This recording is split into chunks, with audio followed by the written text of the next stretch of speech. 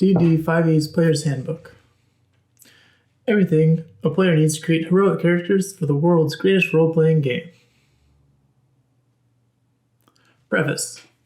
Once upon a time, long, long ago, in a realm called the Midwestern United States, specifically the states of Minnesota and Wisconsin, a group of friends gathered together to forever alter the history of gaming. It wasn't their intent to do so. They were tired of merely reading tales about the world's magic, monsters, and adventure. They wanted to play in those worlds rather than observe them.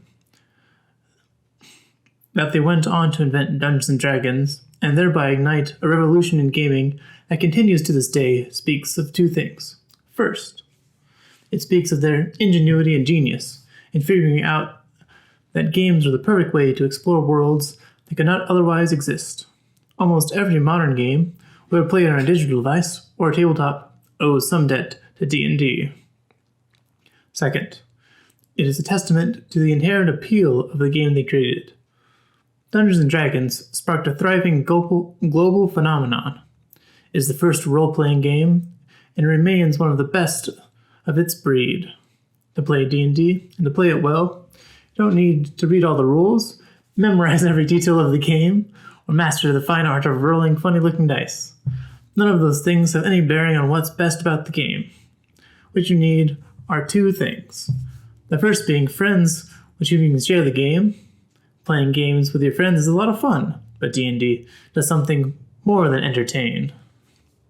Playing D&D is an exercise in collaborative creation. You and your friends create epic stories filled with tension and memorable drama.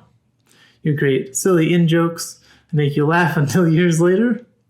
The dice will be cruel to you, but you will soldier on. Your collective creativity will build stories that you'll tell again and again, ranging from the utterly absurd to the stuff of legend. If you don't have friends interested in playing, don't worry. There's a special alchemy that takes place around a D&D table that nothing else can match. Play the game with someone enough, and the two of you are likely to end up friends. It's a cool side effect of the game. Your next gaming group is as close as the nearest game store, online forum, or gaming convention. The second thing you need is a lively imagination, or, more importantly, the willingness to use whatever imagination you have. You don't need to be a master storyteller or a brilliant artist. You just need to aspire to create, to have the courage of someone who is willing to build something and share it with others. Luckily, just as D&D can strengthen your friendships, it can help build in you the confidence to create and share. D&D is a game that teaches you to look for the clever solution, share the sudden idea that can overcome a problem, and push yourself to imagine what could be, rather than to simply accept what is. The first characters and adventures you create will probably be a collection of cliches. That's true of everyone, from the greatest dungeon masters in history on down. Accept this reality and move on to create the second character or adventure, which will be better. And then the third, which will be better still. Repeat that over the course of time, and soon you'll be able to create anything, from a character background story to an epic world of fantasy adventure. Once you have that skill, it is yours forever. Countless writers, artists, and other creators can trace their beginnings to a few pages of D&D notes, a handful of dice, and a kitchen table. I'd trace mine back to my Uncle Kevin. Above all else, D&D is yours. The friendships you make around the table will be unique to you. The adventures you embark on, the characters you create, the memories you make, these will be yours. D&D is your personal corner of the universe, a place where you have free reign to do as you wish. Go forth now. Read the rules of the game, the story of its worlds, but always remember that you are the one who brings them to life. They are nothing without the spark of life that you give them. Mike Merles, May 2014. Hey, Dale from the future here. Throughout this reading of the Player's Handbook, I actively try to balance and point out things that are that I would change as part of it to make it better to play for both DMs and players.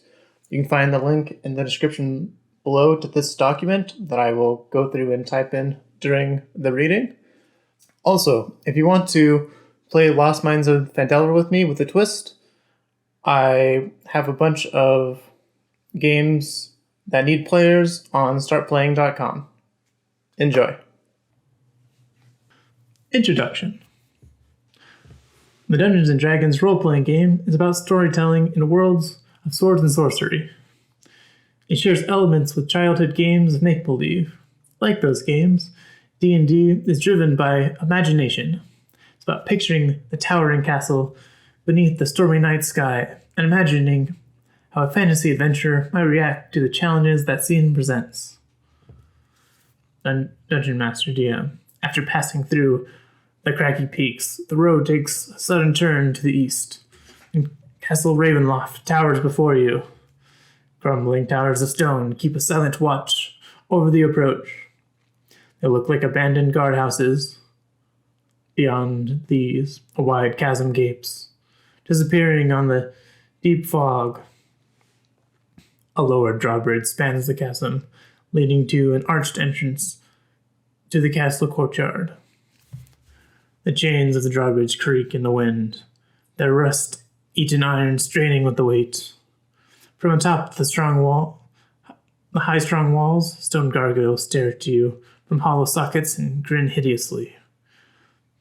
A rotting wooden portcullis, green with growth, hangs in the entry tunnel. Beyond this, the main doors of Castle Ravenloft stand open, a rich, warm light spilling into the courtyard. Philip, playing Gareth. I want to look at the gargoyles, a feeling they're not just statues.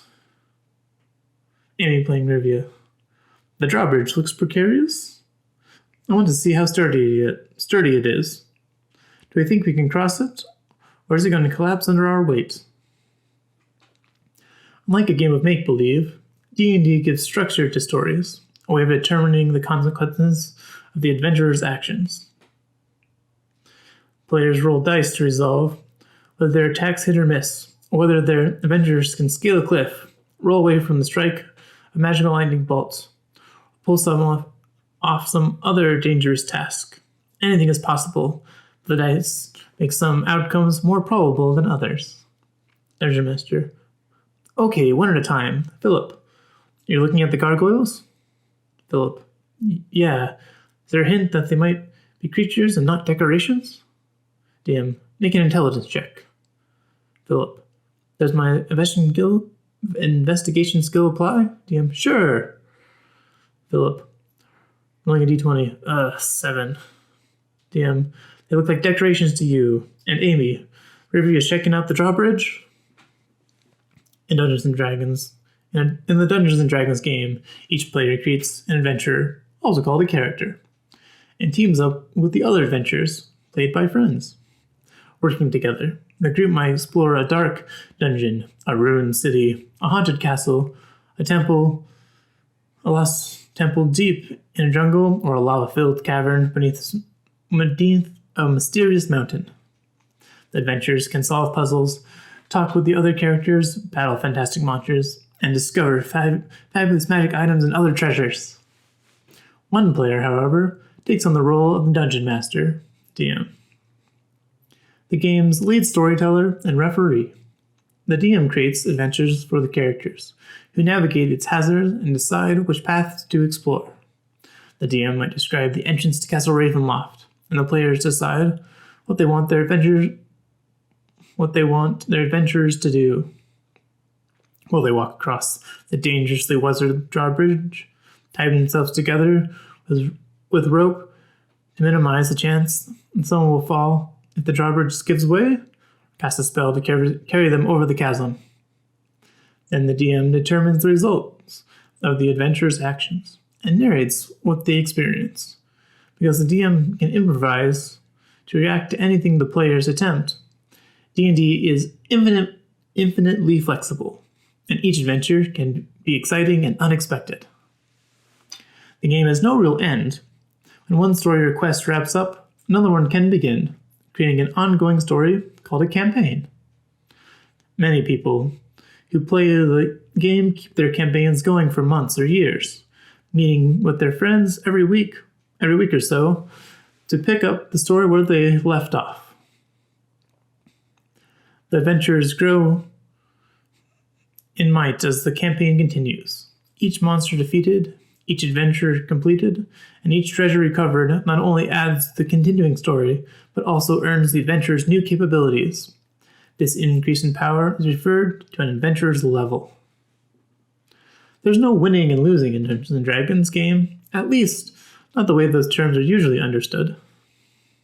Together, the DM and the players create an exciting story of bold adventurers who confront deadly perils. Sometimes an adventurer might come to a grisly end, torn apart by ferocious monsters, or done in by a nefarious villain.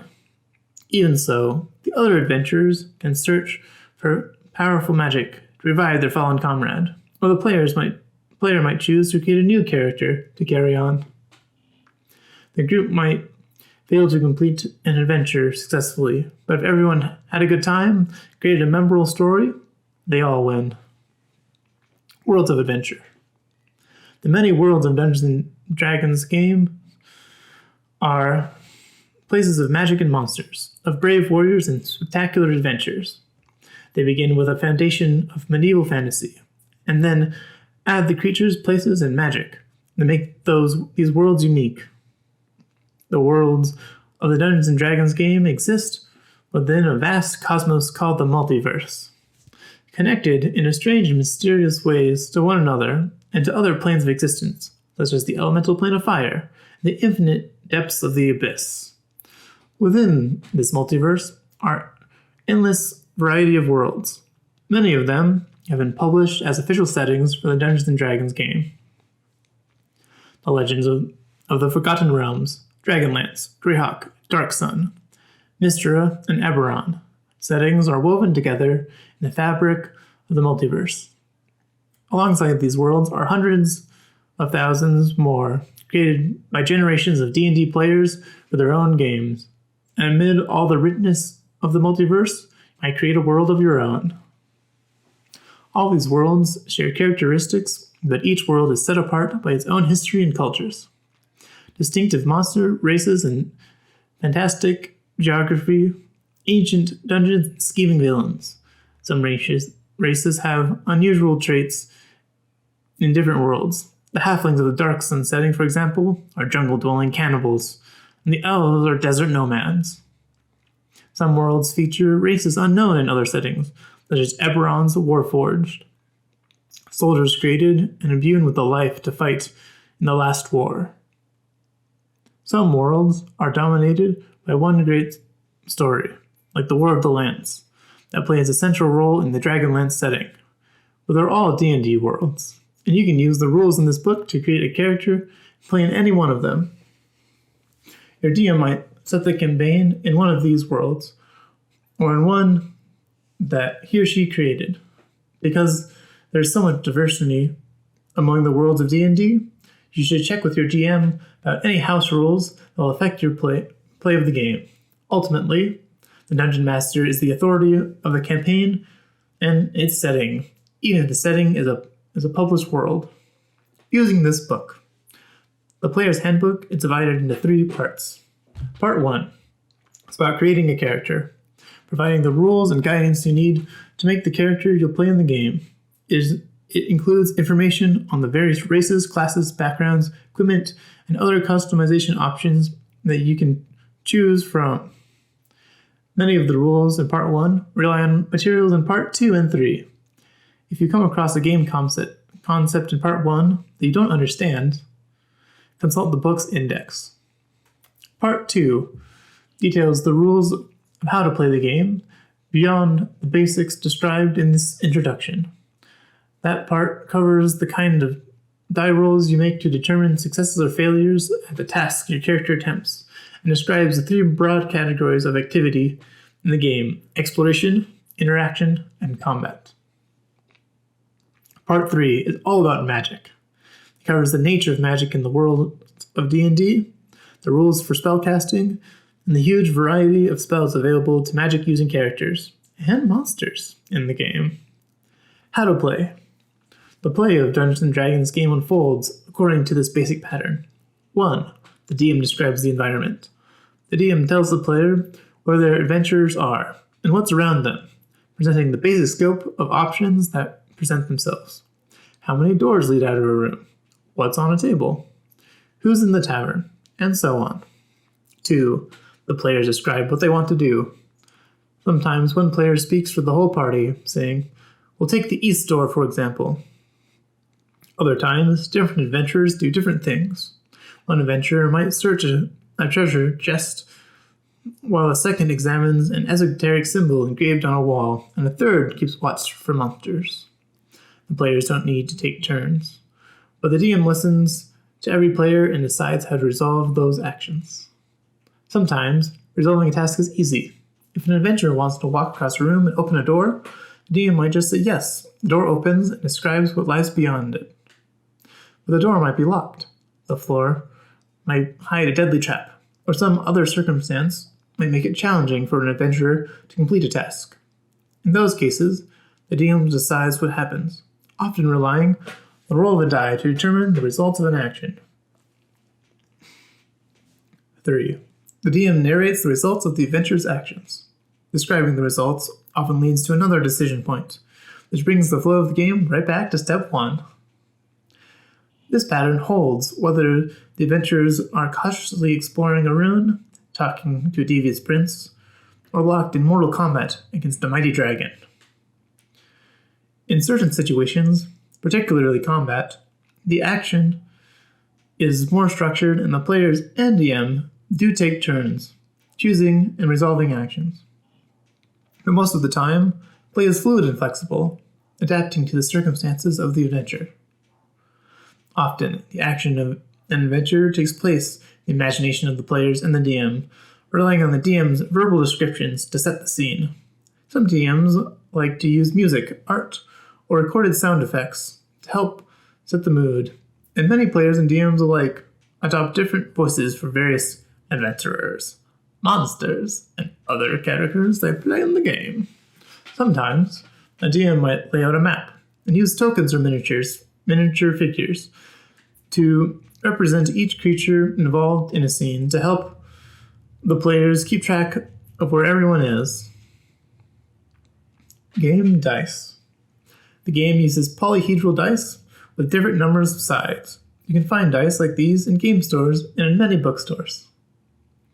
In these rules, the different dice are referred to by the letter D, followed by the number of sides, D4, D6, D8, D10, D12, and D20. For instance, a D6 is a 6-sided die, the typical cube that many games use. Percentile die, or D100, work a little differently. You generate a number between 1 and 100 by rolling 2 different 10-sided dice numbered from 0 to 9. One die designated before you roll gives the 10 digit, and the other gives the 1's digit. If you roll a 7 and a 1, for example, give the 1's digit. For example, the number rolled is 71. 2 zeros represent 100. Some 10-sided dice are numbered in tens, making it easier to distinguish the 10's digit and the 1's digit. In this case, a roll of 70 and 1 is 71, and double 0 and 0 is 100. When you need to roll dice, the rules tell you how many dice to roll for a certain type, as well as what modifier to add. For example, 3d8 plus 5 means you roll 3 8-sided dice, add them together, and add 5 to the roll. The same D notation appears in the expressions 1d3 and 1d2. To simulate the roll of 1d3, roll a d6 and divide the number rolled by 2. Round up. To simulate the roll of a 1d2, roll any die and assign 1 or 2 to the roll depending on whether it was odd or even. Alternatively, if the number rolled is more then half the number of sides on the die, it's a 2. The d20. Does an adventurer's sword swing hurt a dragon or just bounce off its iron hard scales? Will the ogre believe an outrageous bluff? Can a character swim across a raging river? Can a character avoid the main blast of a fireball? Or does he or she take full damage from the blaze? In cases where the outcome of an action is uncertain, the Dungeons & Dragons game relies on rolls of a 20-sided die, a d20, to determine success or failure. Every character and monster in the game has capabilities defined by 6 ability scores. The abilities are Strength, Dexterity, Constitution, Intelligence, Wisdom, and Charisma, and they typically range from 3 to 18 for most adventurers. Monsters might have scores as low as 1 or as high as 30. These ability scores and the ability modifiers derived from them are the basis for almost every d20 roll that a player makes on a character's or monster's behalf.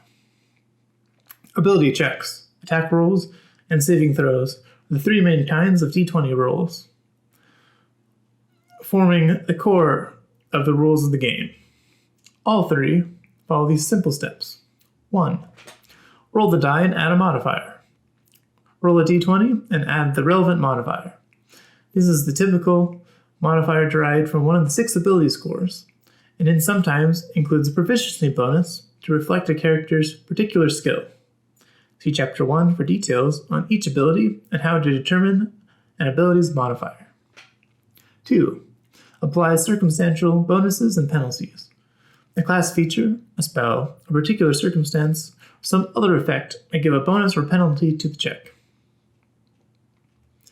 3. Compare the total to the target number. If the total equals or exceeds the target number, the ability check, attack roll, or saving throw is a success. Otherwise, it's a failure.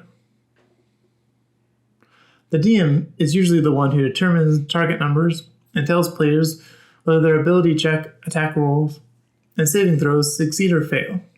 The target number for an ability check or saving throw is called a difficulty class, a DC. The target number for an attack roll is called an armor class, an AC.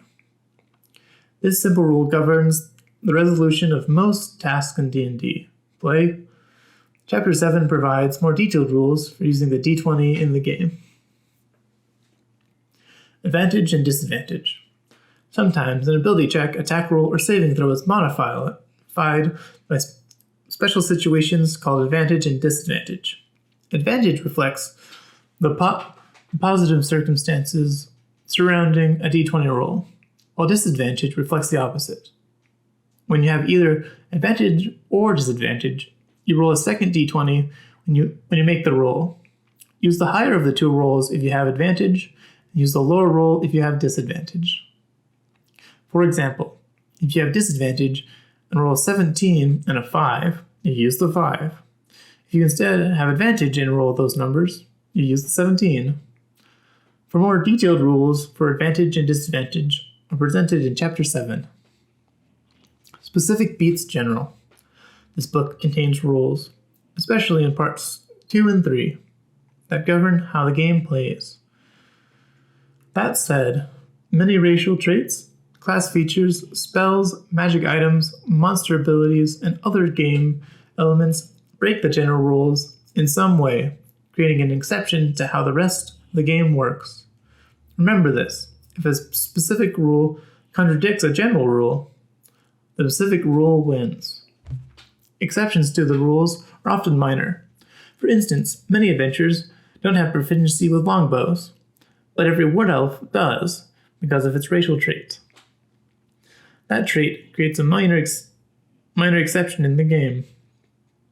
Other examples of rule breaking are more conspicuous. For instance, an adventurer can't normally pass through walls, but some spells make that possible. Magic accounts for most of the major exceptions to the rules. Round down. There's one more general rule you need to know at the outset.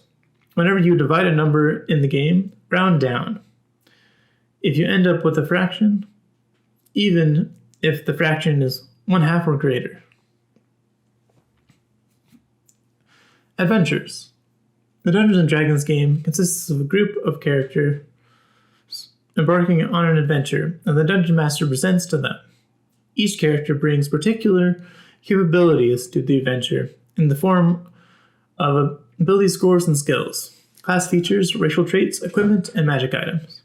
Every character is different, with various strengths and weaknesses.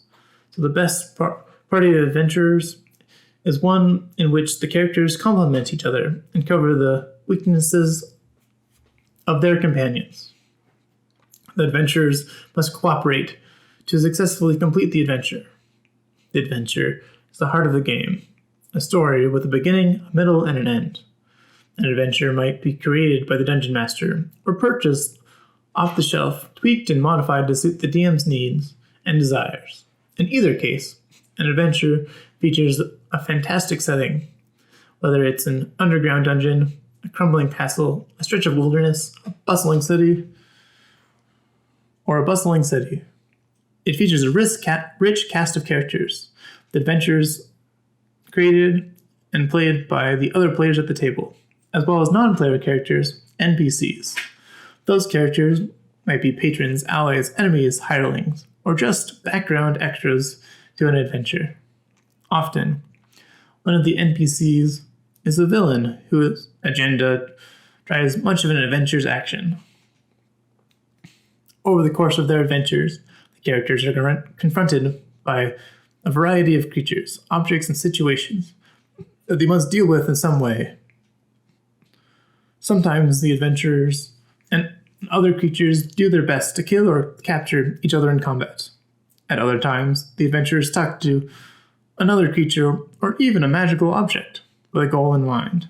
And often, the adventurers spend time trying to solve a puzzle, bypass an obstacle, find something hidden, or unravel the current situation.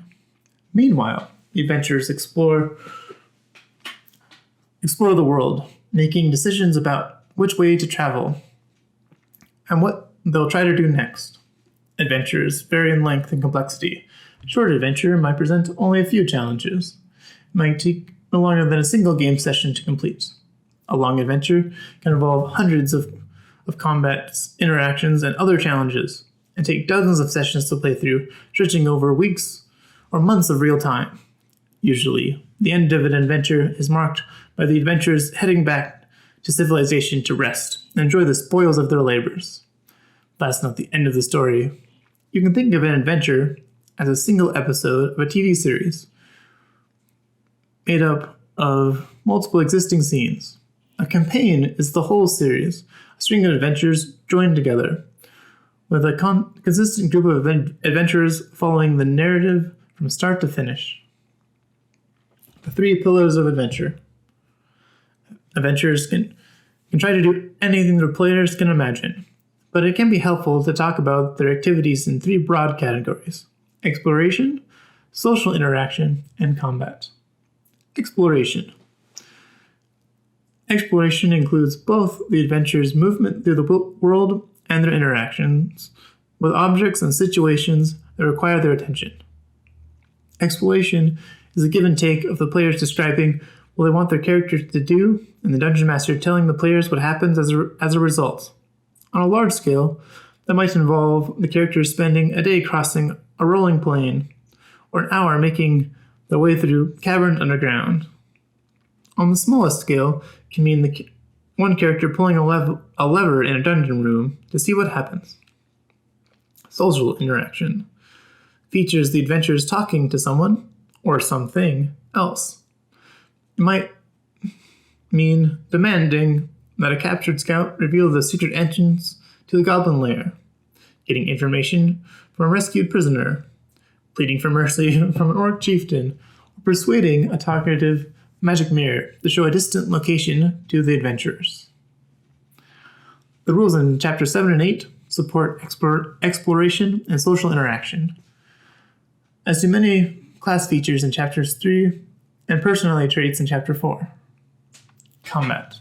The focus of Chapter 9 involves characters and other creatures swinging weapons, casting spells, maneuvering for position, and so on.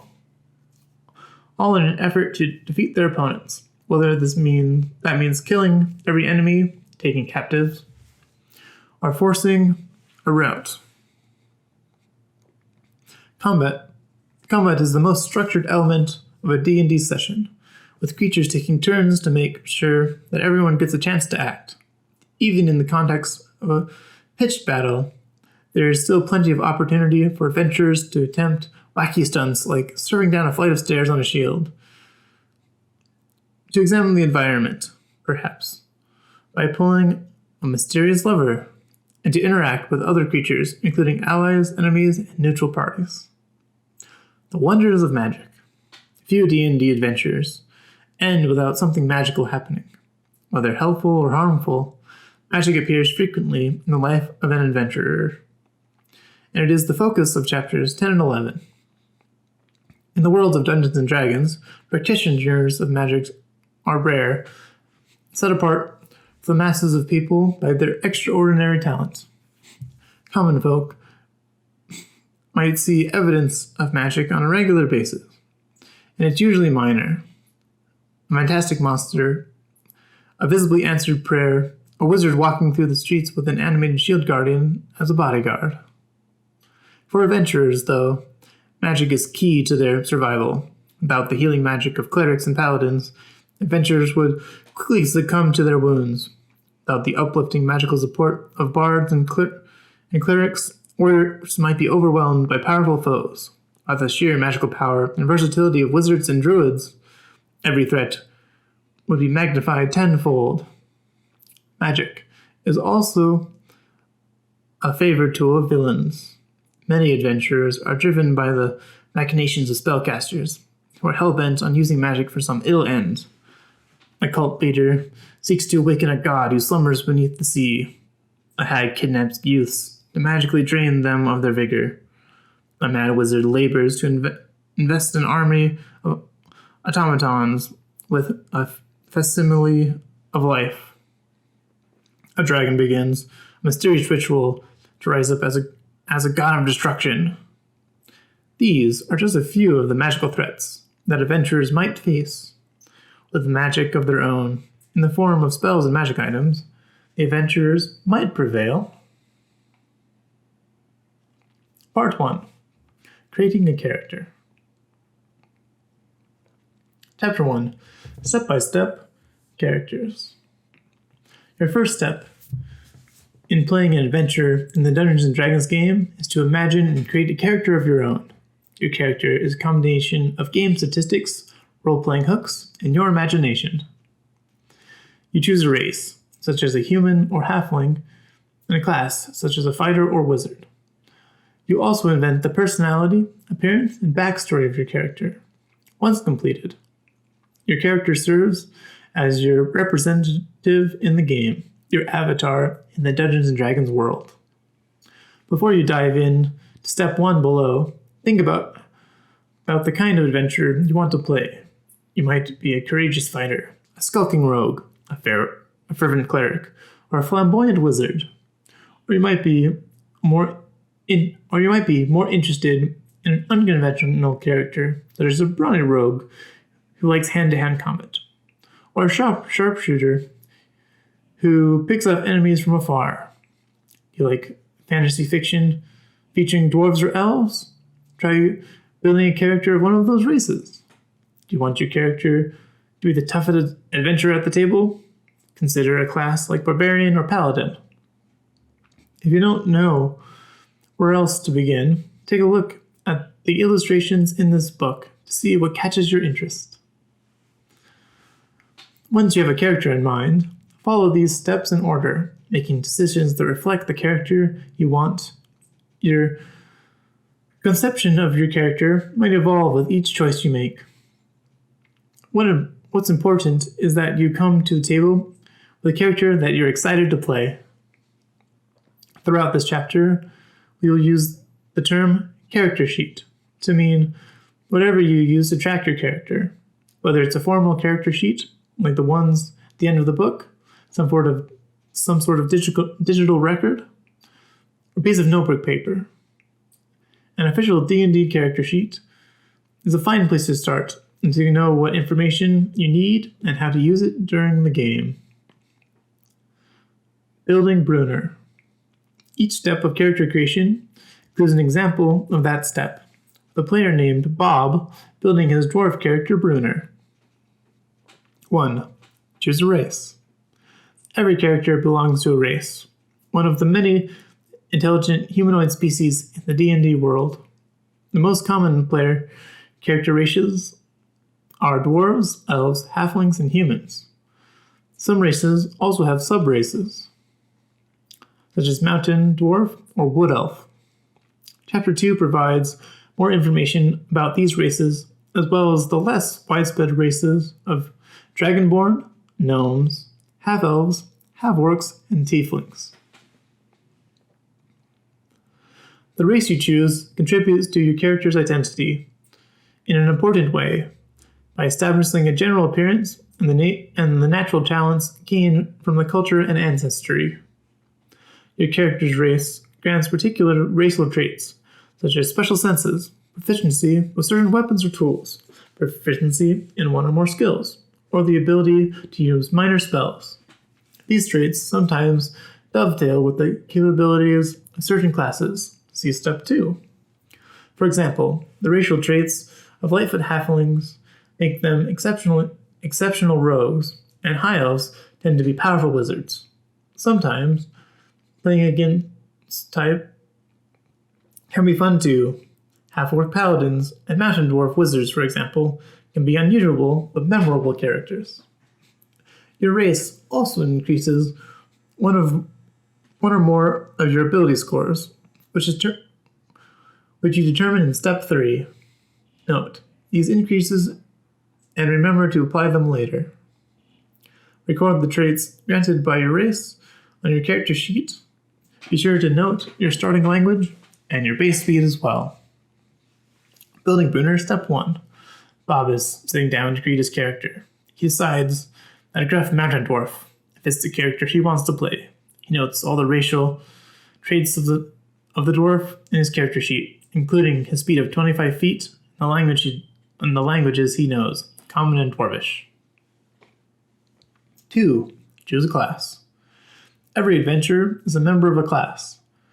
Class broadly describes the character's vocation, what special talents he or she possesses, and the tactics he or she is most likely to employ when exploring a dungeon, fighting monsters, or engaging in a tense negotiation. The character classes are described in Chapter 3. Your character receives a number of benefits from your choice of class. Many of these benefits are class features, capabilities, including spellcasting, that set your character apart from members of other classes. You also gain a number of proficiencies, armor, weapon, skills and saving throws, and sometimes tools. Your proficiencies define many of the things your character can do particularly well, from using certain weapons to telling a convincing lie. On your character sheet, record all the features that your class gives you at level 1. Level. Typically, a character starts at first level and advances in level by adventuring and gaining experience points, XP. A first level character is inexperienced in the adventuring world, although he or she might have been a soldier or a pirate and done dangerous things before. Starting off at first level marks your character's entry into the adventuring life. If you're already familiar with the game, or if you're joining an existing D&D campaign, your DM might decide to have you begin at a higher level, on the assumption that your character has already survived a few harrowing adventures. Quick build. Each class description in Chapter 3 includes a section offering suggestions to quickly build a character of that class, including how to assign your highest ability scores, a background suitable to the class, and starting spells. Record your level on your character sheet. If you're starting at a higher level, record the additional elements your class gives you for your levels past 1. Also record your experience points. The first level character has 0 XP. A higher level character typically begins with the minimum amount of XP required to reach that level. See beyond first level later in this chapter. Hit points and hit dice. Your character's hit points define how tough your character is in combat and other dangerous situations. Your hit points are determined by your hit dice, short for hit point dice. Abilities score summary. Strength measures natural athleticism, bodily power, important for barbarian, fighter, and paladin classes. So in D&D 1, they're no longer doing... In 1 D&D, they're no longer doing racial ability score increases. I'm just going to ignore those. And I recommend not even doing the background ability score increases. I just recommend doing a variant of the point buy method, which I'll explain later, and I have another video on that explains how I do it. All right. Dexterity measures physical agility, reflexes, balance, poise. It's an important stat for monks, rangers, rogues, and even some fighters. It's important for most classes to have high dexterity because it reflects armor class, base armor class for most characters. Constitution measures health, stamina, vital force. Important for everyone. Yeah. Having higher hit points is so you don't get like one shot is nice. Intelligence measures mental acuity, information recall, and analytical skills. It's important for wizards and now even artificers.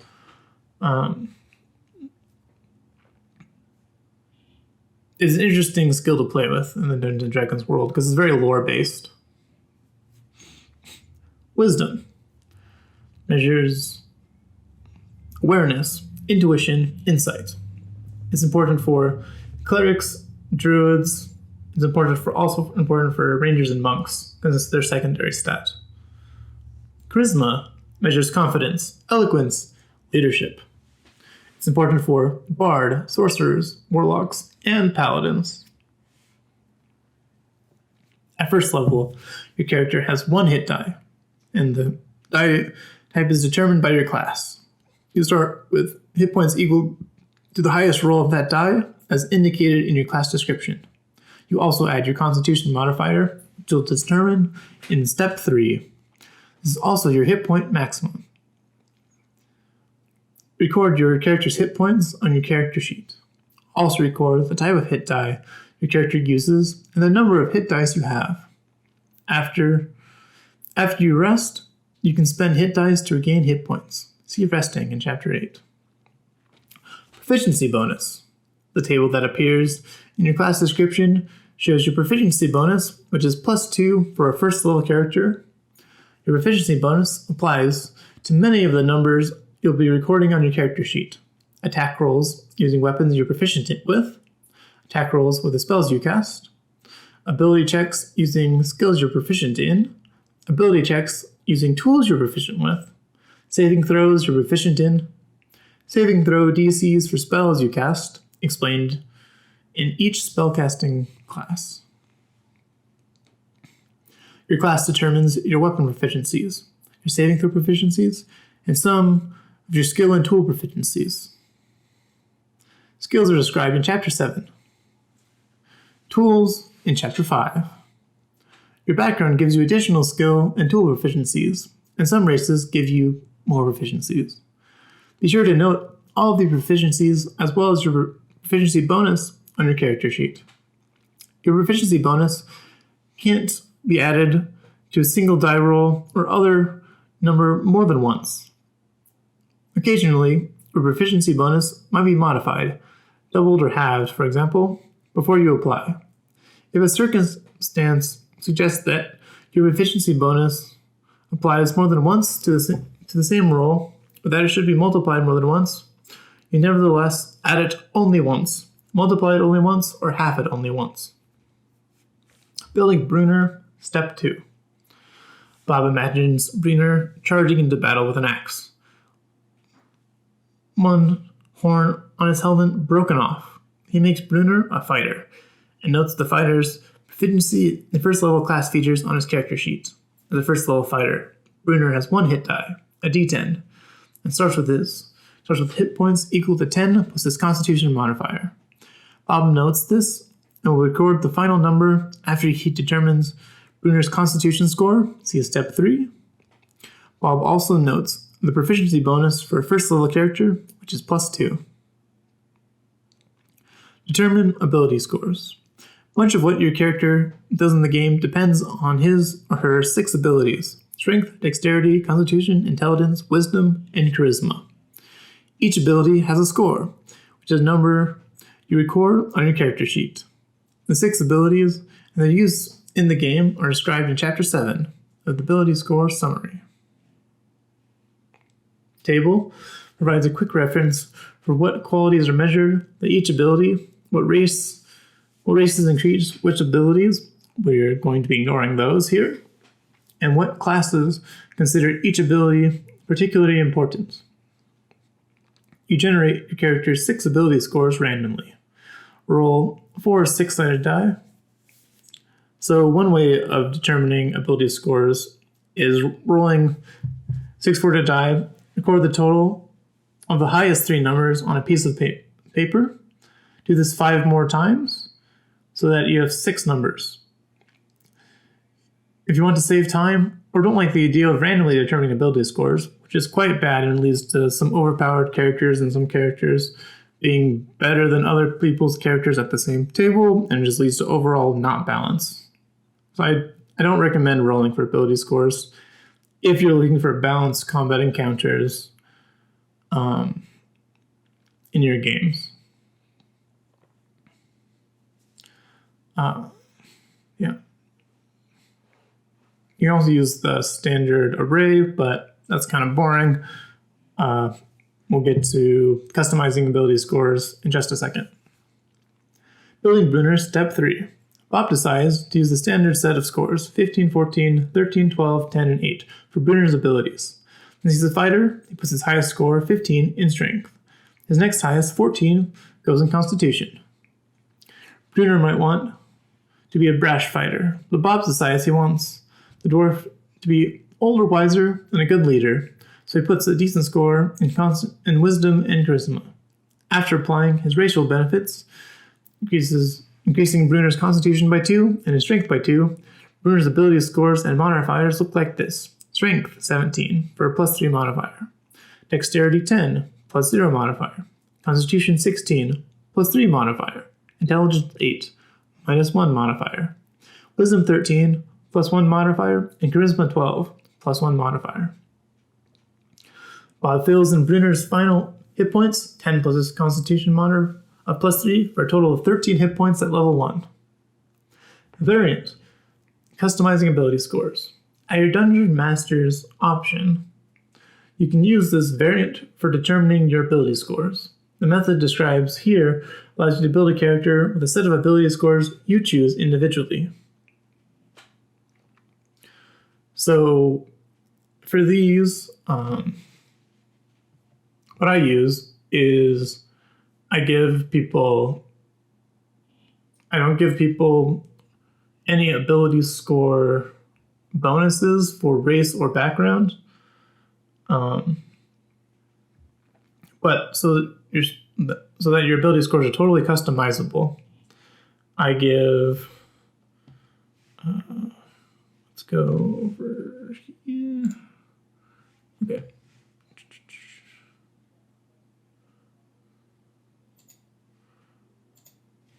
Okay. So customizing ability scores. We start with, I'll make this a little bigger. 33.5 points. And then allow people to lower their scores to a minimum of 6. So a score, and they get +2 point by points for those. So the chart, this chart right here will look like, will instead just be expanded to look like 6 equals, so score and points. So 6 equals +2 points, 7 equals +1 points, 8 equals +0 points, 9 is +1, 10 is +2, 10 costs 1 point, 9 costs 1 point, 11 costs 3, 12 costs 4, 13 costs 5, 14 costs 6, 15 costs 7,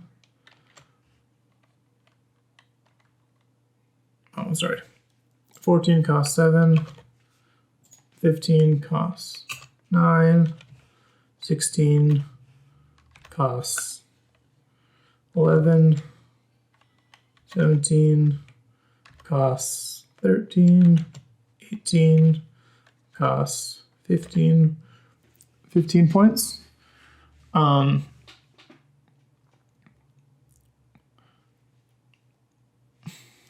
Also, you can buy individual feats for 4 points each. So 1 feat, so feat for 4.5 points each.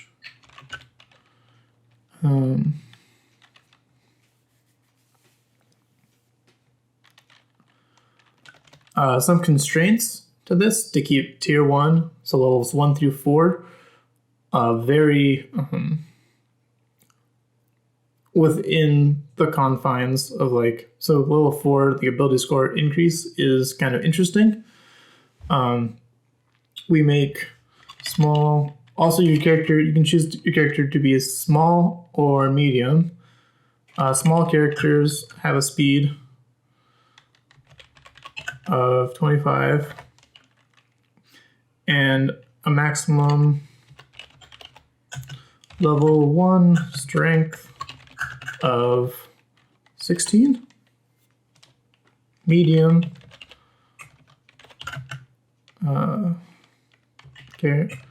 characters speed equals 30, or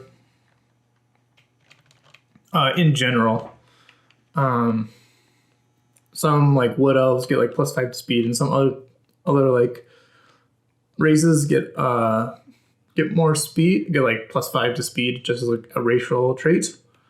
But in general, medium character speed equals 30, and maximum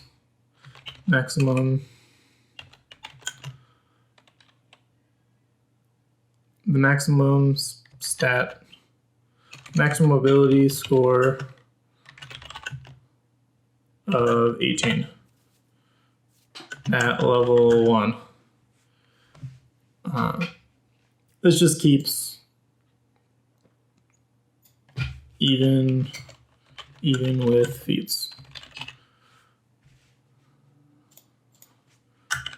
List of ability scores max at 18 at level 1.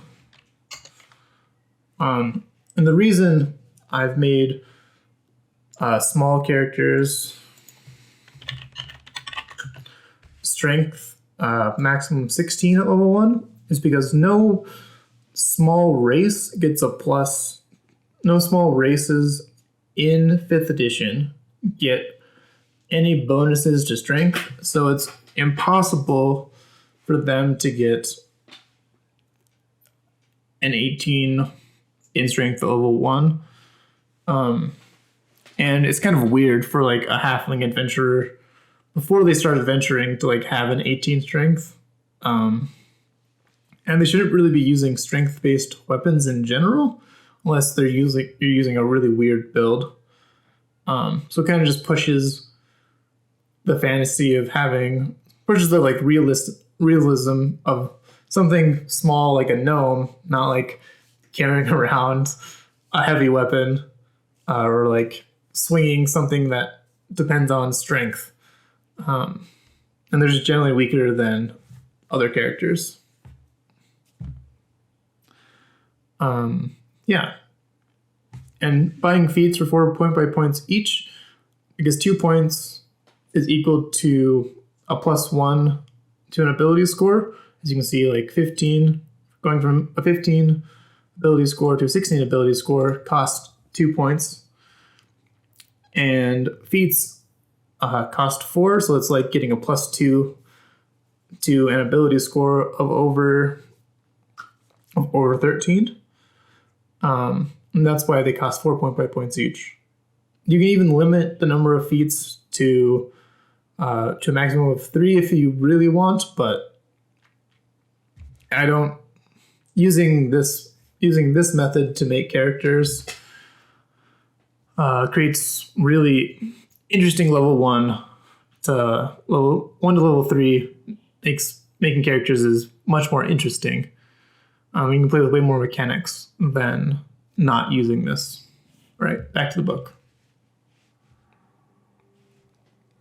Oop. Oh god. Sorry. Okay.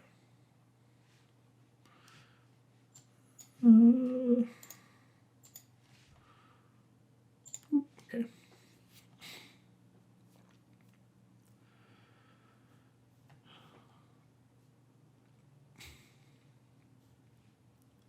So ability score modifiers. This is just the chart that explains what modifiers mean. So like 30 is you get a +10 modifier. When most people don't get there, and you max out. Most people max out at 20, so like a +5 mod. Kind of up here. Oh god. Okay.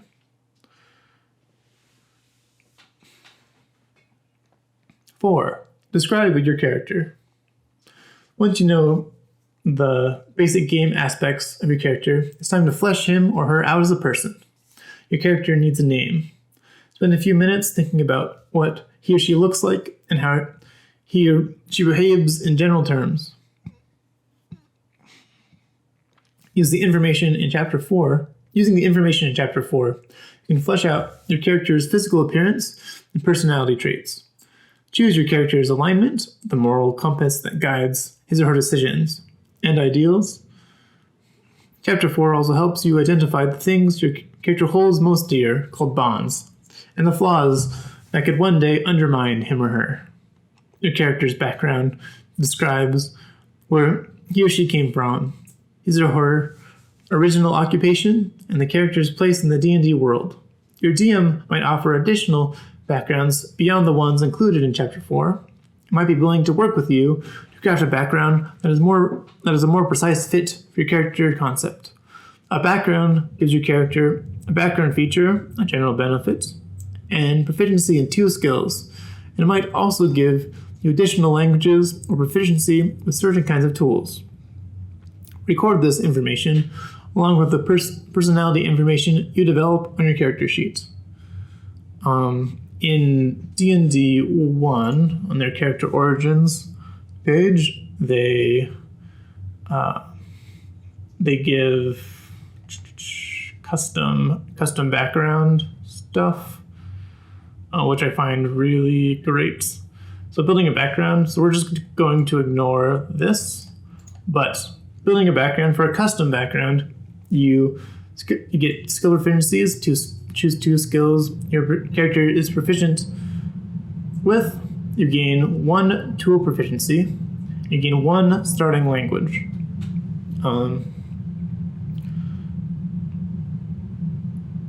they've kind of gotten away from...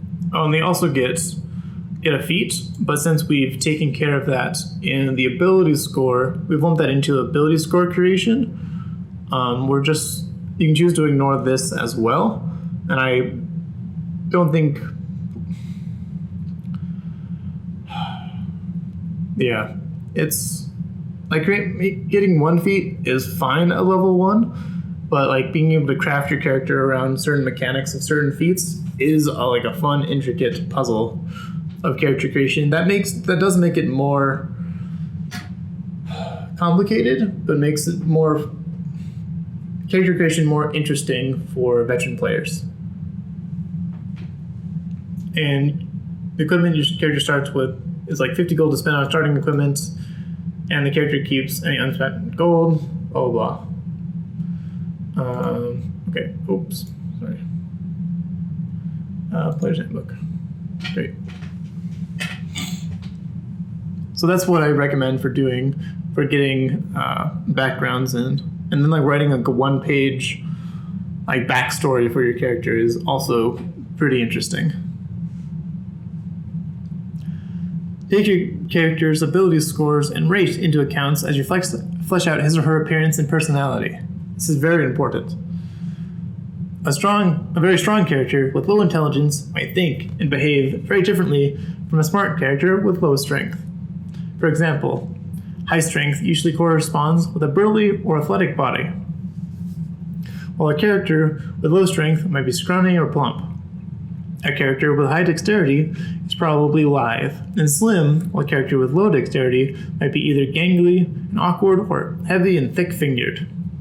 A character with high constitution usually looks healthy with bright eyes and abundant energy. A character with low constitution may be sickly or frail. Say like you give your character like asthma or just like a general like cough. That's what I give my wizard that I'm playing with 8 constitution. It's pretty great. He has asthma. It's kind of funny. A character with high intelligence might be highly inquisitive and studious, while a character with low intelligence might speak simply or easily forget details. A character with high wisdom has good judgment, empathy, and a general awareness of what's going on. A character with low wisdom might be absent-minded, foolhardy, or oblivious. So I have a low constitution, low wisdom wizard. So he has high intelligence. And he's just like, he'll just like spout random facts about things. Kind of just unaware of people's feelings. He also wears glasses, so his perception is to like to denote that he has like low perception skills because he's like always like squinting at things because he's read a lot of books. And a character with high charisma exudes confidence, which is usually mixed with a graceful or intimidating presence. A character with a low charisma might come across as abrasive, inarticulate, or timid. So charisma isn't looks, though it can be characterized as a very pretty character. Charisma is your power of your personality. Like, when you speak, do people listen to you? Building Brunner, step 4.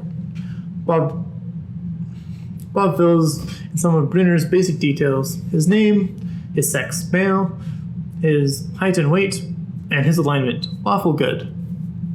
His high strength and constitution suggests a healthy athletic body, and his low intelligence suggests a degree of forgetfulness. Bob decides that Brunner comes from a noble line, but his clan was expelled from his homeland when Brunner was very young. He grew up working as a smith in the remote villages of Icewind Dale, but Brunner has a heroic destiny to reclaim his homeland, so Bob chooses the folk hero background for his dwarf. He notes the proficiencies and a special feature this background gives him.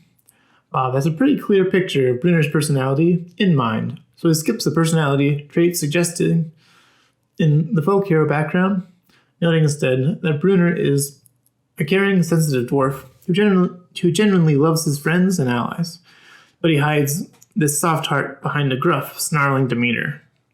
He chooses the ideal of fairness from the list in his background, noting that Brunner believes that no one is above the law. Given his history, Brunner's bond is obvious. He aspires to someday reclaim Mithril Hall, his homeland, from the shadow dragon that drove the dwarves out. His flaw is tied to his caring, sensitive nature. He has a soft spot for orphans and wayward souls, leading him to show mercy even when it might not be warranted. 5. Choose equipment.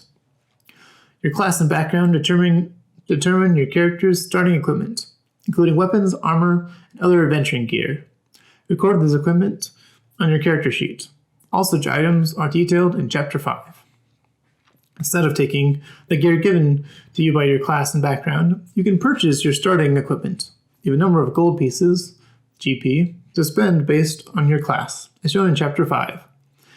Extensive lists of equipment with prices also appear in that chapter. If you wish, you can also have one trinket at no cost. See the trinket table at the end of Chapter 5. Your strength score limits the amount of gear you can carry. Try not to purchase equipment with a total weight in pounds exceeding your strength score times 15. Chapter 7 has more information on carrying capacity. So, I also like running variant encumbrance, we'll get to much later in this video.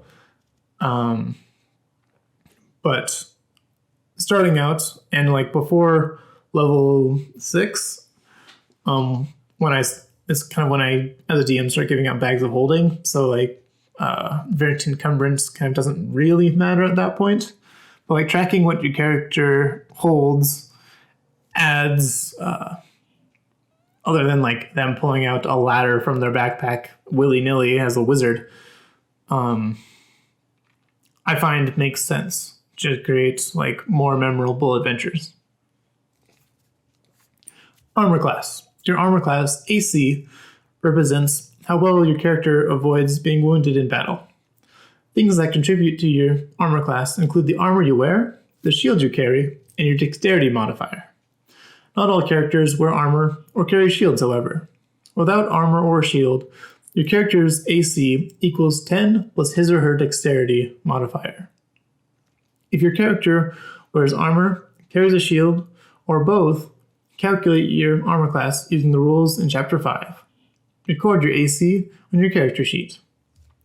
Your character needs to be proficient with armor and shields to wear and use them effectively. And your armor and shield proficiencies are determined by your class. There are drawbacks to wearing armor or carrying a shield if you lack the required proficiency, as explained in Chapter 5.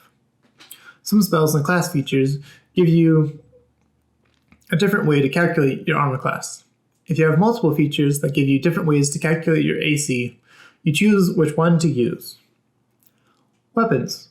For each weapon your character wields, calculate the modifier you use when you attack with a weapon and the damage you deal when you hit. When you make an attack with a weapon, you roll a d20 and add your proficiency bonus, but only if you are proficient with the weapon and the appropriate ability modifier. For attacks with melee weapons, use your strength modifier for attack and damage rolls. A weapon that has the finesse property, such as a rapier, can use your dexterity modifier instead. For attacks with ranged weapons, use your dexterity modifier for attack and damage rolls. A weapon that has the thrown property, such as a hand axe, can use your strength modifier instead of your dexterity. Building Brunner, Step 5. Bob writes down starting equipment from the fighter class and the folk hero background. His starting equipment includes chainmail and a shield, which combine to give Brunner an armor class of 18. For Brunner's weapons, Bob chooses the battle axe and 2 hand axes. His battle axe is a melee weapon, so Brunner uses his strength modifier for his attacks and damage. His attack bonus for his strength modifier +3, plus his proficiency bonus +2 for a total of +5. The battle axe deals 1d8 slashing damage, and Brunner adds his strength modifier to the damage when he hits for a total of 1d8 +3 slashing damage. When throwing a hand axe, Bruenor has this same attack bonus. Hand axes as thrown weapons use strength for attacks and damage. The weapon deals 1d6 plus 3 slashing damage when it hits. 6. Come together. Most D&D characters don't work alone. Each character plays a role within a party. A group of adventurers working together for a common purpose. Teamwork and cooperation greatly improve your character's chances to survive the many perils and the wonders in the worlds of Dungeons and Dragons. Talk to your fellow players and your DM to decide whether your characters know one another, how they met, and what sort of quests the group might undertake. So, in the expert class UA for 1 Dungeons and Dragons, they have given class groups, so like experts, bards, rangers, rogues, mages, sorcerers, warlocks, wizards, priests, clerics, druids, and paladins, and warriors, but barbarians, fighters, and monks. So, and it's recommended to have like one of each of these class groups in a starting party, just so that your group can undertake and kind of solve most of, and like be prepared for what most adventures can throw at you in a Dungeons and Dragons game, at least in a pre-written module. Okay. Beyond first level. As your character goes on adventures and overcomes challenges, he or she gains experience, represented by experience points. A character who reaches a specified experience points total advances in capability. This advancement is called gaining a level.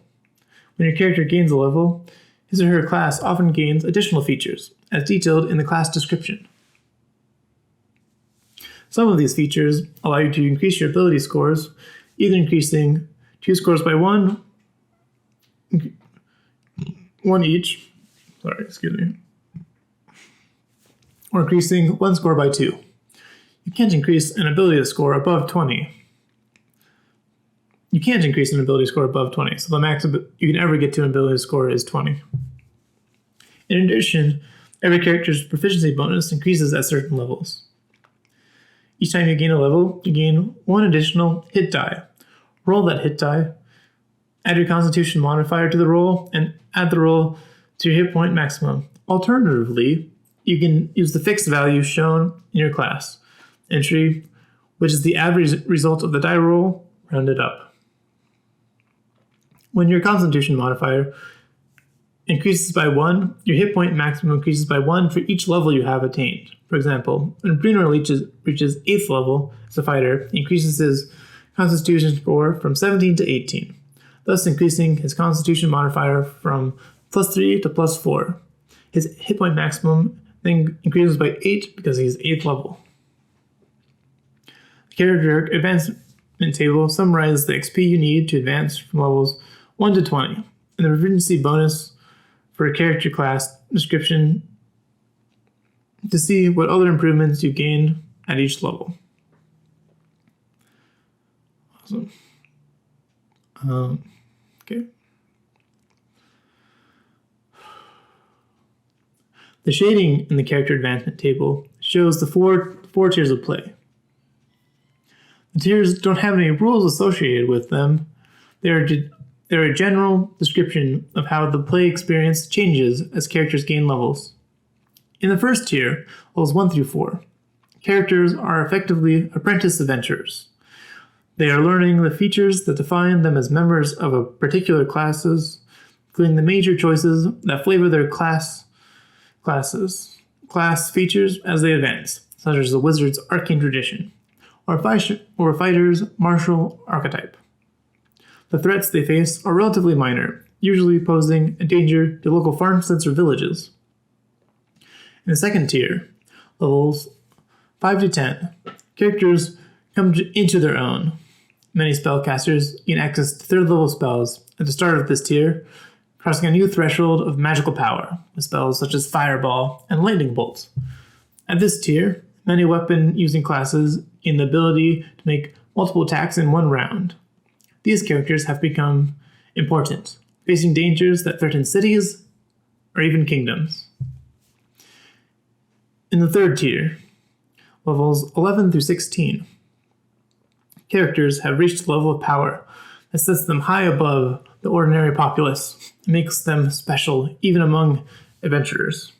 At 11th level, many spellcasters gain access to 6th level spells, some of which create effects previously impossible for characters to achieve.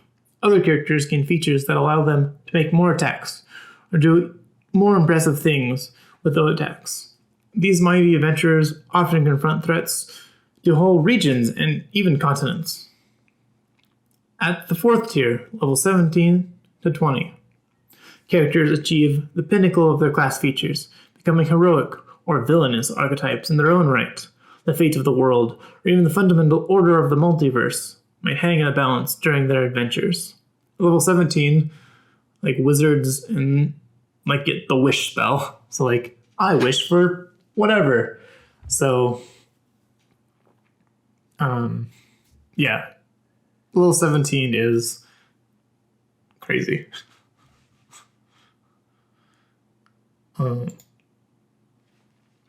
Also, most people, instead of doing experience points, because it's just a pain in the ass to calculate most of the time, most people do just milestone advancement. So like when you reach a milestone, when the DM decides that you've reached a milestone or just wants to level everyone up, you'll level up, which does take a kind of away the hack and slash nature of Dungeons and Dragons in general, which is a great storytelling device. Like your characters will level up not whether they kill a bunch of monsters, but whether they progress the storyline up to a certain point.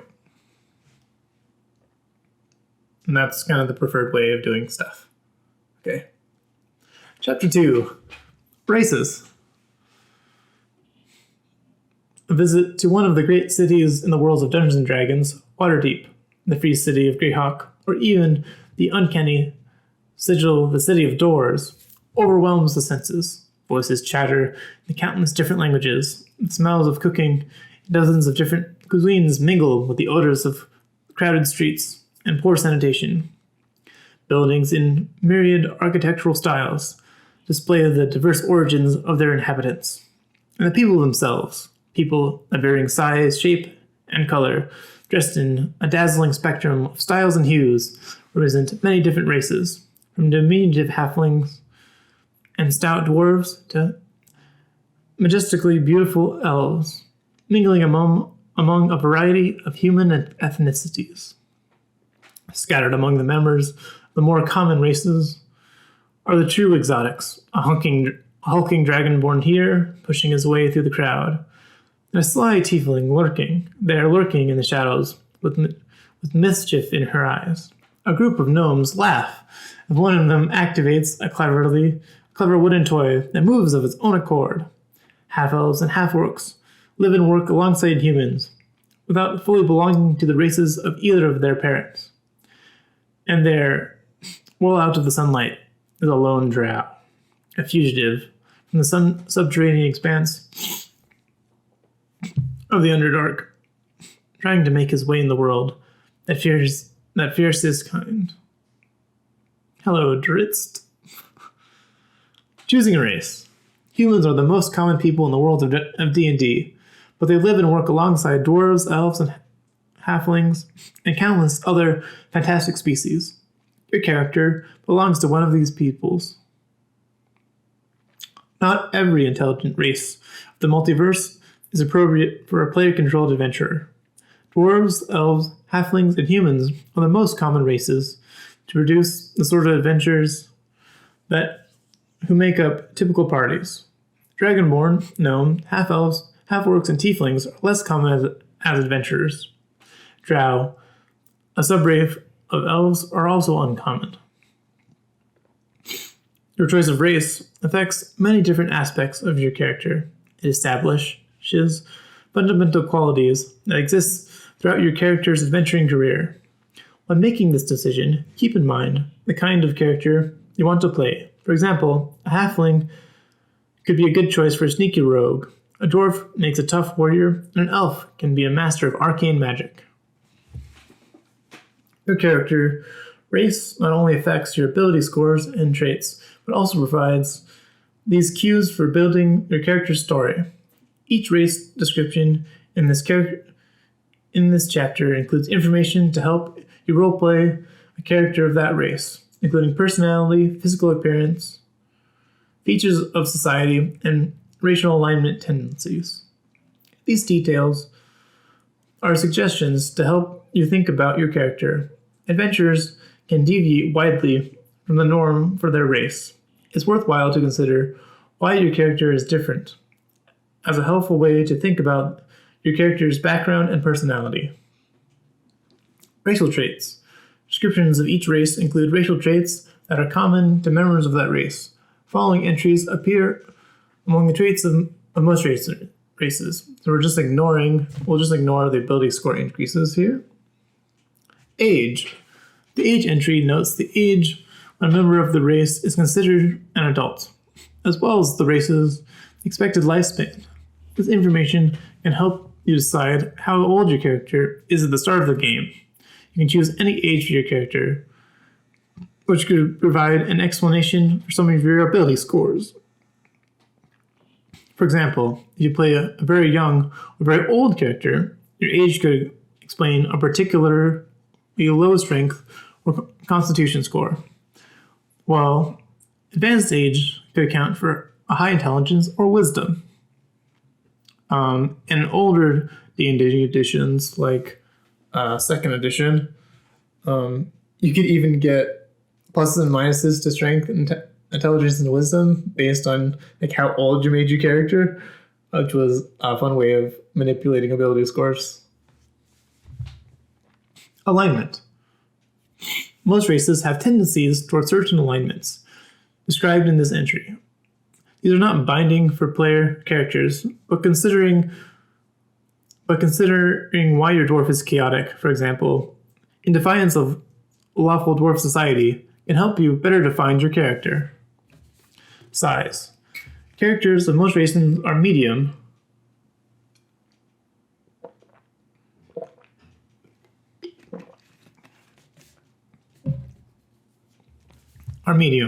A size category including creatures that are roughly 4 to 8 feet tall.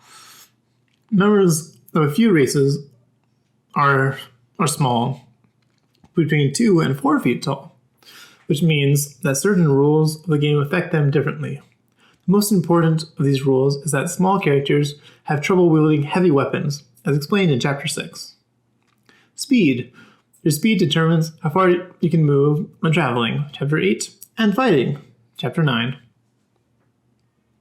Languages. By virtue of your race, your character can speak, read, and write certain languages. Chapter 4 lists the most common languages of the D&D multiverse. Subraces. Some races have subraces. Members of a subrace have the traits of the parent race in addition to the traits specified for their subrace. Relationships among subraces vary significantly from race to race and world to world. In the Dragonlance campaign setting, for example, mountain dwarves and hill dwarves live together as different clans of the same people, but in the Forgotten Realms, they live far apart in separate kingdoms that call themselves shield dwarves and gold dwarves, respectively. Dwarf.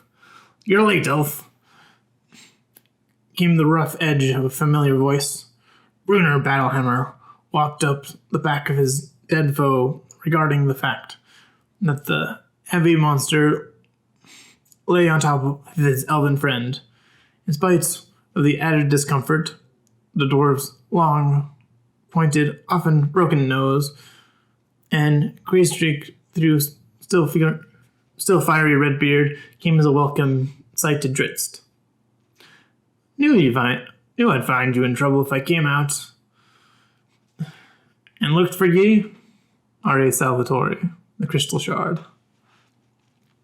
Kingdoms rich in ancient grandeur, halls carved in the roots of mountains, the echoing of picks and hammers in deep mines and bleeding forges, a commitment to clan and tradition, and a burning hatred of goblins and orcs. These common threads unite all dwarves, short and stout.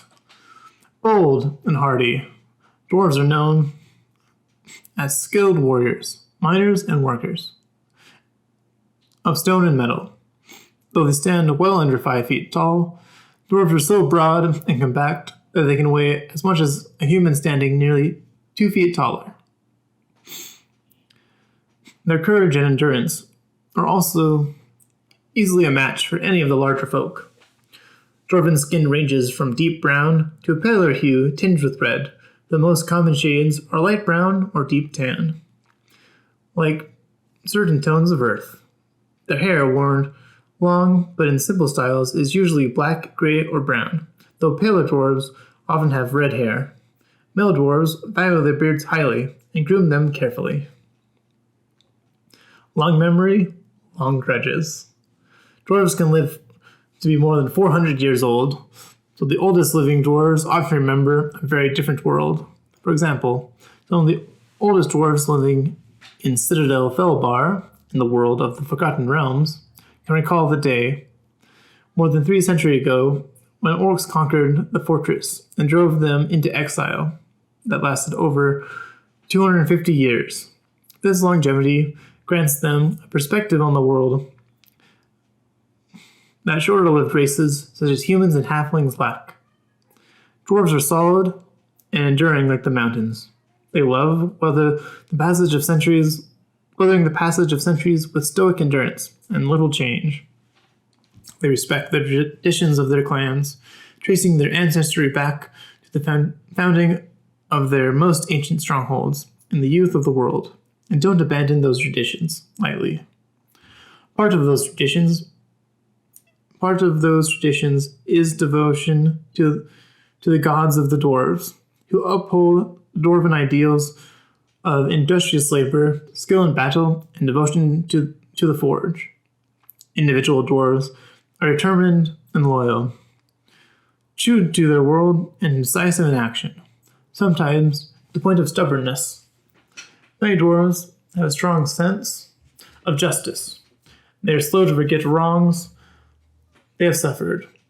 A wrong done to one dwarf is a wrong done to the dwarf's entire clan.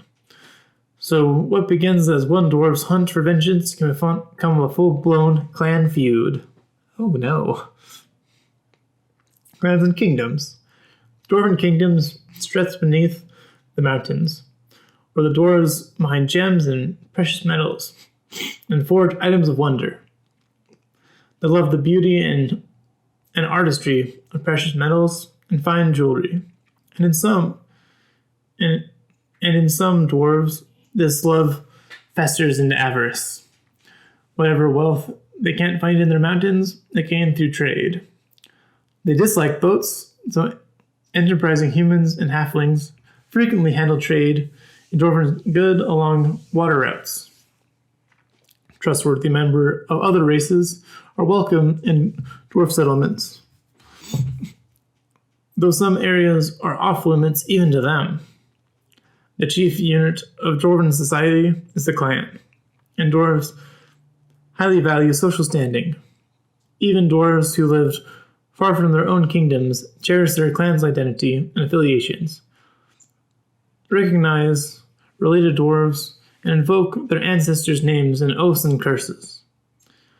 To be clanless is the worst fate that can befall a dwarf. Dwarves in other lands are typically artisans, especially weaponsmiths, armorers, and jewelers. Some become mercenaries or bodyguards, highly sought after for their courage and loyalty. Gold. God's golden clan. Dwarves who take up the adventuring life might be motivated by a desire for treasure, for its own sake, for a specific purpose, or even out of an altruistic desire to help others. Other dwarves are driven by the command or inspiration of a deity, a direct calling, or simply a desire to bring glory to one of the dwarf gods. Clan and ancestry are also important motivators. A dwarf might seek to restore a clan's lost honor, avenge an ancient wrong the clan suffered, or earn a new place within the clan after having been exiled. A dwarf might search for the axe wielded by a mighty ancestor lost in the field of battle centuries ago. So there's all like general flavor you can give a dwarf when you're playing them, which is quite fun. Slow to trust. Dwarves get along passably well with most other races. The difference between an acquaintance and a friend is about 100 years. This is a dwarf saying that might be hyperbole, but certainly points to how difficult it can be for a member of a short-lived race like humans to earn a dwarf's trust. Elves. It's not wise to depend on the elves. No telling what an elf will do next. When the hammer meets the orc's head, they're apt to start singing as they pull out a sword. They're flighty and frivolous. Two things to be said for them, though. They don't have many smiths, but the ones they have do very fine work. And when orcs or goblins comes streaming down out of the mountains, an elf's good to have your back. Not as good as a dwarf, maybe, but no doubt they hate the orcs as much as we do. Halfling. Sure, they're pleasant folk, but show me a halfling hero, an empire, a triumphant army, even a treasure for the ages made by halfling hands. Nothing. How can you take them seriously? Humans. You take the time to get to know a human, and by then the human's on her deathbed. If you're lucky, she's got a kin, a daughter or a granddaughter maybe, who's got hands and heart as good as hers. That's when you can make a human friend and watch them go. They set their hearts on something, they'll get it. Whether it's a dragon's hoard or an empire's throne. You have to admit that kind of dedication, even if it gets them in trouble. You have to admire that kind of dedication, even if it gets them in trouble more often than not. Dwarf names. A dwarf's name is granted by a clan elder in accordance with tradition. Every proper dwarf name has been used and reused down through the generations. A dwarf's name belongs to the clan, not to the individual. A dwarf who misuses or brings shame to the clan's name is stripped of the name and forbidden by law to use any dwarven name in its place. There's a list of clan names. Here's a list of names. Dwarf traits. Your dwarf character has an assortment of inborn abilities, part and parcel of dwarven nature. So, I like all of these. These are the ones in the player's handbook. There's more. They're kind of updating them in 1D&D, so we'll go over here. Dwarf.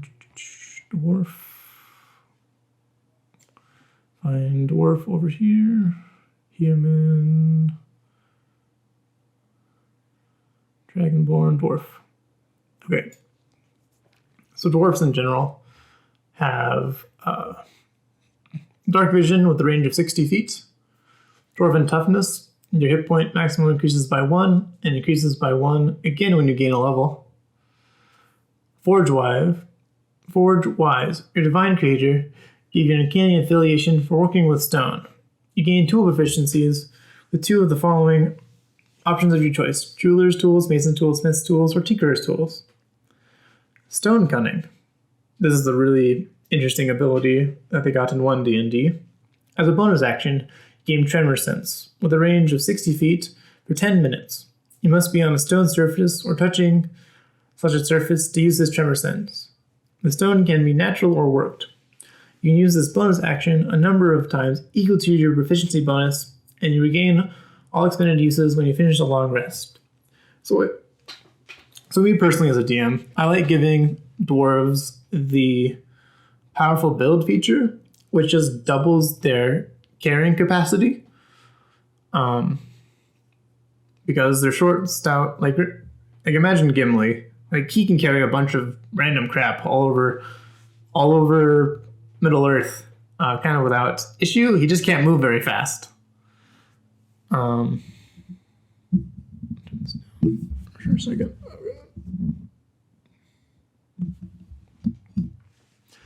I also run various encumbrance, so that helps them carry around more stuff, just as a dwarf. Yeah.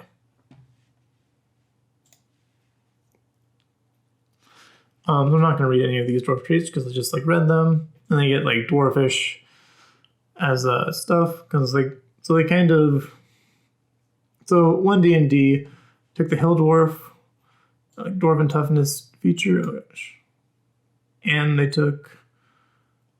kind of went away from the dwarven armor training and the extra +2 to strength. Did they give them poison resistance? Yeah, dwarven. You have resistance against poison damage. You have advantage against saving throws to avoid and the poisoning agent on yourself.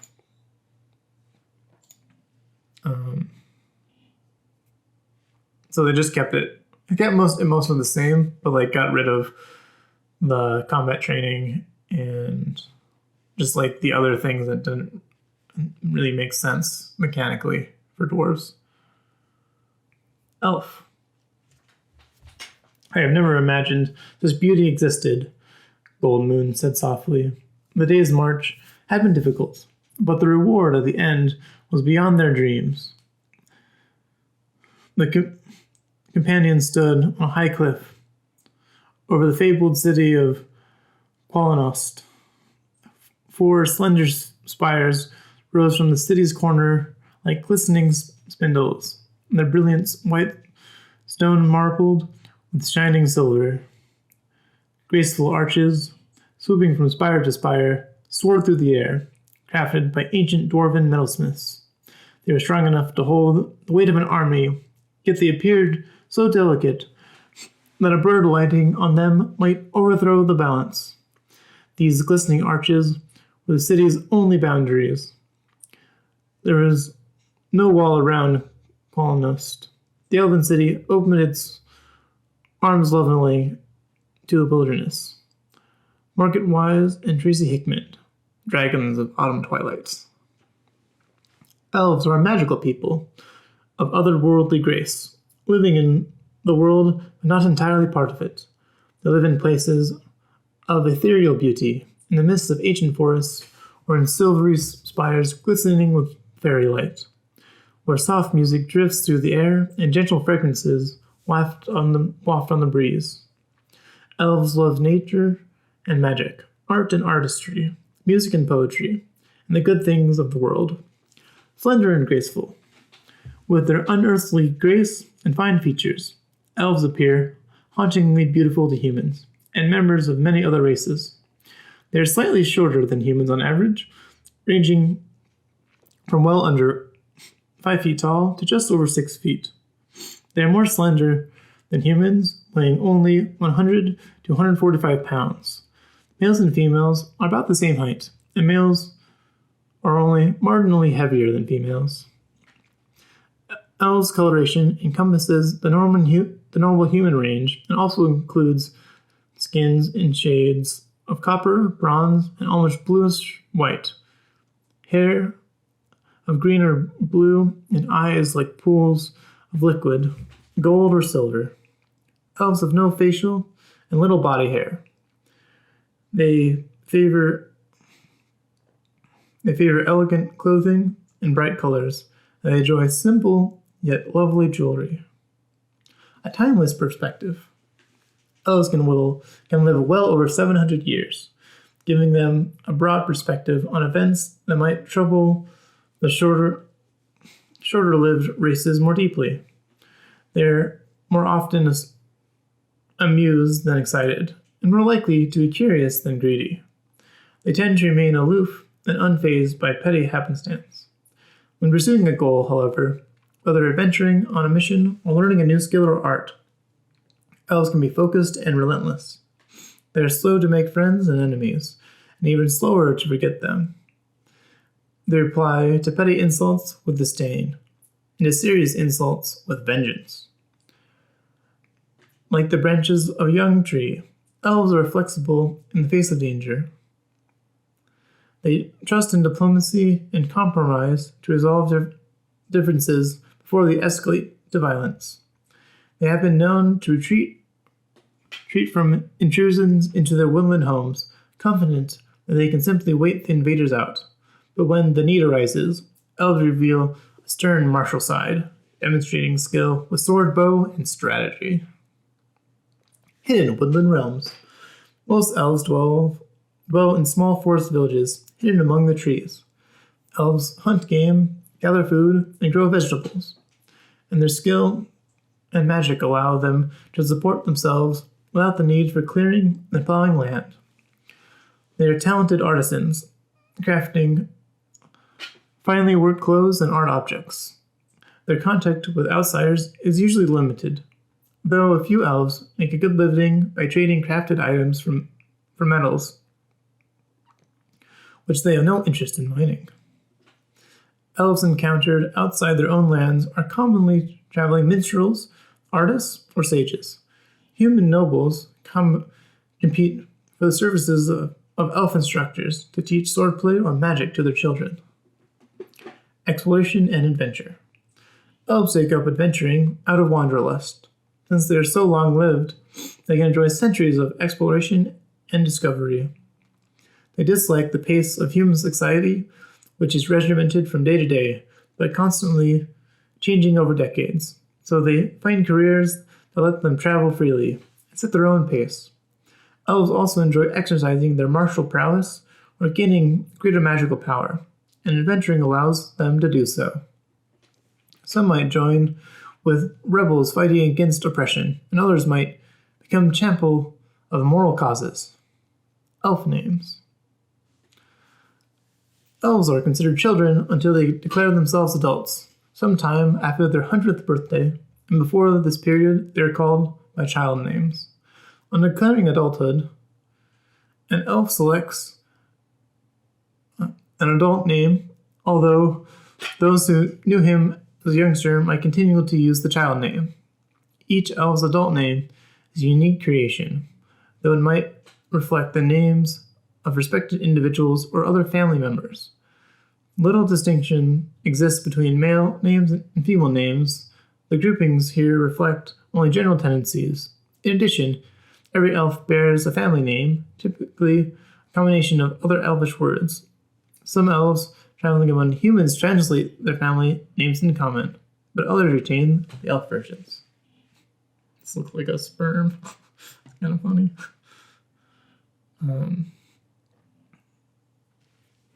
Haughty but gracious. Although they can be haughty, elves are generally gracious, even to those who fall short of their high expectations, which is most non-elves. Still, they can find good in just about anyone. Dwarves are dull, clumsy oafs, but what they lack in humor, sophistication, and manners, they make up in valor. I must admit, the repethsmiths produce art that approaches elven quality. Halflings. Halflings are people of simple pleasures, and this is not a quality to scorn. They are good folk, they care for each other, and tend their gardens. They have proven themselves tougher than they seem when the need arises. Humans. All that haste, their ambition and drive to accomplish something before their brief lives pass away. Human endeavors seem so futile sometimes, but then you look at what they have accomplished, and you have to appreciate their achievements. If only they could slow down and learn some refinement. Elf traits. So I kind of like the ones they've done in the character origin one. So elf traits here. They're humanoid. Their speed is 30. Their average lifespan 750 years on average. An elf, you get dark vision of 30 feet. Elf lineage. So drow, high elf, or wood elf. Fey ancestry. You would advantage on saving throws. You make to avoid or end the charm Addition on their self, so they're better against like enchantment magic. Keen senses, they get proficiency in the perception skill. Trance, they don't need to sleep. You don't need to sleep, and magic can't put you to sleep. You can finish a long rest in 4 hours if you spend those hours in a trance-like meditation, during which you retain consciousness. So you can short rest in 4 hours, which leads to interesting combinations with the Sorcerer extend spell metamagic feature, which I'll point out when we get there. So the elf lineage, Drow. The range of your dark vision increases to 120 feet. You also know the Dancing Lights cantrip at first level. At third level, you can cast Fairy Fire once a day. And at fifth level, you can even cast Darkness once a day. High Elf. You know the Prestidigitation cantrip. And whenever you finish a long rest, you can replace that cantrip with a different cantrip from the Arcane spell list. So you can like switch through various spells from the Arcane, like cantrips from the Arcane spell list at first level, which is pretty interesting because High Elves are known for like just being able to mess with like lower level magics because they play with them as children. At third level, you get Detect Magic. And at fifth level, you get Misty Step as a High Elf. Wood Elf. Your speed increases to 35 feet. And you also know the Druid Craft cantrip. So third level, you get Long Strider once a day. And fifth level, you can cast Pass Without Trace once a day. I like that they added this spell scaling to the elves. This is a good change from 1D&D.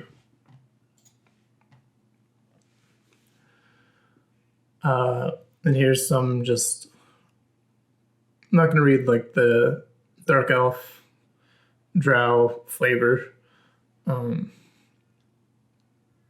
Because in your games, Drows might not be this. Like in Exandria, they worship the Critical Role world. Most Drow are like with the Luxon, which is just like a completely different lore sort of aspect to it.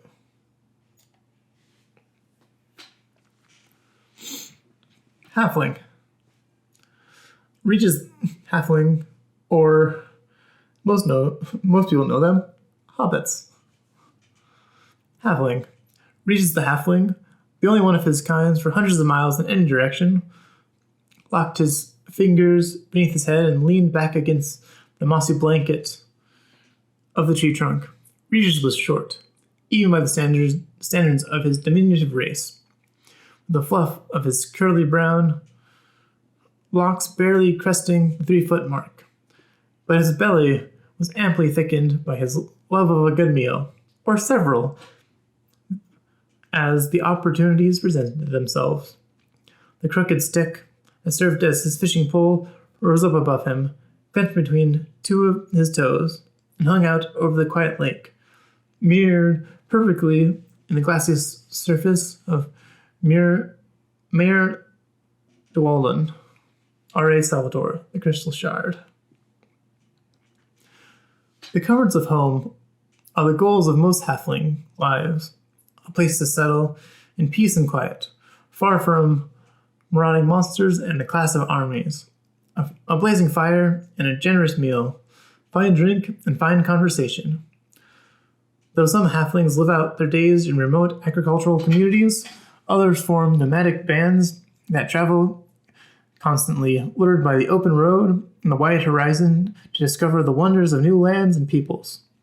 But even those wanderers love peace, food, hearth, and home.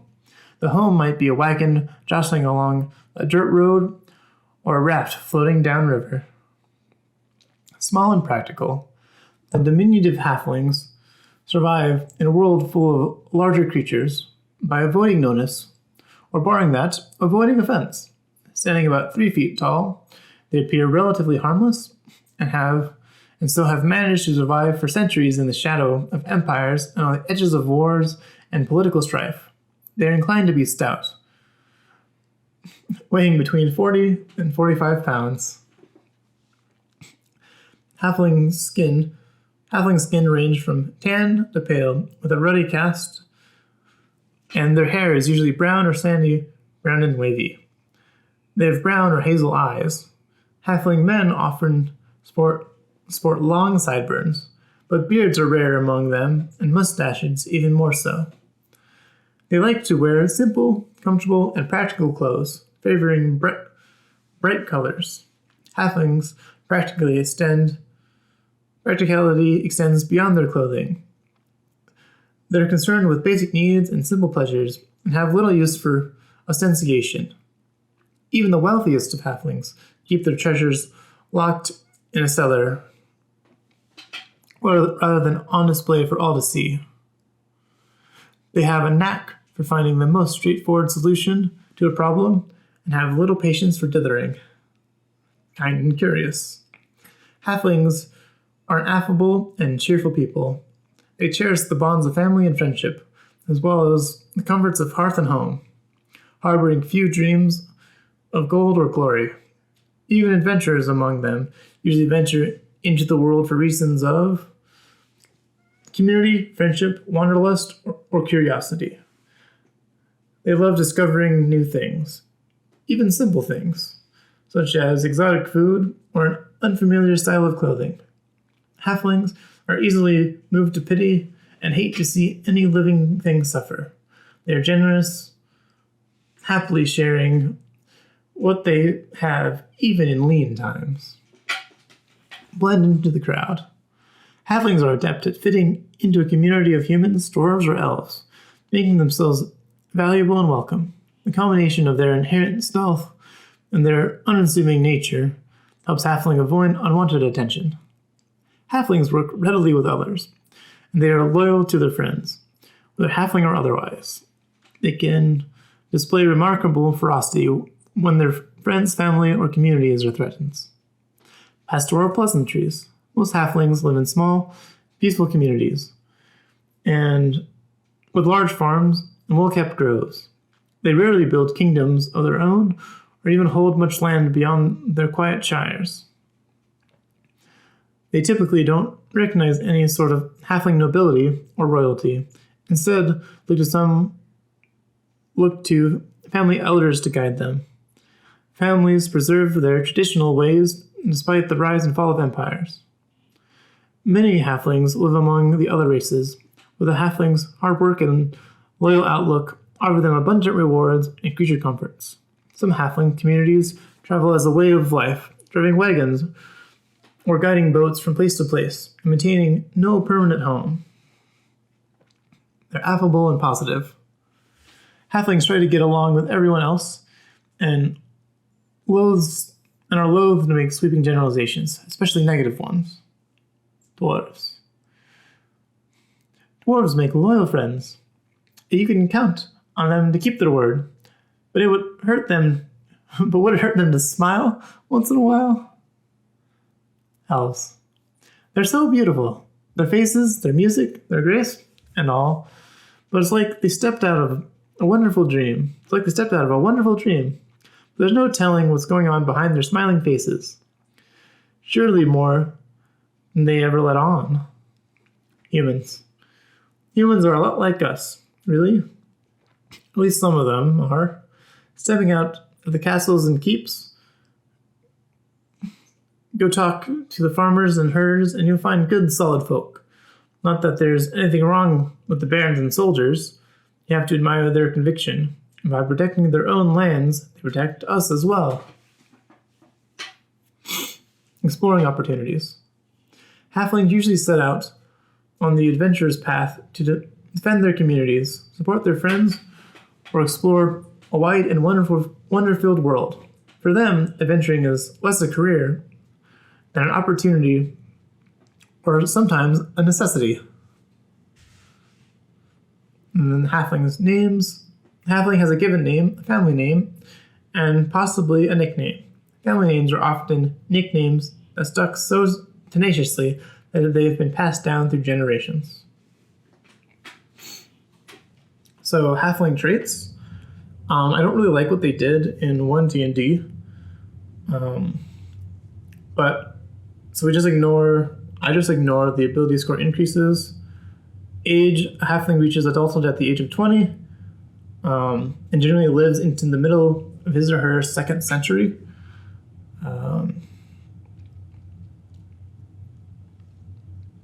Size, they're average 3 feet tall and weigh about 40 pounds, and they have a small size. Speed, a walking speed of 25 feet. Lucky. When you roll a 1 on an attack roll, ability check, or saving throw, a d20 test in 1D&D terms, you can re-roll the die, must use the new roll. Did they change this? Halfling? No.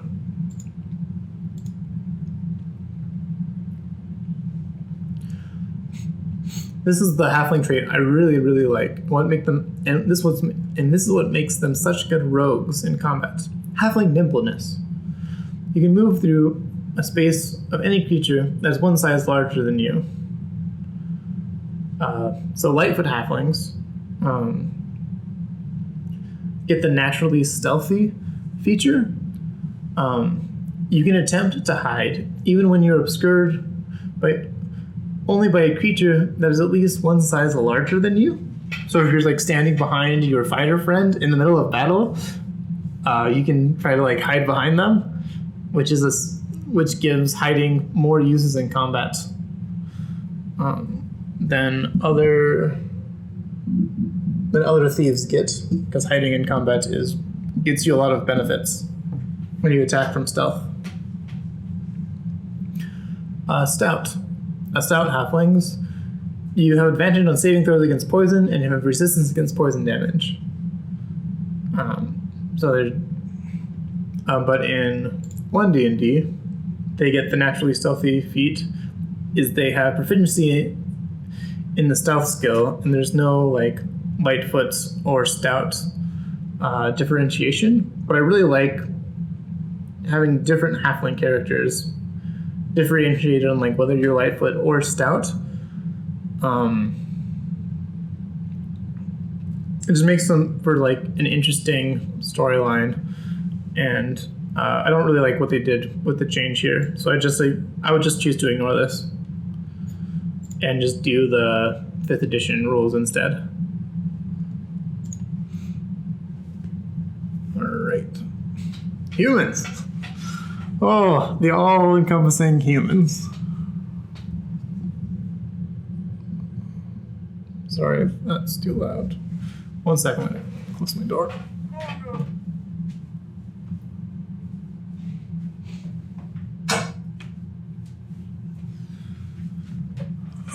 Okay, human.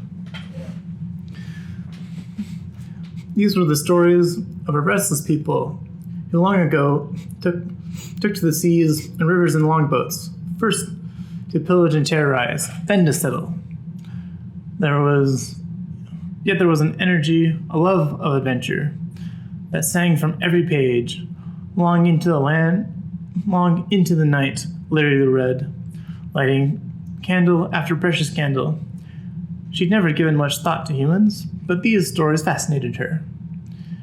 In these yellowed pages were tales of bold heroes, strange and fierce animals, mighty primitive gods, and a magic that was part and fabric of that distant land.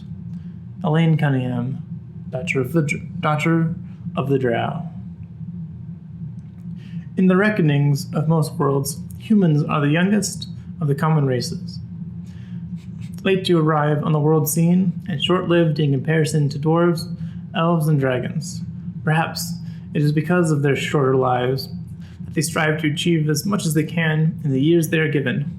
Or maybe they feel they have something to prove to the elder races. And that's why they build their mighty empires on the foundation of conquest and trade. Whatever drives them, humans are the innovators, the achievers, and the pioneers of the worlds. A broad spectrum. With their penchant for migration and conquest, humans are more physically diverse than other common races. There's no typical human. An individual can stand from 5 feet to a little over 6 feet tall and weigh from 125 to 250 pounds. Human skin shades range from nearly humans. You can be like any human you can think of, like you're a human. You know how many human types there are. Just ask your DM about what human cultures and types kind of exist in your world and your campaign in like their world, and I recommend going from there. You don't really need read flavor about humans. Yeah. So human traits are interesting.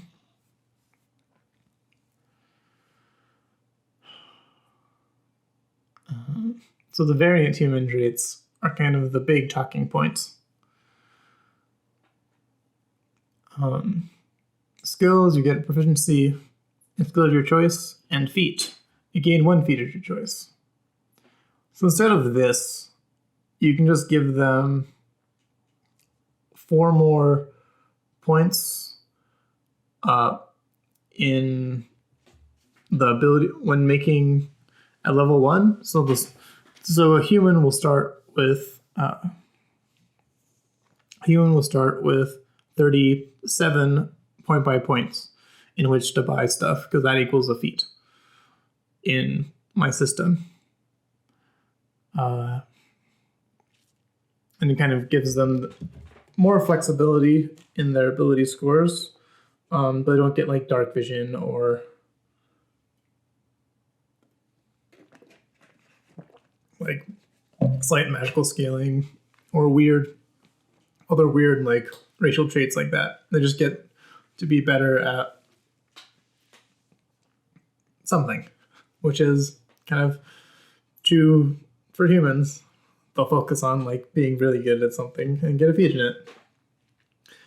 Dragonborn. Her father stood on the first of the 3 stairs that led down from the portal, unmoving. The scales of his face had grown paler around the edges, but clanless Mayhen still looked as if he could wrestle down a dire bear himself. His familiar, well-worn armor was gone, replaced by violet-tinted scale armor with bright silvery tracings. There was a blazon on his arm as well, the mark of some foreign house.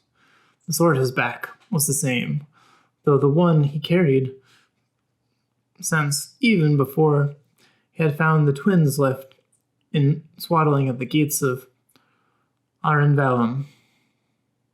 For all her life, Faraday had known that reading her father's face was skill she'd been fortunate to learn. A human couldn't spot the shift of her eyes, or Halavar's would certainly see only the indifference of a dragon in clanless Mayhen's face. But the shift of scales, the arch of a ridge, the set of his eyes, and the gape of his teeth, her father's face spoke volumes. But every scale of it, this time, seemed completely still, the indifference of a dragon, even to Faraday. Erin Evans, the adversary. Born of dragons. As her name proclaims, the Dragonborn walk proudly through a world that greets them with fearful incomprehension, shaped by draconic gods, or the dragons themselves.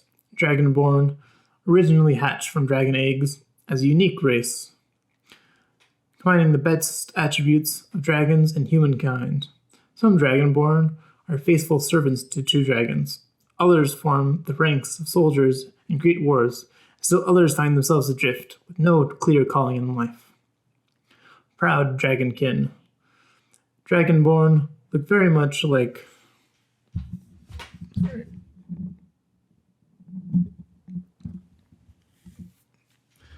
Dragonborn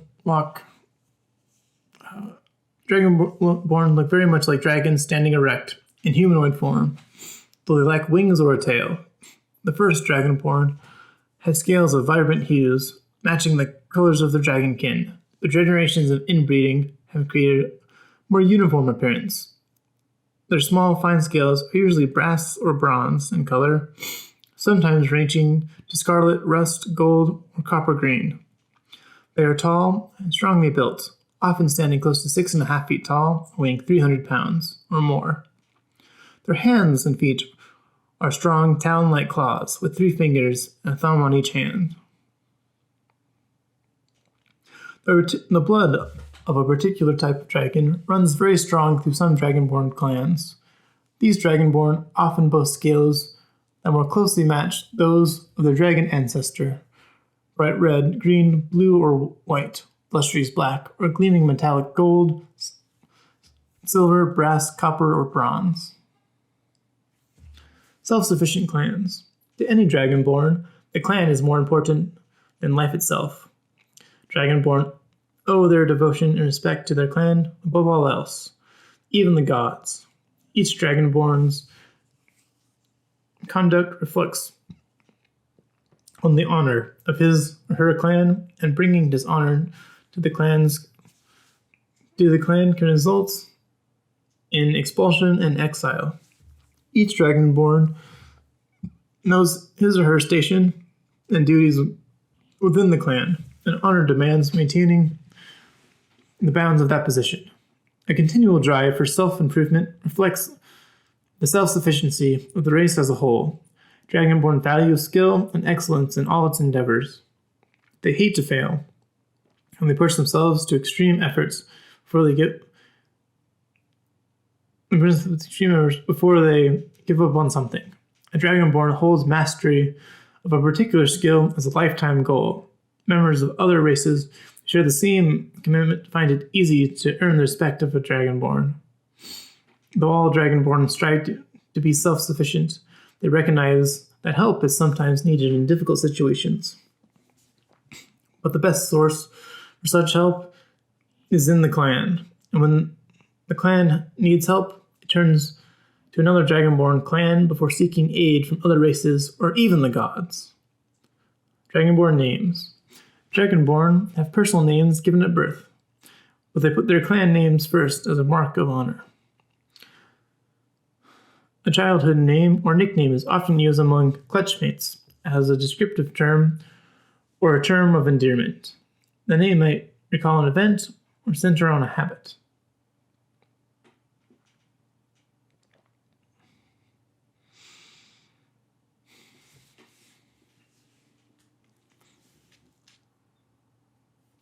So, Dragonborn traits.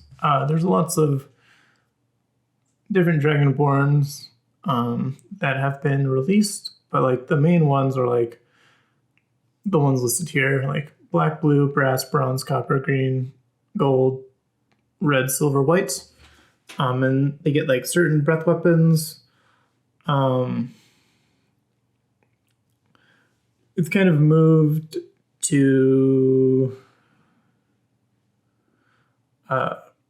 you get a proficiency bonus of breath weapon uses per day, per long rest. It's kind of what they're moving toward in 1D&D 4 and Monsters of the Multiverse, which is both an interesting way of doing it. Dragonborn get damage resistance. Your resistance to the damage type associated with your draconic ancestry, which is fun. Let's see if they did anything different over here. Dragonborn.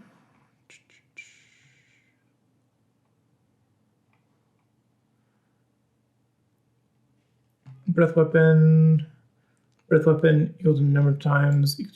Proficiency bonus, spend a long rest. Yeah, they didn't really change much. Yeah. There's a bunch of different lore considerations when you try to play Dragonborn. So like ask your DM like what lore sort of stuff, if any, they have that's weird for Dragonborns in their world. Gnomes. Skinny and flaxen-haired, his skin walnut brown and his eyes a startling turquoise. Urgal stood half as tall as Aaron and had to climb up on a stool to look out the peephole. Like most habitations in Homebrew, that particular tenement had been built for humans, and smaller residents coped with the resulting awkwardness as best they could. But at least the relative largeness of the apartment gave Bolger room to pack in all his gnome-sized gear. The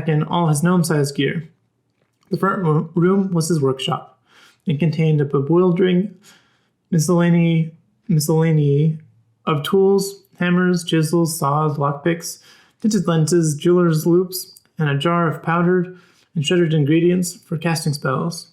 A fat gray cat, the mage's familiar, lay curled atop a grimoire. It opened its eyes, gave Aaron a disdainful yellow stare, then disappeared to go back to sleep.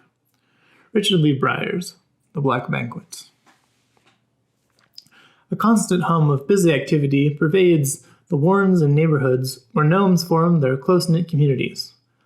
Louder sounds punctuate the hum, a crunch of grinding gears here, a minor explosion there, a yelp of surprise or triumph, and especially bursts of laughter. Gnomes take delight in life, enjoying every moment of invention, exploration, investigation, creation, and play. Vibrant expression. A gnome's energy and enthusiasm for living shines through every inch of his or her tiny body. Gnomes average slightly over 3 feet tall, weighing 40 to 45 pounds. Their tan or brown faces are usually adorned with broad smiles beneath their prodigious noses, and their bright eyes shine with excitement. Their fair hair has a tendency to stick out in every direction, as if expressing the gnome's insatiable interest in everything around. A gnome's personality is writ large in his or her appearance. A male gnome's beard, in contrast to his wild hair, is kept carefully trimmed, but often styled in curious forks or neat points. A gnome's clothing, usually made in modest earth tones, is elaborately decorated with embroidery, embossing, or gleaming jewels. Delicate dedication. As far as gnomes are concerned, being alive is a wonderful thing, and they squeeze every ounce of enjoyment out of their 3 to 5 centuries of life. Humans might wonder about getting bored over the course of such a long life, and elves take plenty of time to savor the beauties of the worlds in their long years. But gnomes seem to worry that even with all that time, they can't get enough of the things they want to do and see. Gnomes speak as if they can't get the thoughts out of their heads fast enough, even as they offer ideas and opinions on a range of subjects. They still manage to listen carefully to others, adding the appropriate explanations of surprise and appreciation along the way. The gnomes love jokes of all kinds, particularly puns and pranks. They're just as dedicated to the more serious tasks that they undertake. Many gnomes are skilled engineers, alchemists, tinkerers, and inventors. They're willing to make mistakes and laugh at themselves in the process, perfecting what they do, taking bold, sometimes foolhardy risks, and dreaming large. Bright burrows.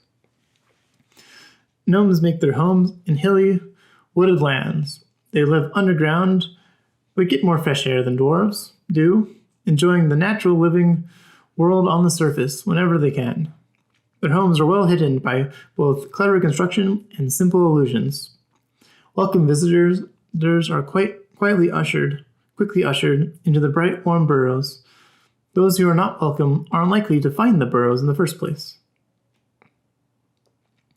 Gnomes who settle in human lands are commonly gem cutters, engineers, sages, or tinkerers. Some human families retain gnome tutors, ensuring that their pupils enjoy a mix of serious learning and delighted enjoyment. A gnome might tutor several generations of a single human family over the course of his or her long life. Gnome names. Gnomes love names and most have half a dozen or so. A gnome's mother, father, grand-elder, aunts, and uncles each give the gnome a name, and various nicknames from just about everyone else might or might not stick over time. Gnomes' names are typically variants on the names of ancestors or distant relatives, though some are purely new inventions. When dealing with humans and others who are stuffy about names, a gnome learns to use no more than 3 names: a personal name, a clan name, and a nickname, choosing the one in each category that's the most fun to say. Deep gnomes. A third race of gnomes, the deep gnomes, or Zerfneblin, live in small communities scattered in the Underdark. Unlike the Durgar and the Drow, Zerfneblin are as good as their surface cousins. However, their human enthusiasm are dampened by their oppressive environment, and their inventive expertise is directed mostly towards stonework. Seeing the world. Curious and impulsive, gnomes might take up adventuring as a way to see the world, or for the love of exploring. As lovers of gems and other fine items, some gnomes take to adventuring as a quick, if dangerous, path to wealth. Regardless of what spurs them to adventure, gnomes who adopt this way of life eke out as much enjoyment out of it as they do out of any other activity they undertake, sometimes to the great annoyance of their adventuring companions. Gnome traits. I think they did a good job in the origins. So, gnomes. Gnome traits. So gnomes have dark vision of 30 feet, gnome cunning. They have advantage on intelligence, wisdom, and charisma saving throws. And they get to choose a gnome lineage. Forest gnomes, they get to know the minor illusion cantrip. And they can also cast Speak with Animals with this trait. You can cast it number of times equal to your proficiency bonus, and you gain all expended uses on a long rest. You can also use any spell slots you have to cast this spell. Rock gnome, they know the mending and prestidigitation cantrips. In addition, they can spend 10 minutes casting prestidigitation to create a tiny clockwork device. There's a toy, a fire starter, or a music box. Casting the spell this way consumes 10 gold worth of raw materials. When you create this device, you determine its function, choosing one effect from prestidigitation. The device produces that effect whenever you or another creature takes a bonus action to touch the device and activate it. The chosen effect has options with it. You can choose one of these options for the device. Then you can have 3 such devices in existence at any time. Each dismantles itself after 8 hours after its creation. You can also touch one of your devices and dismantle it. You get the 10 gold when it dismantles itself or you dismantle it. So you get the 10 gold back. They didn't give Zerfneblin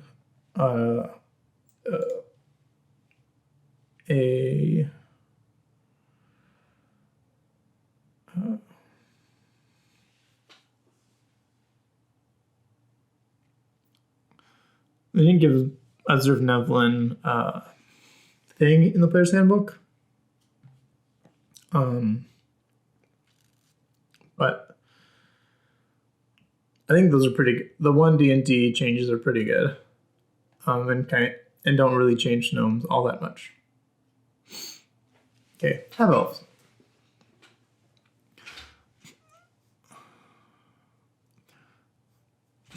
Flint squinted into the setting sun. He thought he saw the figure of a man striding up the path. Standing, Flint drew back into the shadows of a tall pine to see better. The man's walk was marked by an easy grace, an elvish grace, Flint would have said, yet the man's body had the thickness and tight muscles of a human, while the facial hair was definitely humankind's. All the dwarf could see, the man's face beneath the green hood was tan skin and a brownish-red beard. A longbow was slung over one shoulder, and a sword hung at its left side. He was dressed in soft leather, carefully tooled in the intricate designs the elves loved, but no elf in the world of Kryn could grow a beard, no elf but Tanis? Said Flint, hesitantly as the man neared. The same, the newcomer, spirited face split into a wide grin. He opened his arms, and before the dwarf could stop him, engulfed Flint in a hug that lifted him off the ground. The dwarf clasped his old friend close for a brief instant, then remembering his dignity, squirmed and freed himself from the half-elf's embrace. Margaret Wise and Tracy Hickman, Dragons of Autumn Twilight. Walking in two worlds, but truly belonging to neither, half-elves combined what some say are the best qualities of their elf and human parents: human curiosity, inventiveness, and ambition, tempered by the refined senses of nature and artistic taste of the elves. Some half-elves live among humans, set apart by their emotional and physical differences, watching friends and loved ones age while time barely touches them. Others live with the elves, growing less restless as they reach adulthood in the timeless elven realms, while their peers continue to live as children. Many half-elves, unable to fit into either society, choose lives of solitary wandering, or join with other misfits and outcasts in the adventuring life of two worlds. To humans, half-elves look like elves, and to elves, they look like humans. In height, they're on par with both parents, though they're neither as slender as elves nor as broad as humans. They range from under 5 feet to about 6 feet tall, from 100 to 180 pounds, with men only slightly taller and heavier than women. Half-elf men do have facial hair and sometimes grow beards to mask their elven ancestry. Half-elven coloration and features lie somewhere between their human and elf parents, and thus show variety, even more pronounced than found among either race. They tend to have the eyes of their elven parents. Diplomats or wanderers. Half-elves have no lands of their own, though they are welcome in human cities and somewhat less welcome in elven forests. In large cities, in regions where elves and humans interact often, half-elves are sometimes numerous enough to form small communities of their own. They enjoy the company of other half-elves, the only people who truly understand what it is to live between these two worlds. In most parts of the world, though half-elves are uncommon enough that one might live for years without meeting another, some half-elves prefer to avoid company altogether, wandering as wide trappers, foresters, hunters, or adventurers, and visiting civilization only rarely. Like elves, they are driven by the wanderlust that comes of their longevity. Others, in contrast, throw themselves into the thick of society, putting their charisma and social skills to great use in diplomatic roles or as swindlers. Half-elves use either human or elf naming conventions, as if to emphasize that they don't really fit into either society. Half-elves raised among humans are often given elven names, and those raised among elves are often take human names. Oh boy. Half-elf traits. So they get dark vision. They get the Fey ancestry of advantage on saving throws against being charmed, and magic can put them to sleep. Skill versatility. They gain proficiency with 2 skills of their choice. Let's see if they changed anything. I don't think they changed anything in here.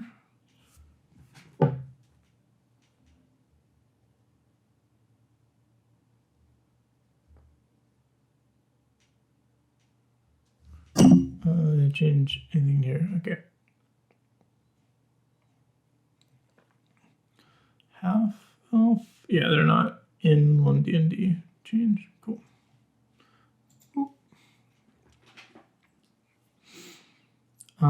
All this is good. Half-orc. The war chief Murren roused himself from his sleeping furs and his women and pulled a short halberd of heavy steel rings over his thick, well-muscled torso. He usually rose before most of his warriors, since he had a strong streak of human in his blood, and he found the daylight less bothersome than most of his tribe did. Among the bloody skulls, a warrior was judged by his strength, his fierceness, and his wits. Human ancestry was no blemish against a warrior, provided he was every bit as strong, enduring, and bloodthirsty as his full-blooded kin. Half-orcs were weaker than their orc comrades, didn't last long among the Bloody Skulls, or any other orc tribe for that matter, but it was often true that a bit of human blood gave a warrior just the right mix of cunning, ambition, and self-discipline to go far indeed, as Murin had. He was a master of a tribe that could muster 2,000 spears, and the strongest chief in Teir, Richard Baker, Sword Mage.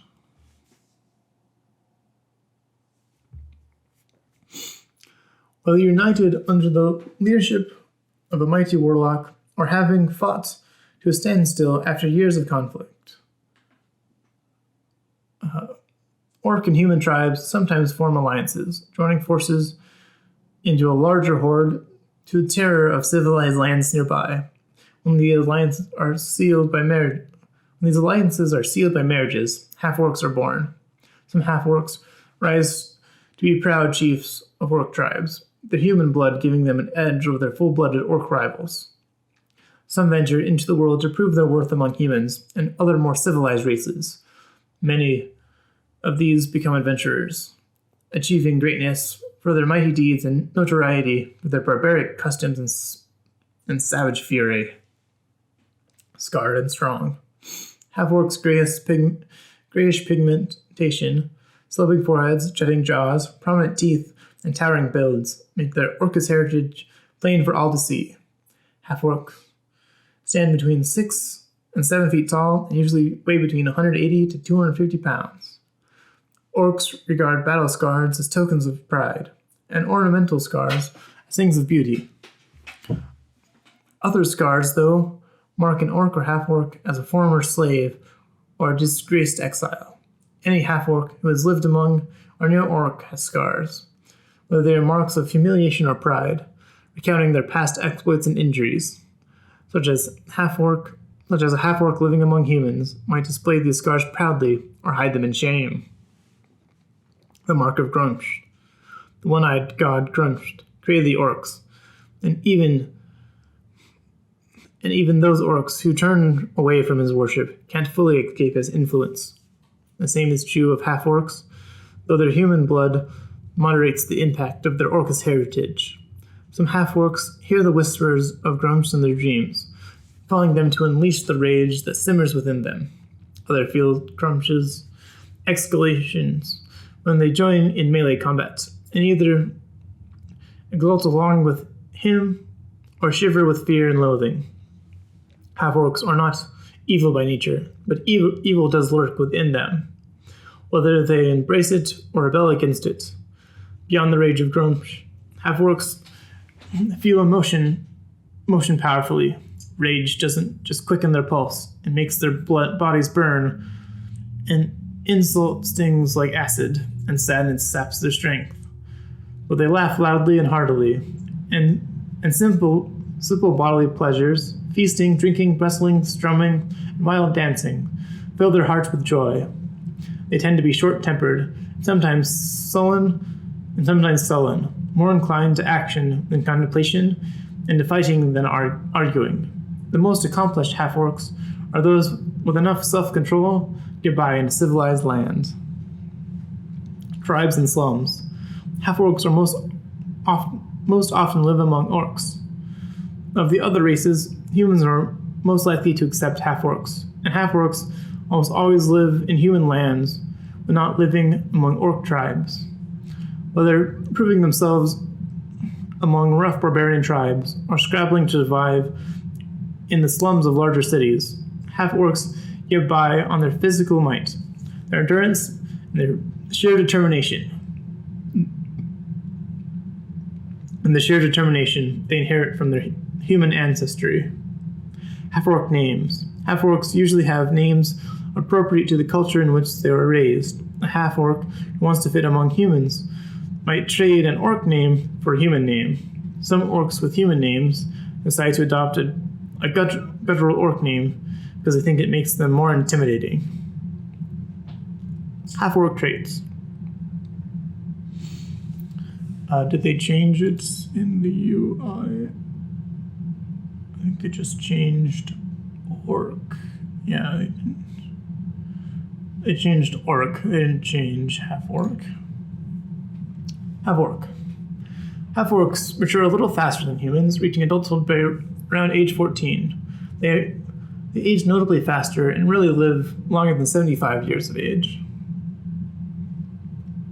Size. Half-orcs are somewhat larger and bulkier than humans, and they range from 5 to well over 6 feet tall.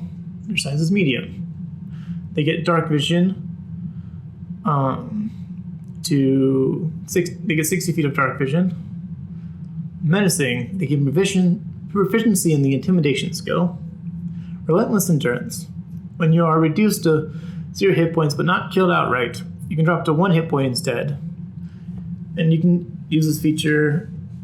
He uses this feature again until you finish a long rest. Savage attacks. When you score a critical hit with a melee weapon attack, you can roll one of the weapon's damage dice one additional time and add it to the extra damage of the critical hit. So they make really good barbarians and melee fighters. Based on those traits. Tiefling.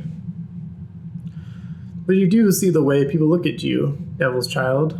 Those black eyes, cold as a winter storm, were staring right into her heart, and the sudden seriousness in his voice jolted her.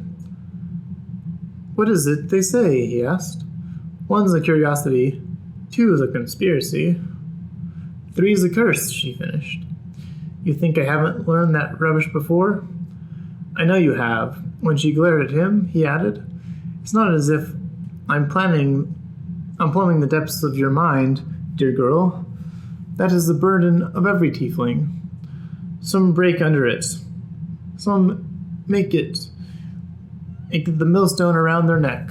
Some revel in it. He tilted his head again, scrutinizing her with that wicked glint in his eyes. You fight it, don't you? Like a little wildcat, I wager. Every little jab and comment just sharpens your claws. Arnhem Evans, Brimstone Angels.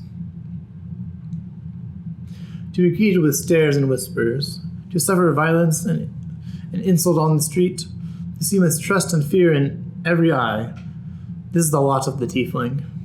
And to twist the knife, tieflings know that this is because of a pact struck generations ago, infused the essence of Asmodeus, overlord of the Nine Hells, into their bloodline. Their appearance and their nature was not their faults, but the result of an ancient sin, which they and their children and their children's children will always be held accountable. Infernal bloodline. Tieflings are derived from human bloodlines, and in the broadest possible sense, they still look human.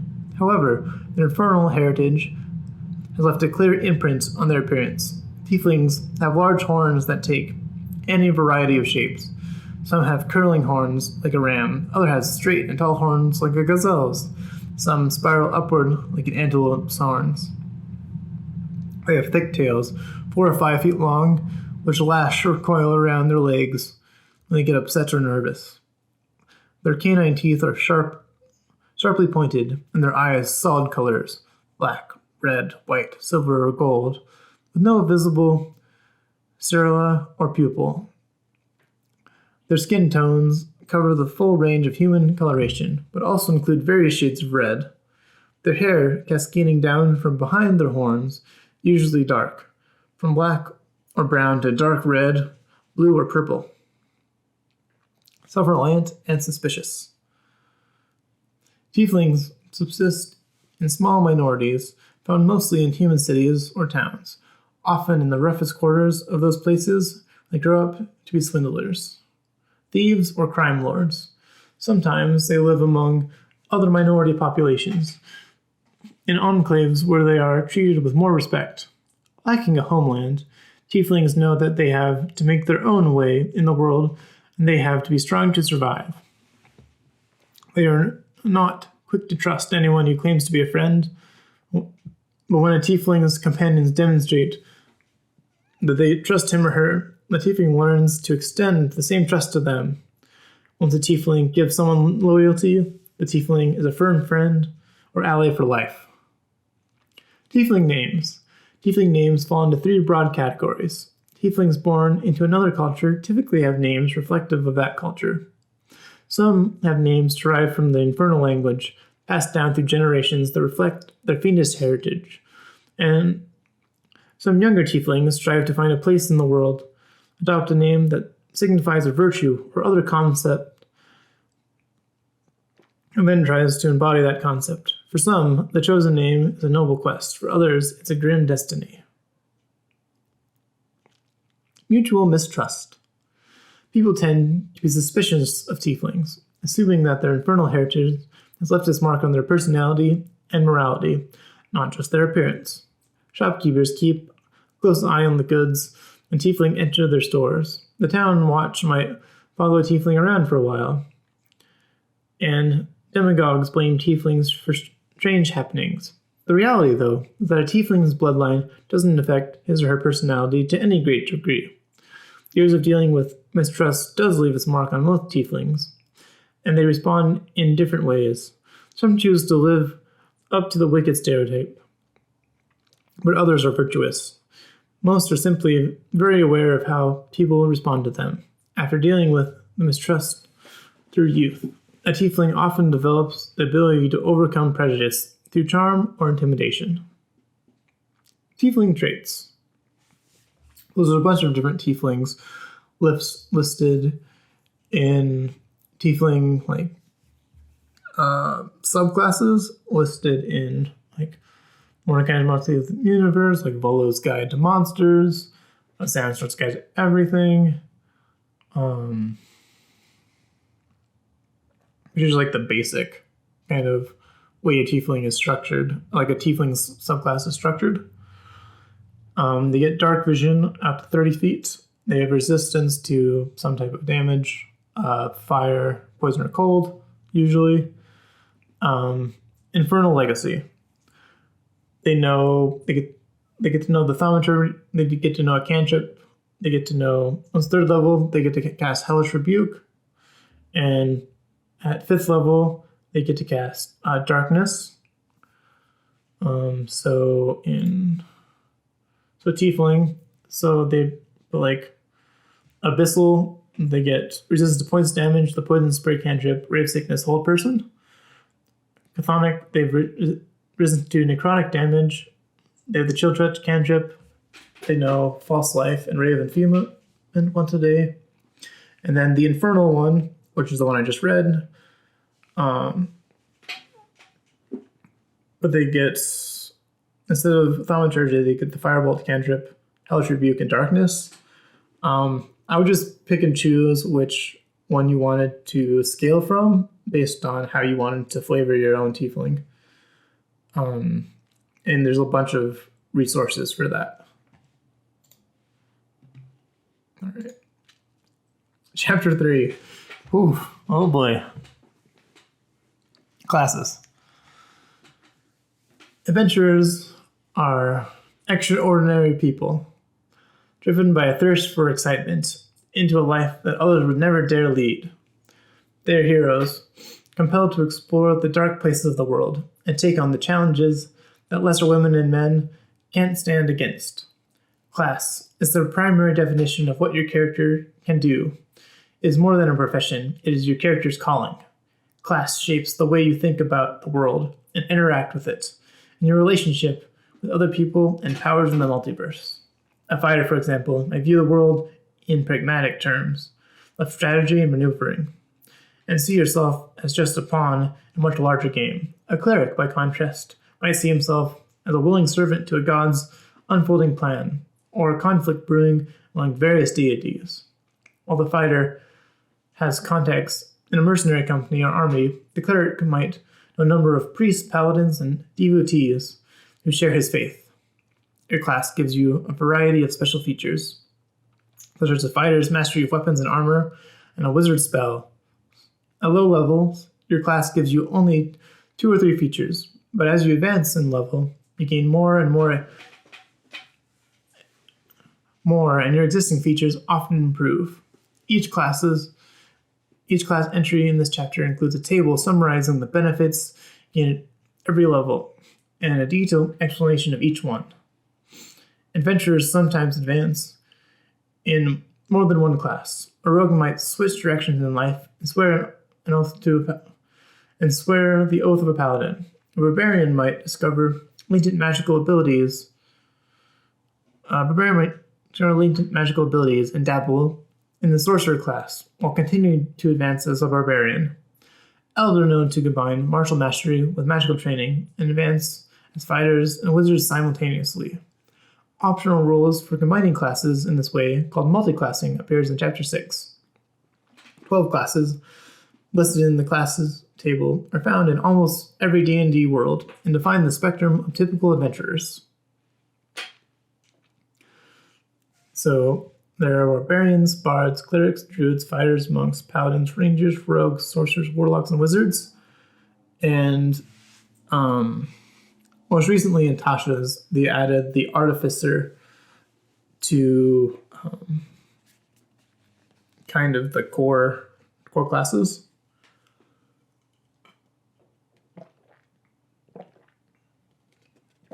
I think it's an interesting addition.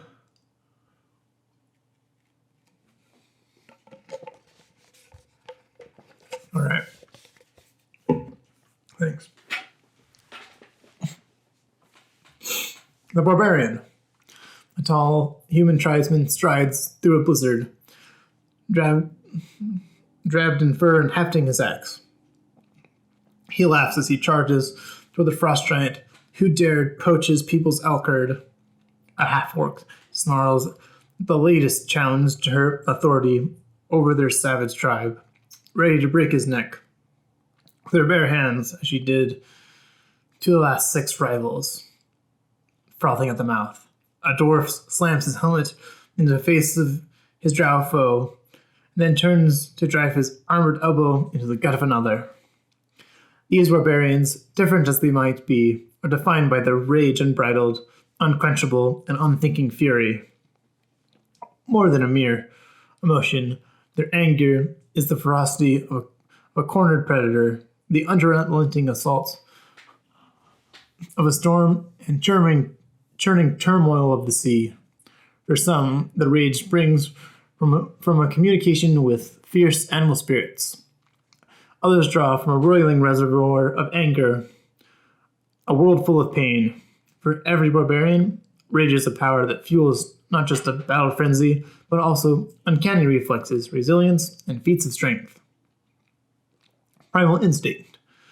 People of towns and cities take pride in how their civilized ways set them apart from animals, as if denying one's own nature was a mark of superiority.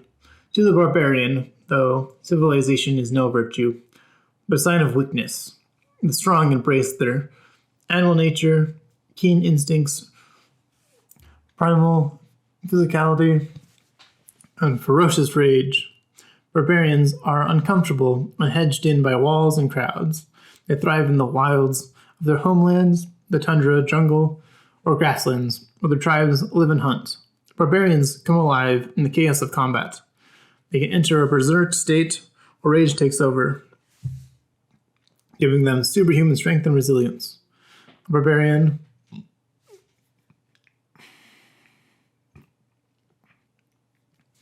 can draw on this reservoir of fury only a few times without resting, but those few rages are usually sufficient to deal with whatever threats arise. A life of danger. And every member of the tribes deemed barbarians by scions of civilized societies, has the barbarian class. A true barbarian among these people is as uncommon as a skilled fighter in a town, and he or she plays a similar role as a protector of the people and a leader in times of war. Life in the wild places of the world is fraught with peril, rival tribes, deadly weather, and terrifying monsters. Barbarians charge headlong into the dangers so that their people don't have to. Their courage in the face of danger makes the barbarians perfectly suited for adventuring. Wandering is often a way of life for their native tribes, and the rootless life of the adventurer is little hardship for the barbarian. Some barbarians miss the close-knit family structures of the tribe, but eventually find them replaced by the bonds formed among the members of their adventuring parties. All right, so here's the barbarian's skill, like the amount of rages a barbarian gets, and like the rage damage per level. Well, creating a barbarian. When creating a barbarian character, think about where your character comes from and his or her place in the world. Talk with your DM about an appropriate origin for your barbarian. Did you come from a distant land, making you a stranger in the area of the campaign, or is the campaign set in a rough and tumble frontier where the barbarians are common? What led you to take up the adventuring life? Were you lured to settle in lands with a promise of riches? Did you join forces with soldiers of those lands to face a shared threat? Did monsters or an invading horde drive you out of your homeland, making you a rootless refugee? Perhaps you were a prisoner of war, brought in chains to civilized lands, and only now able to win your freedom. Or you might be cast out from your people because of a crime you committed, a taboo you violated, or a coup that removed you from a position of authority. Class features. Barbarians get hit dice. You get 1d12 per barbarian level. Hit points at first level, 12 plus your constitution modifier. Hit points at higher levels, d12 or 7 plus your constitution modifier per barbarian level after first level. So, I like rolling for hit dice when I'm DMing.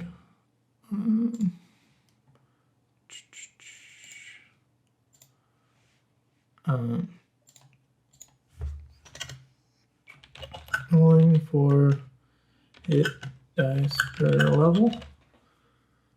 So I like doing this, but just rolling the normal hit die feels like really bad when you roll ones and stuff. But I still like have the sanctity of like rolling dice is what you get.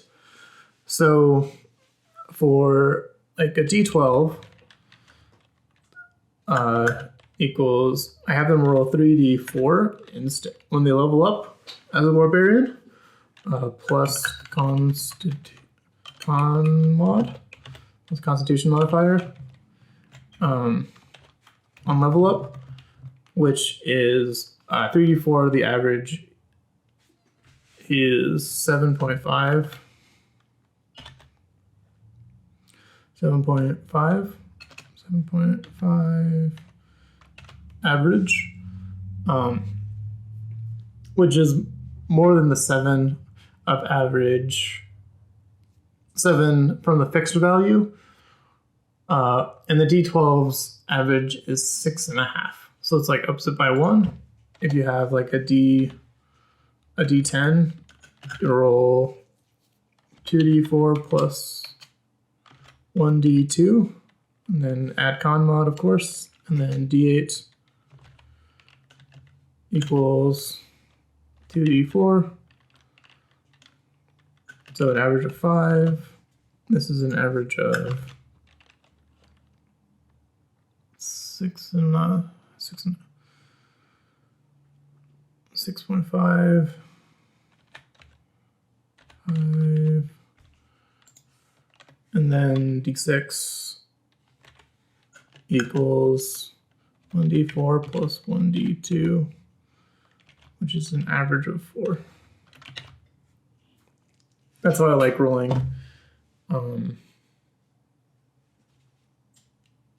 for hit dice when people level up. It's just fun. You can always take the average, but I find it creates some drama when leveling up when rolling for hit dice.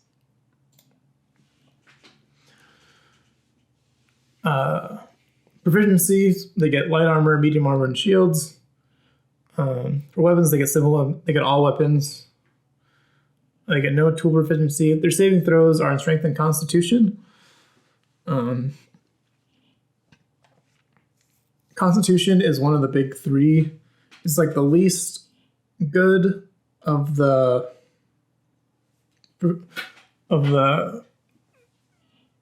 ability score saving throws to have.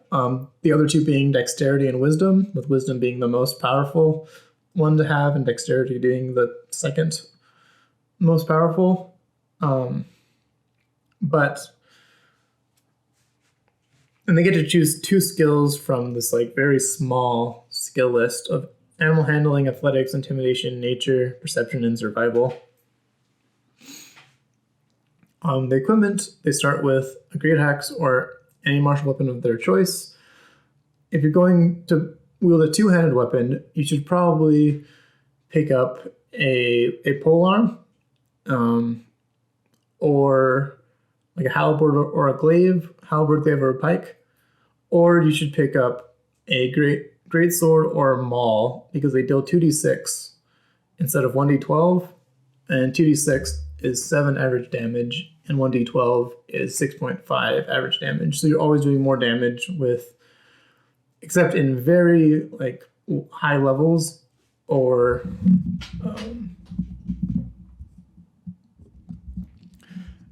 like level like 14, or if you're playing a half-orc, it's like level 10 or something, like where wielding a great axe and having it at d12 finally surpasses the average damage.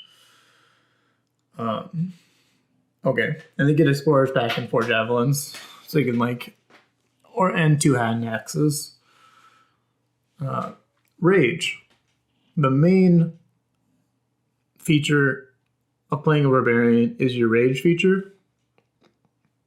In battle, you fight with primal ferocity. On your turn, you can enter a rage as a bonus action. While raging, you gain the following benefits if you aren't wearing heavy armor.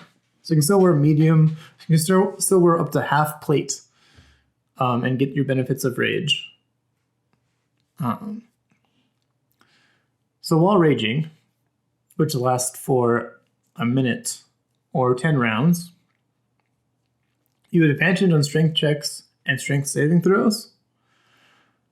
When you make a melee weapon attack using strength, you gain a bonus to damage that increases as you gain levels in a barbarian, shown in the rage damage column of the barbarian table, and you have resistance to bludgeoning, piercing, and slashing damage. So all physical damage you take, when you take it, you take half that amount of damage, which is really strong.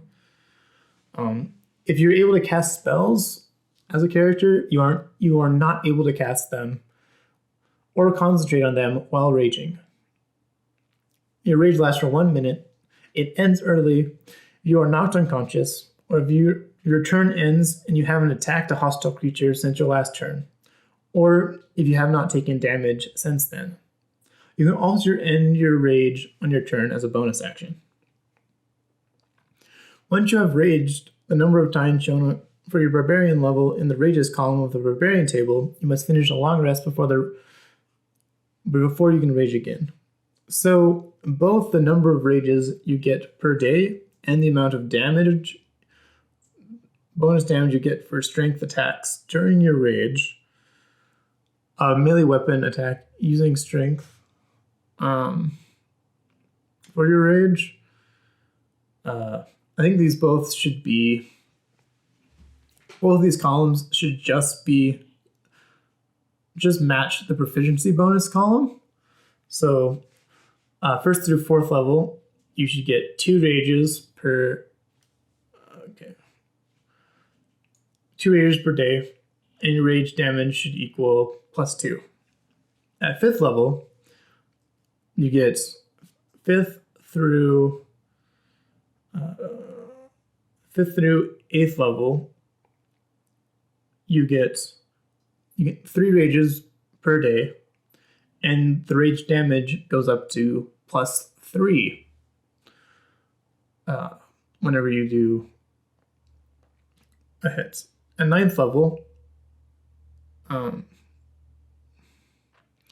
At 9th level, proficiency bonus is +4, so there'd be 4 on each of them.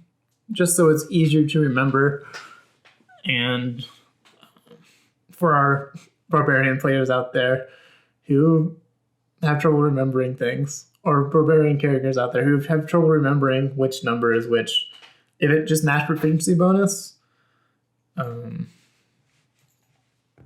so barbarian number of rages per day and plus rage damage for melee strength attacks should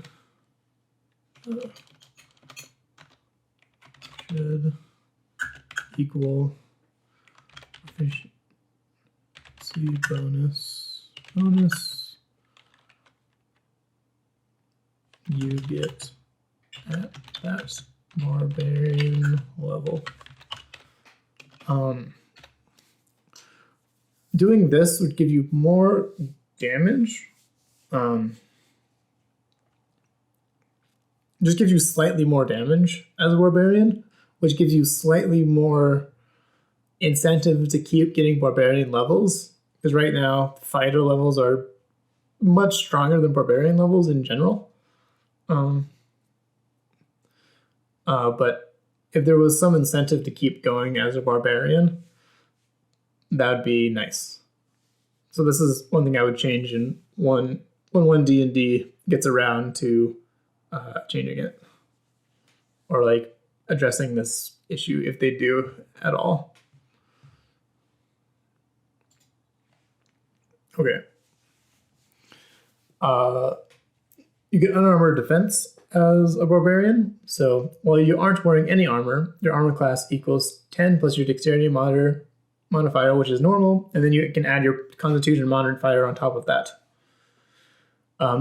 You can use the shield and still gain this benefit. So there are dex-based barbarians, where instead of choosing to use your strength, you choose to like maximize unarmored defense capabilities. So you like get a 16 or 18 in your dexterity and constitution at level 1. And then you work on maximizing this and not wearing any armor. But if you're going with a strength-based barbarian, you should kind of try to mostly ignore this as soon as possible, picking up medium armor like a breastplate or getting all the way up to half plate, and then having a 14 in your dexterity, so you get a +2 to your dexterity mod, so you can get all the way up to a 17 armor class without a shield as a barbarian wearing half plate. Yeah. So this is mostly like a level 1 and 2 feature, and then you're trying to pick up armor as soon as possible, and then just ignore this feature unless you're playing a dexterity-based barbarian that focuses on maximizing this ability. Reckless attack. Starting at 2nd level, you can throw aside all concern for defense to attack with fierce desperation. When you make your first attack on your turn, you can decide to attack recklessly. Doing so gives you advantage on melee weapon attacks using strength during this turn, but attack rolls against you have advantage during your next turn. So this is like great, and you don't have to be raging to use this, remember? So like when you're fighting one enemy, you should use this as getting advantage on attacks, like doubles your chance to crit, and makes you way more likely to hit your enemies on it. But if you're like, say, surrounded by a ton of like a horde of enemies, using this to attack once or twice on one enemy, you'll take way more damage back. So be careful when you attack recklessly. Danger sense. At 2nd level, you gain an uncanny sense of when things nearby aren't as they should be, giving you edge when you dodge away from danger. So this gives you advantage on dexterity saving throws against effects you can see, such as traps and spells. To gain this effect, you can't be blinded, deafened, or incapacitated. Which makes sense. So it's pretty much giving you more than proficiency on dexterity saving throws, which is awesome. Because dexterity is one of the big three main saving throws. At 3rd level, you get your subclass.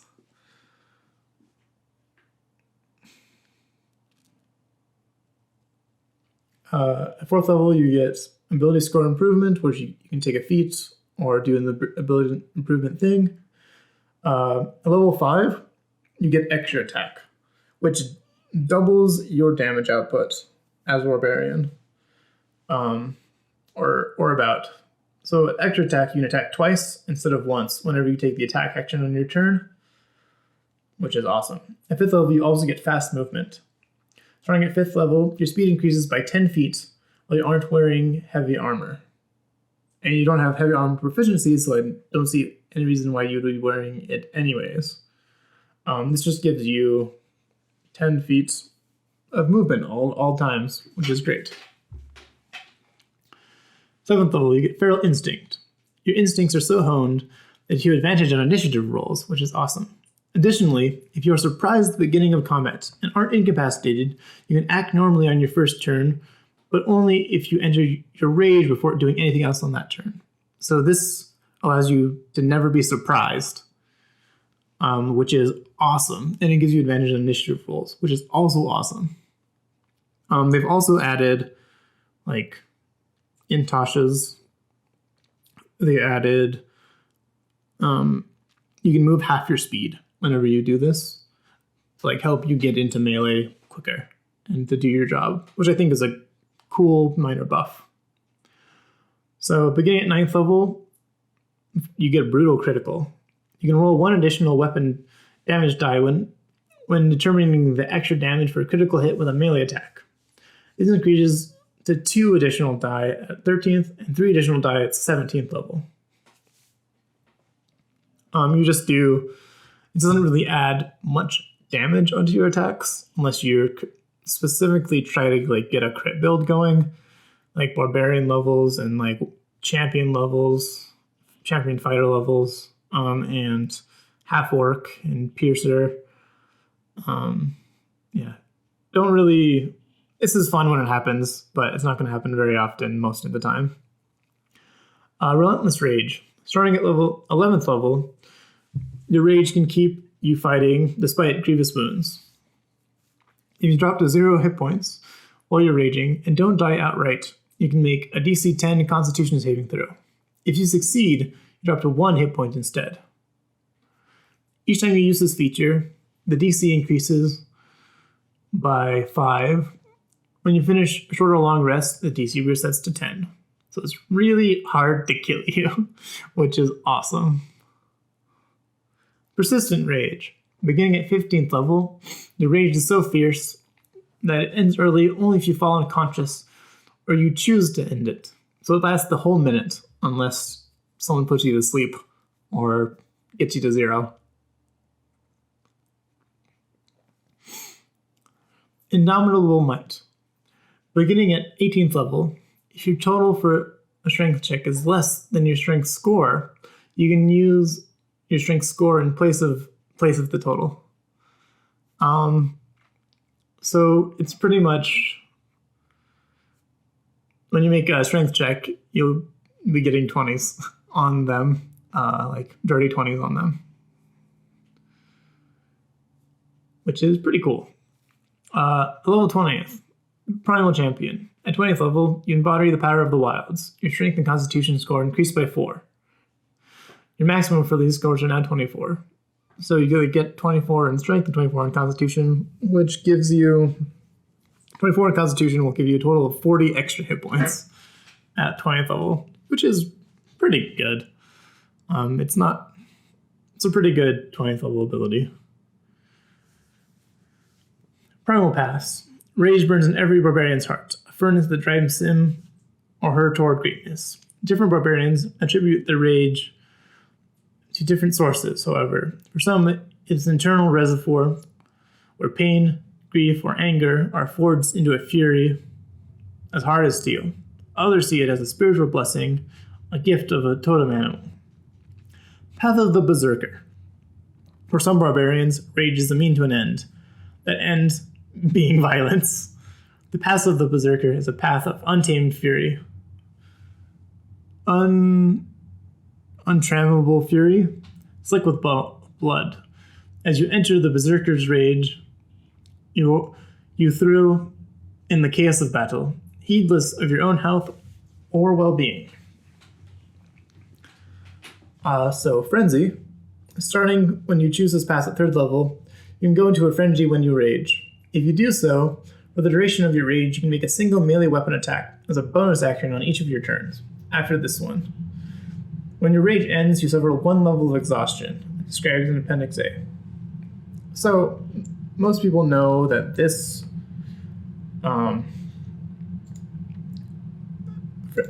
Frenzied Rage leaves the barbarian character kind of useless for the rest of the day, as points of exhaustion are super rough. Like, the first point of exhaustion gives you disadvantage on all ability checks. The second point of exhaustion halves your speed. Third point of exhaustion gives you disadvantage on all d20 rolls, like attack rolls, saving throws, and then from the first point of exhaustion, it just gets progressively worse until you die at level 6 exhaustion.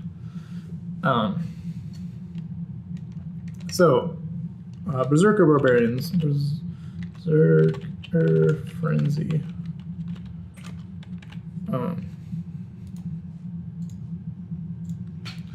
Should read. Because all other barbarian subclasses, most other barbarian subclasses, when they rage, they get to do the thing that their rage says, while their bonus action to doing it. So, bonus action to Frenzy.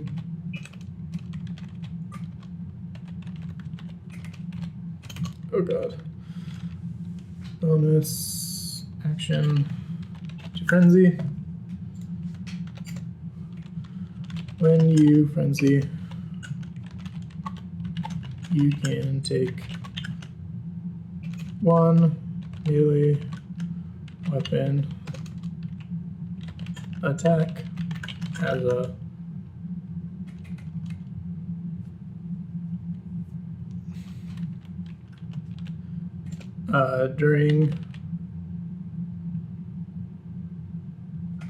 as part of that same bonus action.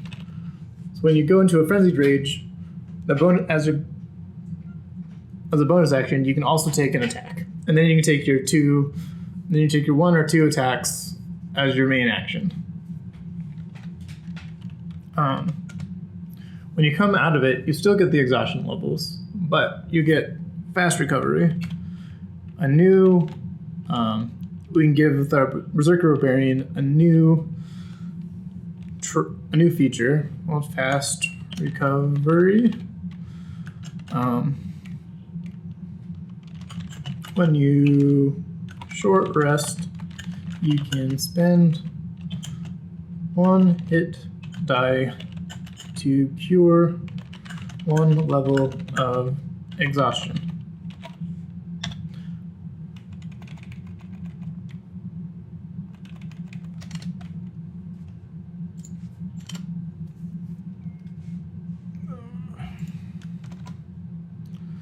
Level of exhaustion.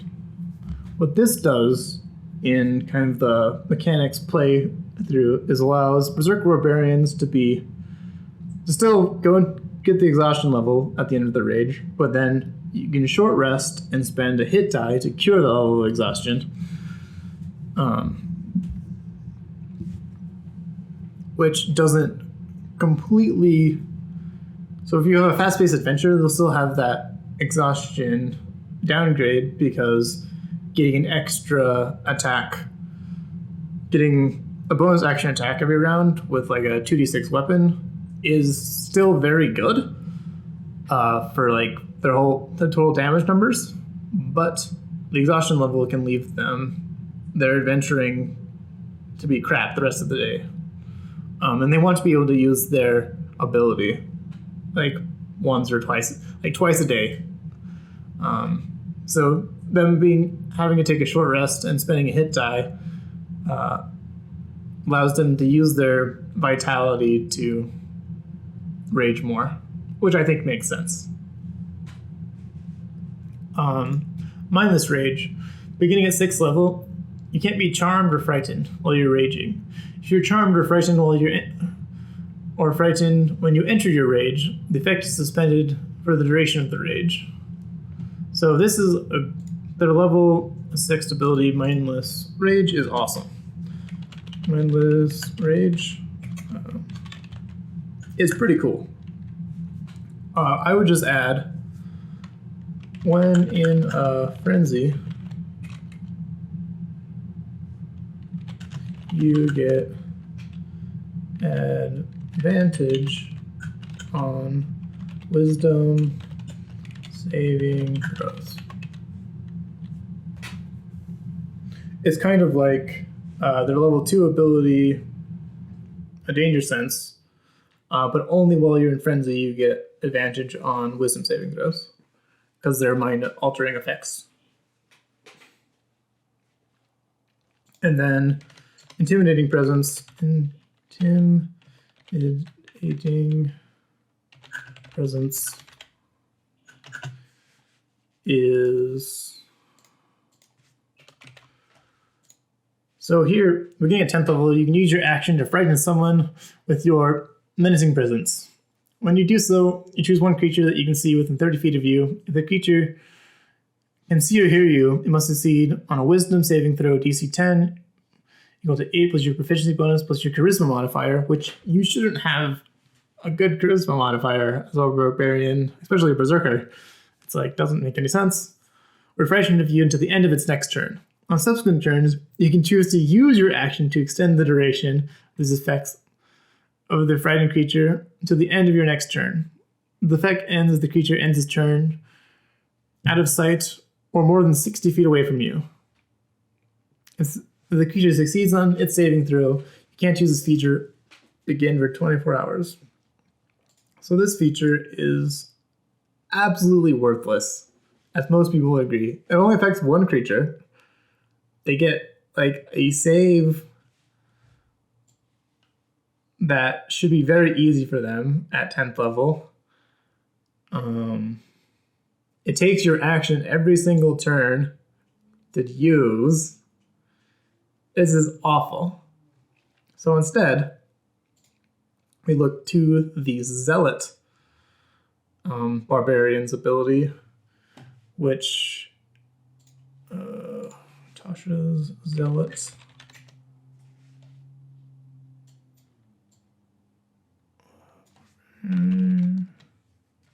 Okay.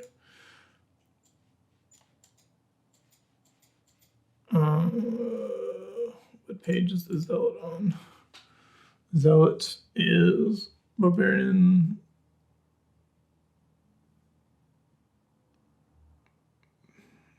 Sorry, it's Xanathar's. Xanathar's is Barbarian 11. Flip, flip, flip, flip, flip.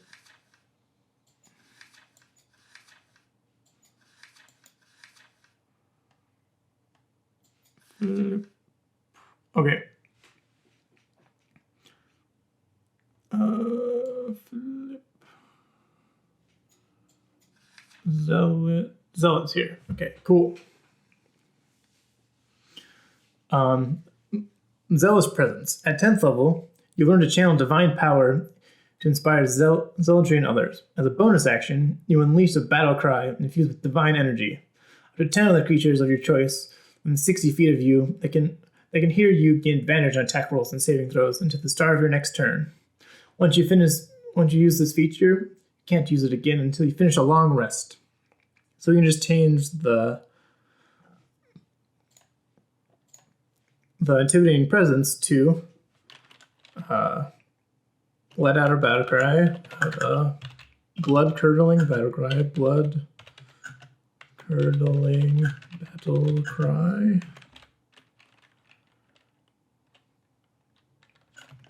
As a bonus action up to 10 other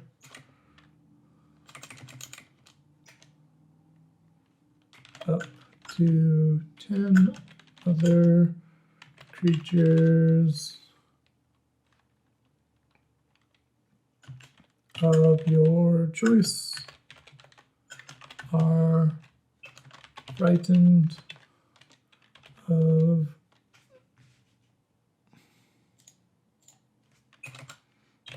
you until the end of your next turn. So we can just kind of like swap it out, have the other side of the coin of the zealots, and it gets once per long rest, which makes it very useful. And there's like no saving throw attached to this at all.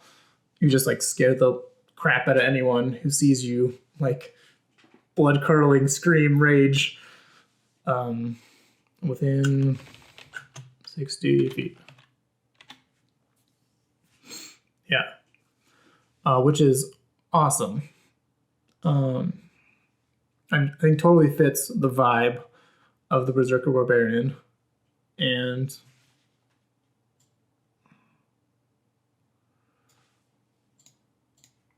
long rest from 60 feet. Okay, that's readable. Nice. Yeah, I think this completely fixes like these two things. You don't even need to like add this as part, but like fast recovery and tuning presence definitely very, very much fit the Berserker Barbarians like fantasy appeal and flavor. Their 14th ability is Retaliation. Starting at 14th level, whenever you take damage from a creature that is within 5 feet of you, you can use your reaction to make a melee weapon attack against that creature. This is a great, very simple mechanical ability. Sorry they don't get it sooner. They use their reaction earlier, but I'm not gonna change. I'm not gonna like. It's good. All right. Path of the Totem Warrior. Path of the Totem Warrior is a spiritual journey as the barbarian accepts a spirit animal as a guide, protector, and inspiration.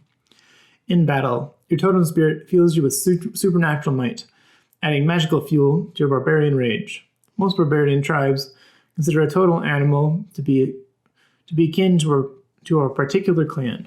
In such cases, it is unusual for an individual to have more than one totem animal spirit, though exceptions exist. Spirit Seeker. Yours is a path that seeks atonement with the natural world, giving you a kinship with beast. At 3rd level, when you adopt this path, you gain the ability to cast Beast Sense and Speak with Animals spells, but only as rituals. So it takes an extra 10 minutes to cast these spells. Described in Chapter 10. Which is awesome. You don't see very many Totem Warriors using this, even though I have 2 in my party currently. They haven't used this once. It's a very... So Beast Sense allows you to see through an animal's eyes, like for like an hour. Like you can just like, as a familiar, it's kind of like a familiar, but it doesn't whatever it does. And then Speak with Animals just allows you to do Speak with Animals. You'd be like, hey, random parrot or hawk or owl, can you go scout for me? You can ask it, you can talk to it, and then you can cast Beast Sense through it, and then it can go scout for you. Or like a beetle, you can like send it in. There's so many uses for this, for these 2 abilities. Remember that you have them when you're playing a Path of the Totem Warrior, because most people ignore that. Totem Spirit. At 3rd level, when you adopt this path, you must choose a totem animal and gain its feature. You must acquire a physical animal totem, so that's just flavor. Then incorporates stuff for it.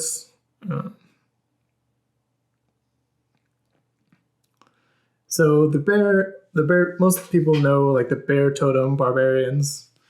While raging, you have resistance to all damage except psychic damage. The spirit of the bear makes you tough enough to stand up to any punishment. With the eagle totem, while you're raging and aren't wearing heavy armor, other creatures have disadvantage on opportunities attack against you, and you use the dash action as a bonus action on your turn. The spirit of the eagle makes you into a predator that can weave through the fray with ease, which gives you more mobility. Wolf. While you're raging, your friends have advantage on melee attacks against any creature within 5 feet of you that is hostile to you. The spirit of wolves makes you a leader of hunters. So it's like really good if you have a bunch of melee. If you have one other melee fighter in your group, it's good. If you have 2 other melee fighters in your group and they both stand next to you, you get a lot of value out of the wolf. The eagle, I think, was just change it to so eagle totem.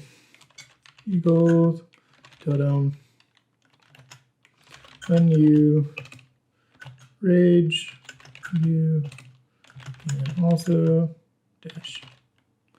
It's like when you enter your rage, you can take the dash action as part of it. As part of the scene bonus action.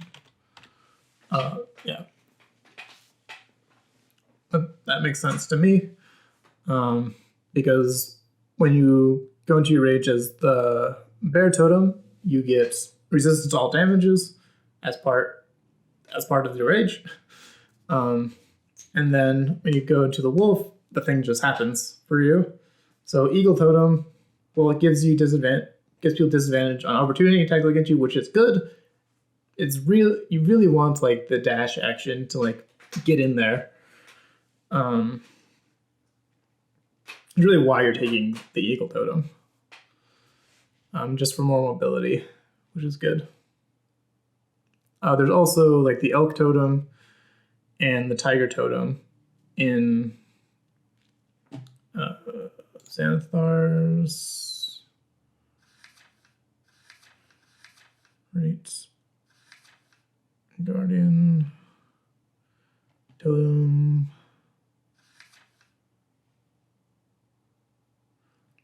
Primal Pass. I think there's some Tosh actually.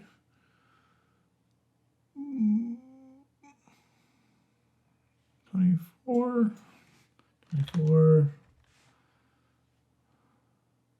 So Instinctive Pounce is as part of your action, as part of the bonus action you take to end your rage, you can move up to half your speed, which is pretty fun.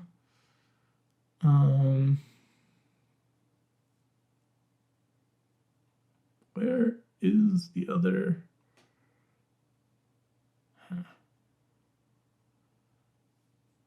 I forget where the other.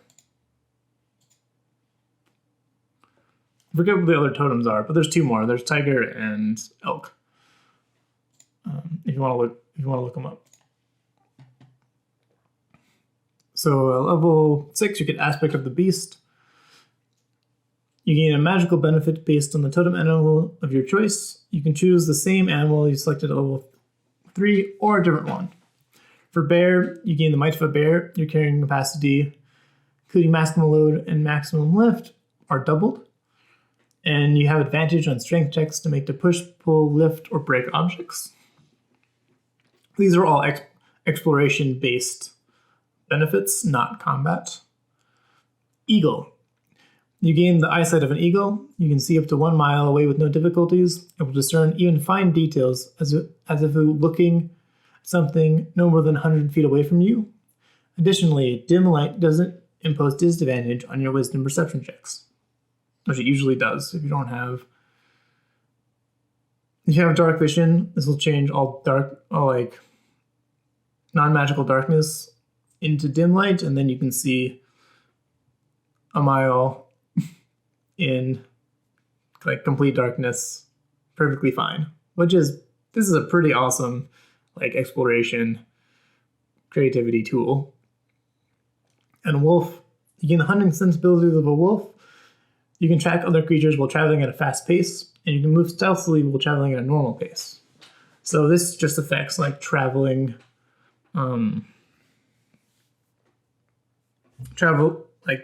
stuff in chapter 8, which I think is pretty interesting.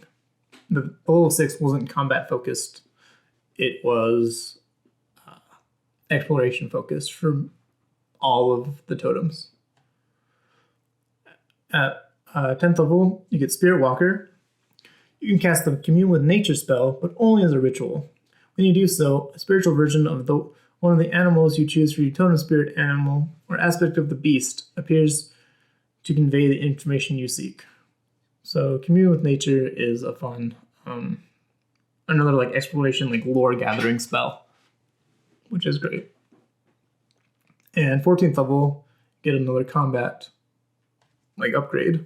At 14th level, you get a magical benefit based on the totem animal of your choice. You can choose the same animal you selected previously or a different one. For bear, while you're raging, any creature within 5 feet of you that's hostile to you has disadvantage on attack rolls against targets other than you or another character with this feature. So you can't like stack bears and just can't like stack 2 bear totem barbarians together and then everything has disadvantage all at all times within 5 feet of you. You can't do that. Enemy is immune to this effect if it can't see or hear you, or it can't be frightened. So it actually makes you a tank for your melee people. Eagle. While you're raging, you have a flying speed equal to your current walking speed. This benefit works only in short bursts, and you fall into the end of your turn if you end your turn and nothing else is holding you aloft. So you pretty much turn into the Incredible Hulk because you can like jump like huge, just like fly during your turn as long as you land and like hit things, which is pretty awesome. Wolf, while you're raging, you can use a bonus action on your turn to knock a larger, smaller creature prone when you hit it with a melee weapon attack. This is pretty good, but they should probably change it if they change, if they just like give this effect elsewhere on like feats and stuff. Like I would give this effect to the Crusher feat, and just like have it push. And this happens automatically, so it's pretty without a saving throw. So I guess it's still very good. Yeah, up to you whether you want to like nerf this or change this in any way. Bards. Humming as she traces her fingers over an ancient monument. In a long, forgotten rune, a half-elf in rugged leather finds knowledge springing into her mind, conjured forth by the magic of her song. Knowledge of the people who constructed the monument and the mythic sagas it depicts. A stern human warrior bangs his sword rhythmically against his scale mail, setting the temple for his war chant and exhorting his companions to bravery and heroism. The magic of his song fortifies and emboldens them. Laughing as she tunes her cittern, a gnome weaves her subtle magic over the assembled nobles, ensuring that her companions' words will be well received. Whether scholar, skald, or scoundrel, a bard weaves magic through words and music to inspire allies, demoralize foes, manipulate minds, create illusions, and even heal wounds. Music and magic. In the world of D&D, words and music are not just vibrations of air, but vocalizations with power all their own.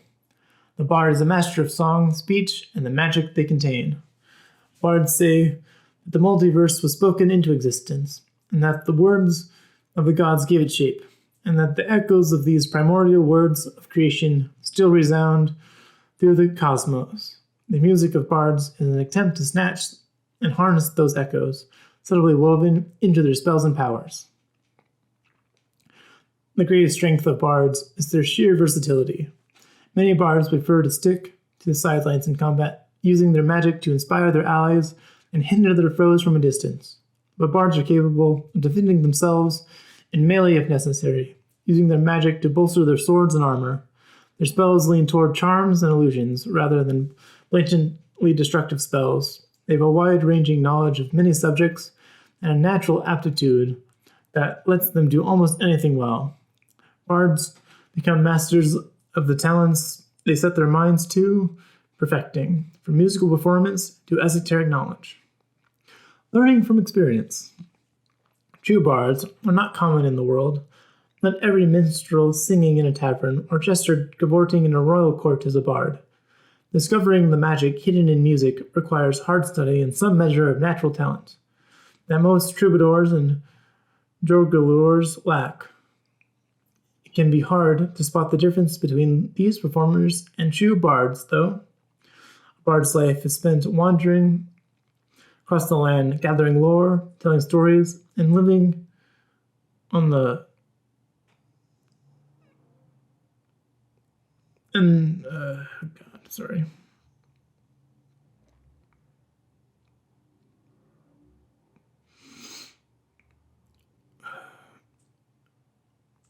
a touch of magic sets bards apart from their fellows.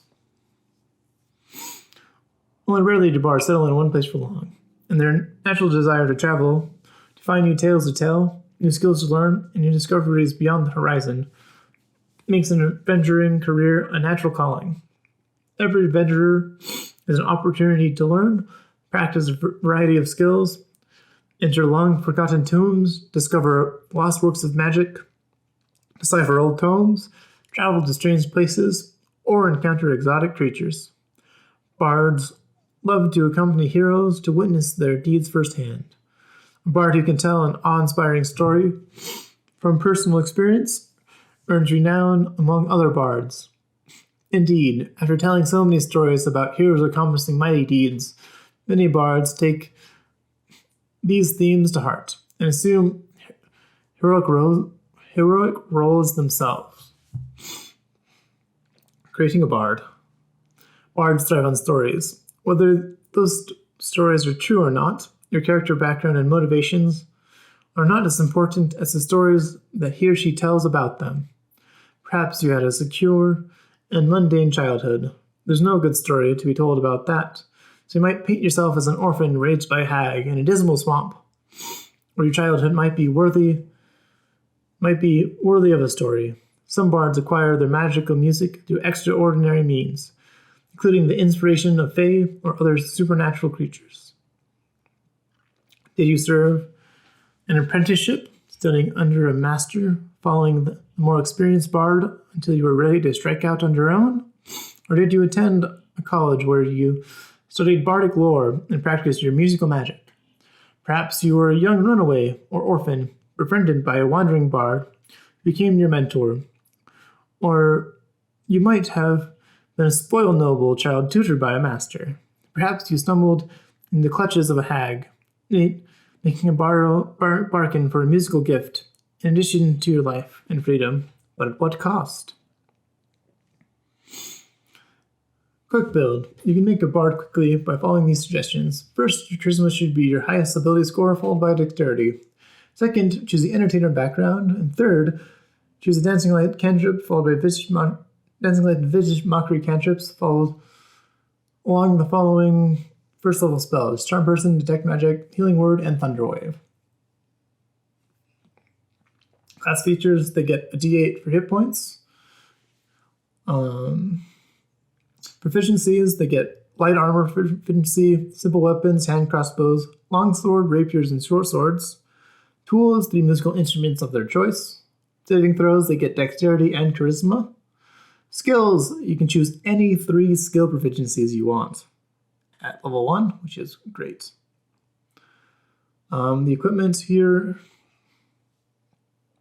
you'll be looking to upgrade to stud leather as soon as possible to get a +1 to armor class, most likely. For spellcasting, they get to know, okay, spellcasting for bards is interesting. So, cantrips known, level 1 is 2, which is fine. Spells known equals 4, and spell slots per level equal 2. So spells known, you get to pick from the Bard spell list. You get to pick 4 spells there at level 1, and those are the only spells you can cast with your first level spell slots. That's it. In 1D&D, they're just changing it to make it pretty different. But I like this way a lot better. I like 5th edition's way a lot. It's also a lot easier to understand.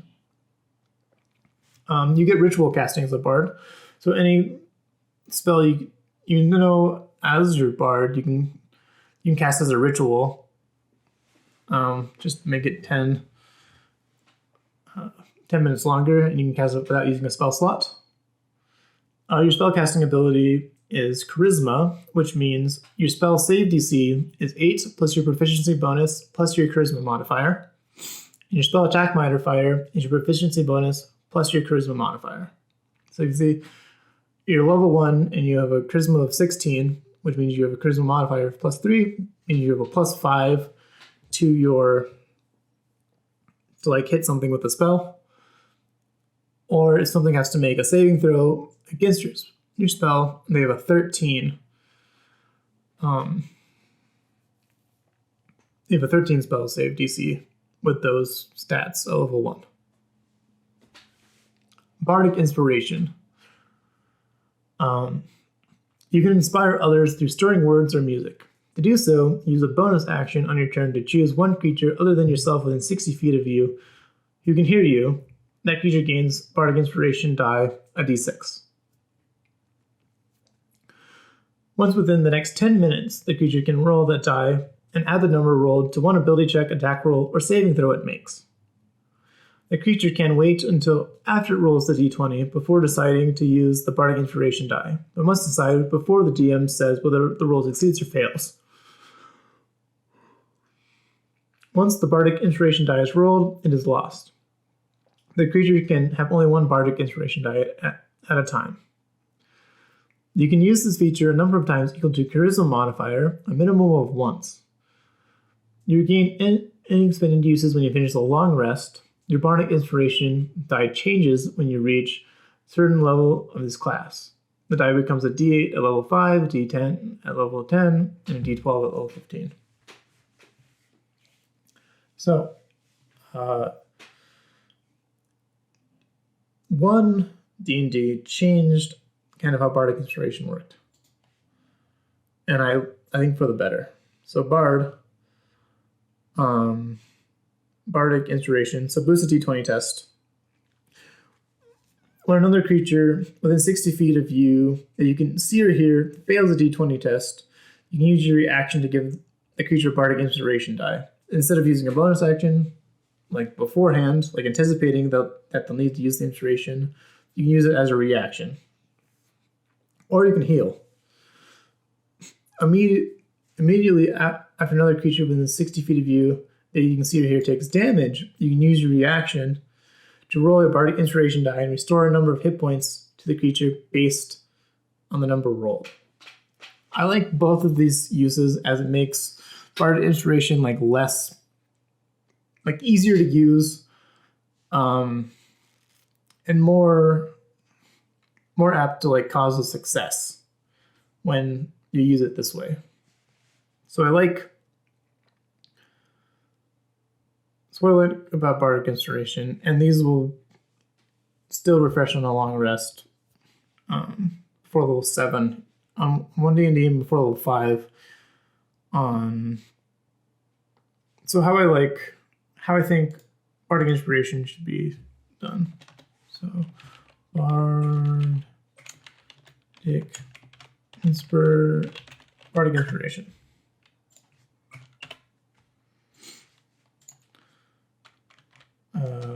Number of uses should scale with charisma modifier.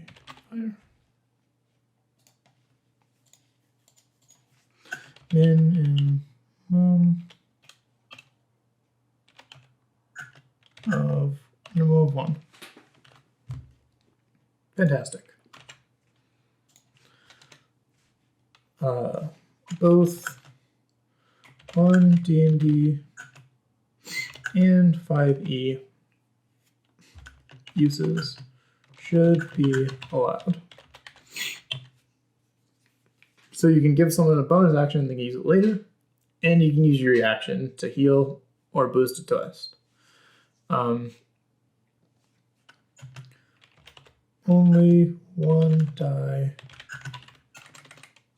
1 Bardic Inspiration die can be used on a roll.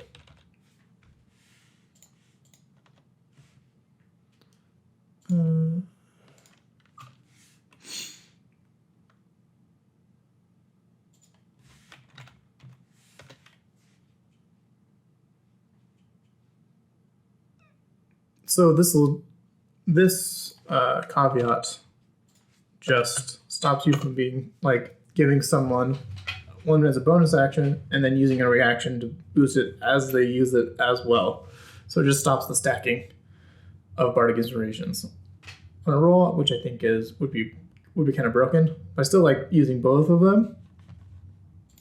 And the freshing on a long rest at level 1 is annoying, and because you have to wait until Font of Bardic Inspiration, which happens at 5th level in 5th edition and 7th level in 1 D&D.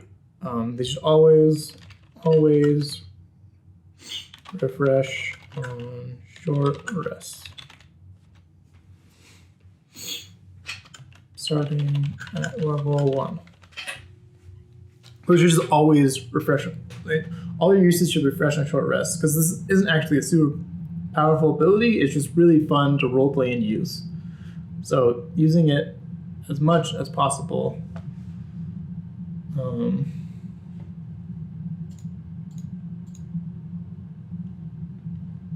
Using it as much as possible is very, very important.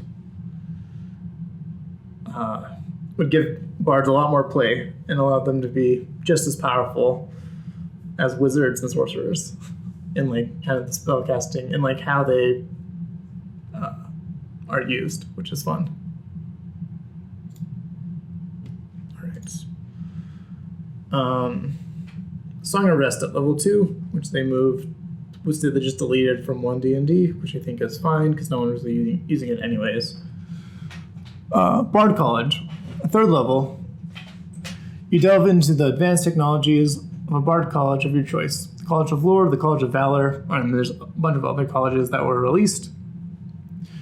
Both detailed at the end of the class description. Your choice enters features at 3rd level, 6th level, and 14th level. Great. So in 1 D&D,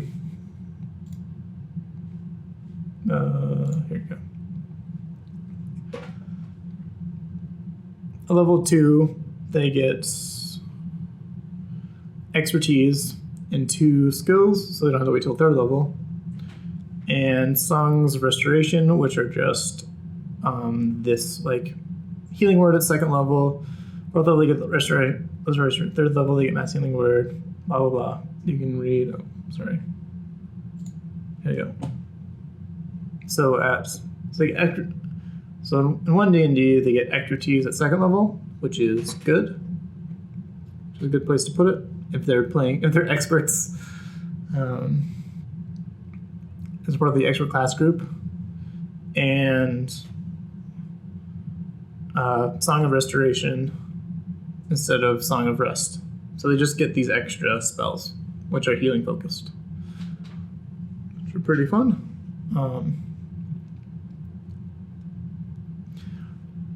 So let's talk about expertise. Choose 2 of your skill proficiencies. Skills you have proficiencies in. Your proficiency bonus is doubled for any ability check you make that uses either of the chosen proficiencies. So what this does, a level 5 is giving you an extra +3 in the ability. So you can get up to like a +10 in your charisma sort of abilities by level 5. This doesn't help. This makes the DM's life really difficult in setting difficulty classes when determining how difficult the task is. Okay. Oh god. So, go back here. No?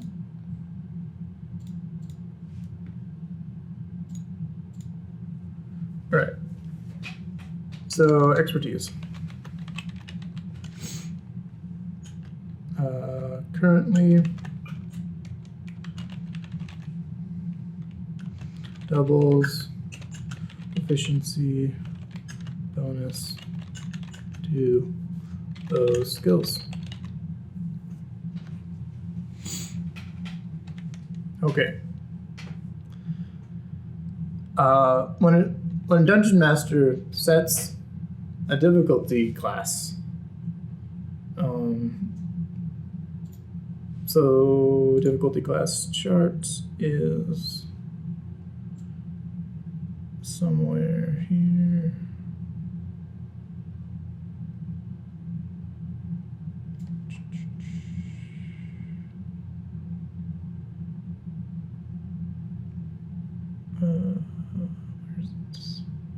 There it is. So typical difficulty class. Okay, difficulty classes, right here.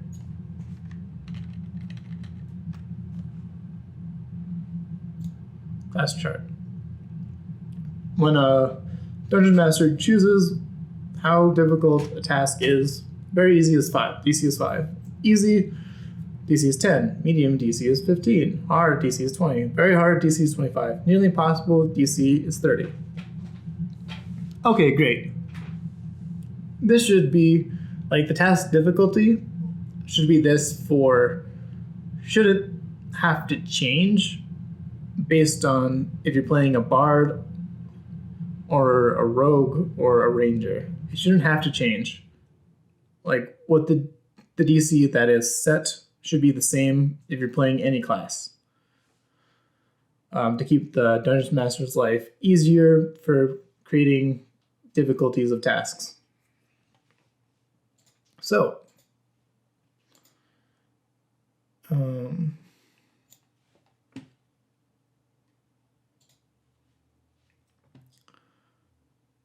when you double proficiency bonus, it breaks. This breaks bounded.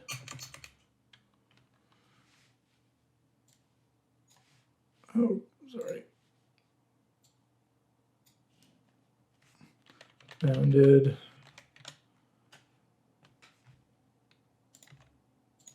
Breaks bounded accuracy.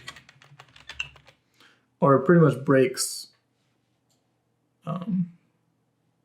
the chart.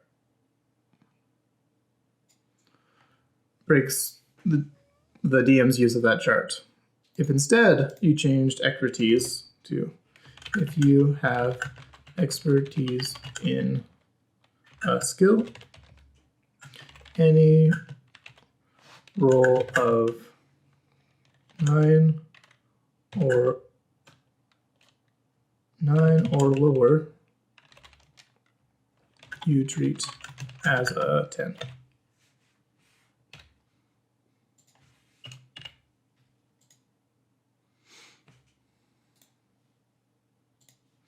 Treat as a 10.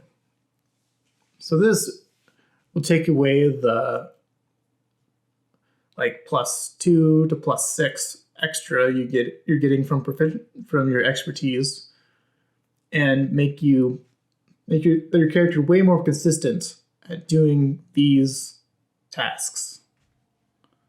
I have a whole expertise video that explains this more in depth that I'm not going to go through. I won't go through it here. I'll just link it up there somewhere. Okay. Cool. Back to...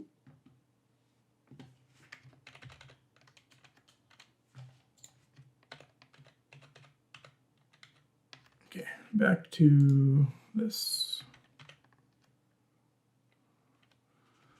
All right. They get ASIs, Font of Inspiration I've already talked about. Counter Charm was removed. What did they give them in 1D&D? They gave them...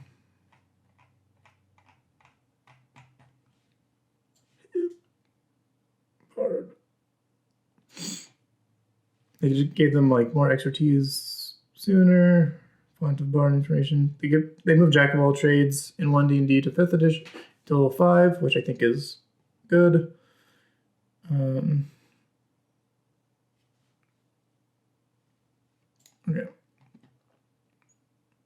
They removed Counter Charm, which is dumb. They changed magical secrets. They made it kind of... I like this magical secrets. By 10th level, you've plundered magical knowledge from a wide spectrum of disciplines. Choose 2 spells from any class, including this one. A spell you choose must be what level you can cast as shown as the Bard table, or a cantrip. The chosen spell counts as a Bard spell for you, and are included in the number of spells known column in the Bard table. You learn 2 additional spells from any class at 14th level, so you get like magical secrets at 10th, 2 magical secrets at 10th, 2 magical secrets at 14th, and 2 magical secrets at 18th. It's really fun to pick from the Paladin spell list, or the Cleric spell list, or the Warlock spell list, or the Wizard spell list, or the Cleric spell list. Kind of like flavoring the Bard as you want with your magical secrets. It's really interesting to do it that way. The new way of doing it is giving you it at level 11, and it's pretty complicated based on like... Yeah, it's pretty complicated.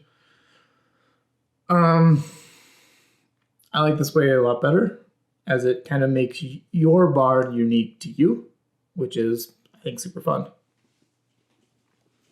So Bard colleges. I don't really have any changes I would make to the Bard colleges here. The way of a Bard is gregarious. Bards seek each other out to swap songs and stories, boast of their accomplishments, and share their knowledge. Bards form loose associations, which they call colleges, to facilitate their gatherings and preserve their traditions. And there's a bunch of different colleges here. None of which I would really change in any way. Like the way they changed College of Lore in 1 D&D is interesting. And depending on whether you like the change to magical secrets or not, is whether you like that change. But they kept it mostly the same. Most in the College of Valor kind of gets extra attack at level 6, so they're kind of a half a fighter.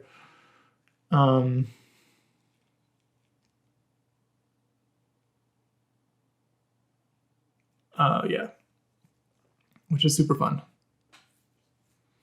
Bards are really great role-playing characters to play. Yep, play a Bard. Clerics. Arms and eyes upraised toward the sun, and a prayer on his lips. An elf begins to glow with an inner light that spills out to heal his battle-worn companions. Chanting a song of glory, a dwarf swings his axe in a wide swath to cut through the ranks of orcs arrayed against him. shouting a praise to the gods with his foe's fall, every foe's fall. Cutting down a curse upon the forces of undeath. A human lifts her holy symbol as light pours from it to drive back the zombies crowding in on her companions. Clerics are intermediaries between the mortal world and the distant planes of the gods. As varied as the gods they serve, clerics strive to embody the handiwork of their deities. No ordinary priest, a cleric is imbued with divine magic. Healers and warriors. Divine magic, as the name suggests, is the power of the gods, flowing from them into the world. Clerics are conduits for that power, manifesting it as miraculous effects. The gods don't grant this power to everyone who seeks it, but only to those chosen to fulfill a high calling. Harnessing divine magic doesn't rely on study or training. A cleric might learn formulaic prayers and ancient rites, but the ability to cast cleric spells relies on devotion and an intuitive sense of a deity's wishes. Clerics combine the helpful magic of healing and inspiring their allies with spells that harm and hinder foes. They can revoke awe and dread, lay curses of plague or poison, and even call down flames from heaven to consume their enemies. For those evildoers who benefit most from a mace to the head, clerics depend on their combat training to let them wade into melee with the power of the gods on their side. Divine agents. Not every alcoit or officiant of a temple or shrine is a cleric. Some priests are called to a simple life of temple service, carrying out their god's will through prayer and sacrifice, not by magic and strength of arms. In some cities, priesthood amounts to a political office, viewed as a stepping stone to higher positions of authority and involving no communion with a god at all. True clerics are rare in most hierarchies. When a cleric takes up an adventuring life, it is usually because his or her god demands it. Pursuing the goals of a god often involves braving dangers beyond the walls of civilization, smiting evil, or seeking holy relics in ancient tombs. Many clerics are also expected to protect their deities' worshippers, which can mean fighting rampaging orcs, negotiating peace between warring nations, or sealing a portal that would allow a demon prince to enter the world. Most adventuring clerics maintain some connection to established temples and orders of their faiths. A temple might ask for a cleric's aid, or high priest might be in a position to demand it. Creating a cleric. The most important question to consider is which deity to serve and what principles you want your character to embody. Appendix B includes lists of many of the gods of the multiverse. Check with your DM to learn which deities are in your campaign.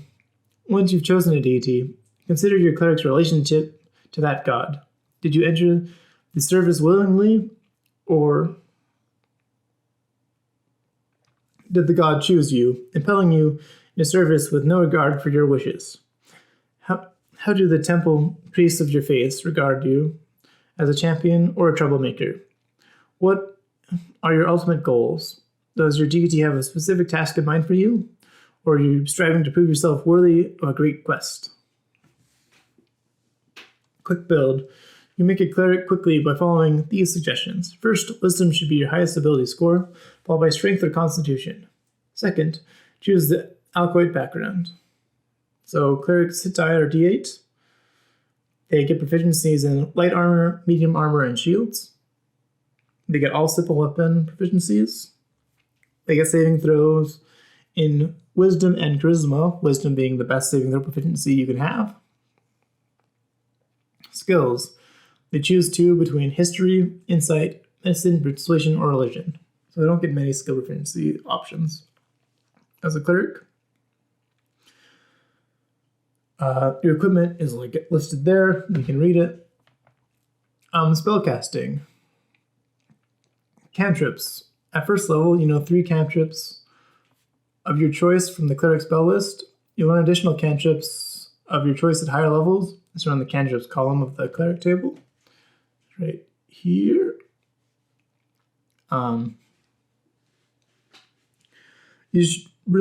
Most clerics should have like Thaumaturgy because it's fun to use.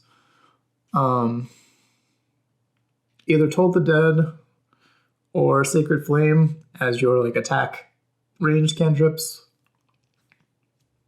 And then your third cantrip can just like kind of be whatever you would like to use. Yeah. Preparing spell lists as a cleric is pretty confusing. The cleric spell table shows how many spell slots you have, and you regain all spell slots at the end of a long rest. So, like, what you have is what you have for the day on the spell list column. You prepare the list of cleric spells that are available for you to cast, choosing from the cleric spell list. When you do so, choose a number of cleric spells equal to your wisdom modifier plus your cleric level. So at first level, you probably have, you can prepare 4 to 5 spells depending on what ability score generation method you're using. These spells must be for a level for which you have spell slots. So spells you can cast.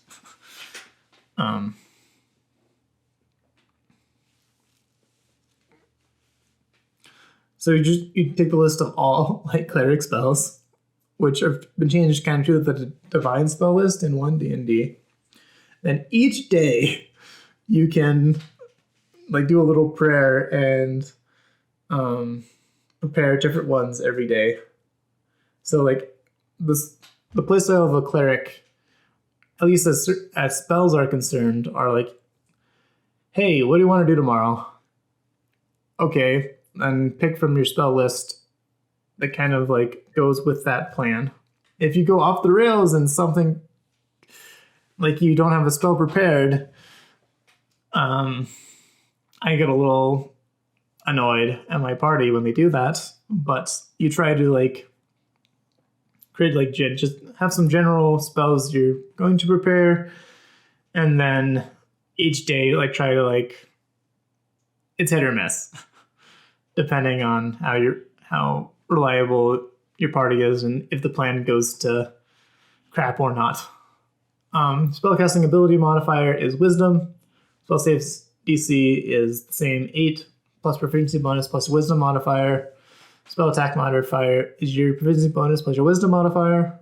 You won't be using the spell attack modifier very often to attack with spells. You get ritual casting, but you have to have that spell prepared to ritually cast it. And you can use your holy symbol as a spell focus to just ignore some components of spells, which is interesting. At first level, you get your subclass or divine domain as they are called. Each domain has a list of spells, its domain spells that you gain as the cleric at the cleric levels noted in the domain description. Once you gain a domain spell, you always have it prepared, and it doesn't count against the number of spells you can prepare each day. So you just have these as your flavor of cleric. If you have a domain spell that doesn't appear on the cleric spell list, the spell is nonetheless a cleric spell for you. So some clerics have, like the light cleric has like fireball. So like you don't use intelligence to cast fireball or charisma, you use your wisdom modifier to cast it. At second level, you get the channel divinity, which you can either use as channel divinity turn undead. Every cleric gets this. So as an action, you present your holy symbol and speak a prayer censoring the undead. The undead that you can see or hear within 30 feet of you must make a wisdom saving throw. If the creature fails its saving throw, it is turned for 1 minute or until it takes any damage. A turned creature must spend its turn trying to move as far away from you as it can, and it can't willingly move to a space within 30 feet of you. It can't take reactions. First action, it can only use a dash action to try and escape from an effect that prevents it from moving. If there's nowhere for it to move, it can use the dodge action. So it like has to run away from you until it gets hit by something. If it fails its saving throw, which is awesome. Getting ability score improvements at 4th, 8th, 12th, 16th, and 19th level. Starting at 5th level, when an undead fails its saving throw against your turn undead feature, the creature is instantly destroyed if its challenge rating is at or below a certain threshold, as shown in the Destroy Undead table, which is right here. So you can just destroy a bunch of like zombies in one fell swoop that are around you, usually just like nuke them, which is pretty cool.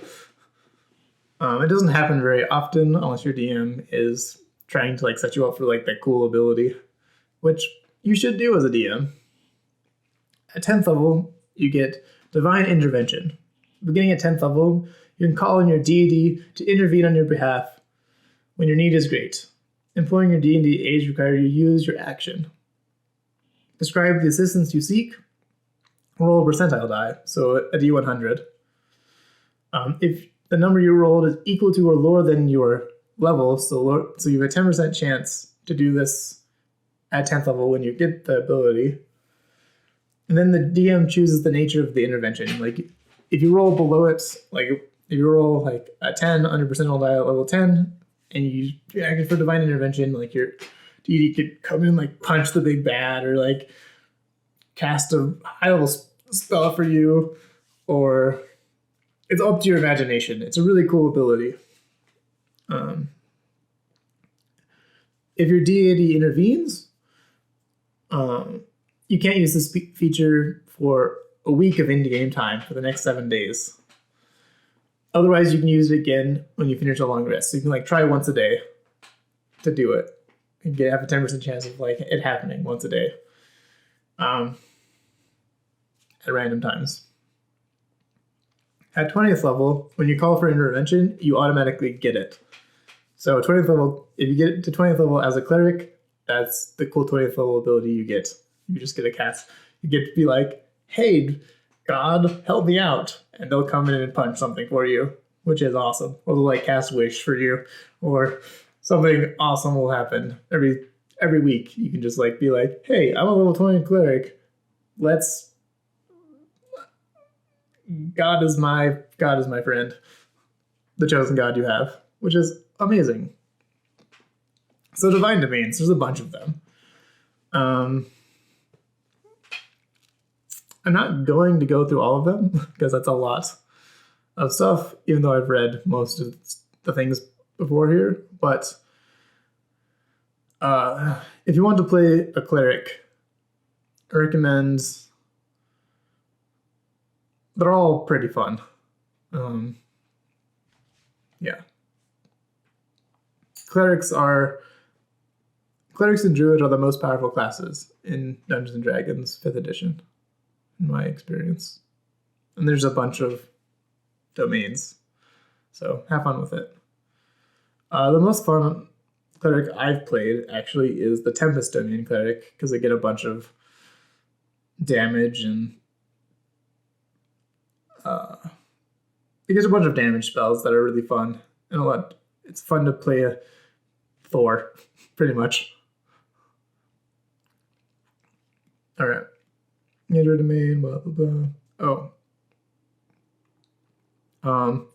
A cool trick with the trickery domain is taking Word of Radiance and then casting it from your little clone. So you can kind of use it as like an area of effect ability as a cantrip, which is pretty neat. Instead of having to have your squishy cleric like up there, like taking damage. Yeah.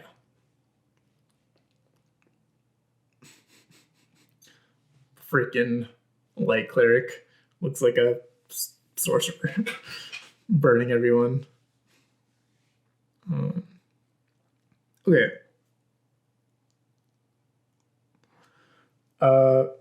Clerics also get an extra Channel Divinity at level 6, so they have 2 per short rest, and they get them back at short rest, which is great. All right. Druids. Holding high a gnarled staff wreathed with holly, an elf summons the fury of the storm and calls down explosive bolts of lightning to smite the torch-carrying orcs who threaten her forest.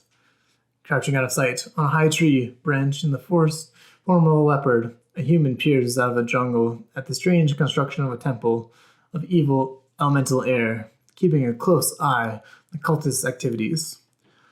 Swinging a blade formed of pure fire, a half-elf charges into a mass of skeletal soldiers, sundering the unnatural magic that gives the foul creatures the mocking semblance of life.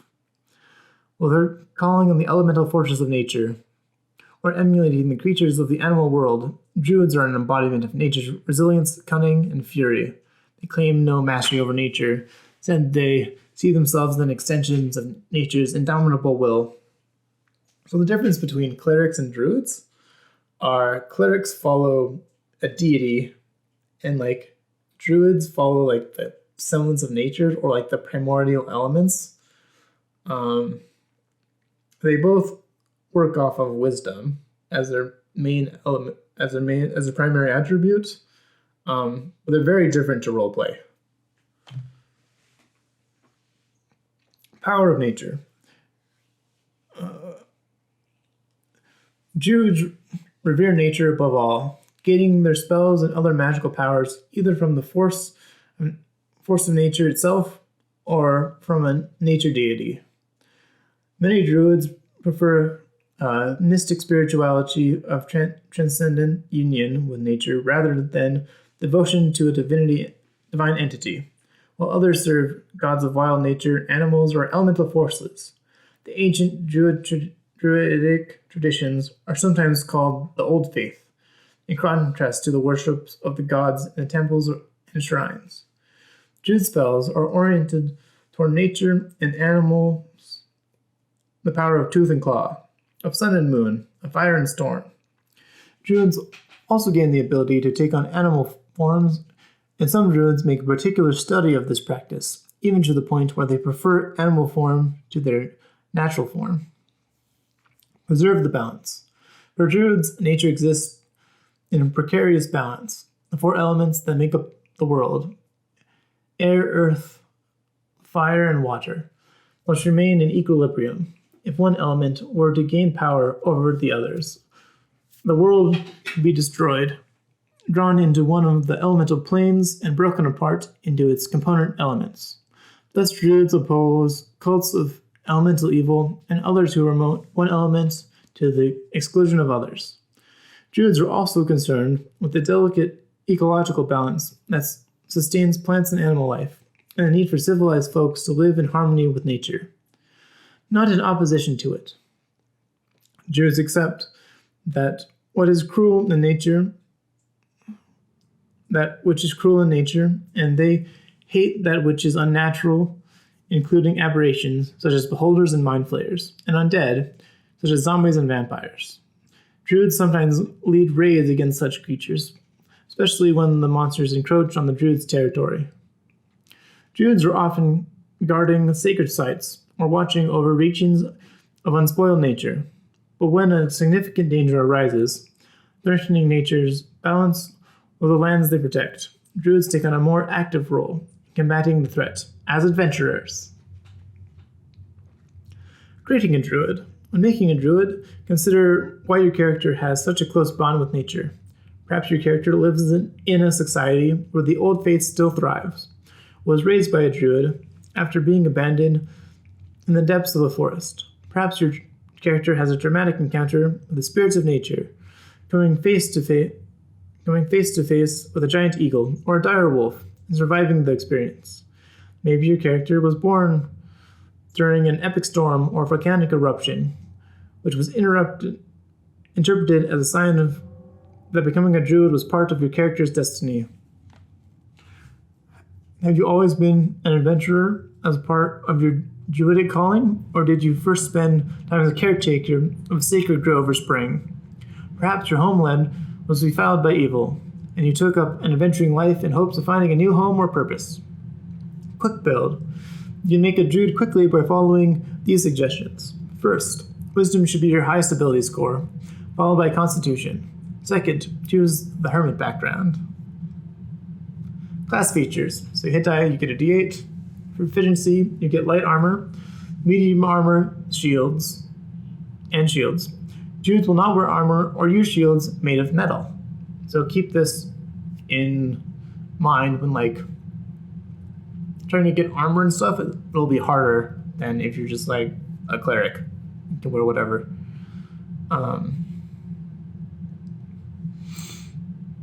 Weapons, they get clubs, daggers, darts, javelins, maces, quarterstaffs, scimitars, sickles, slings, and spears.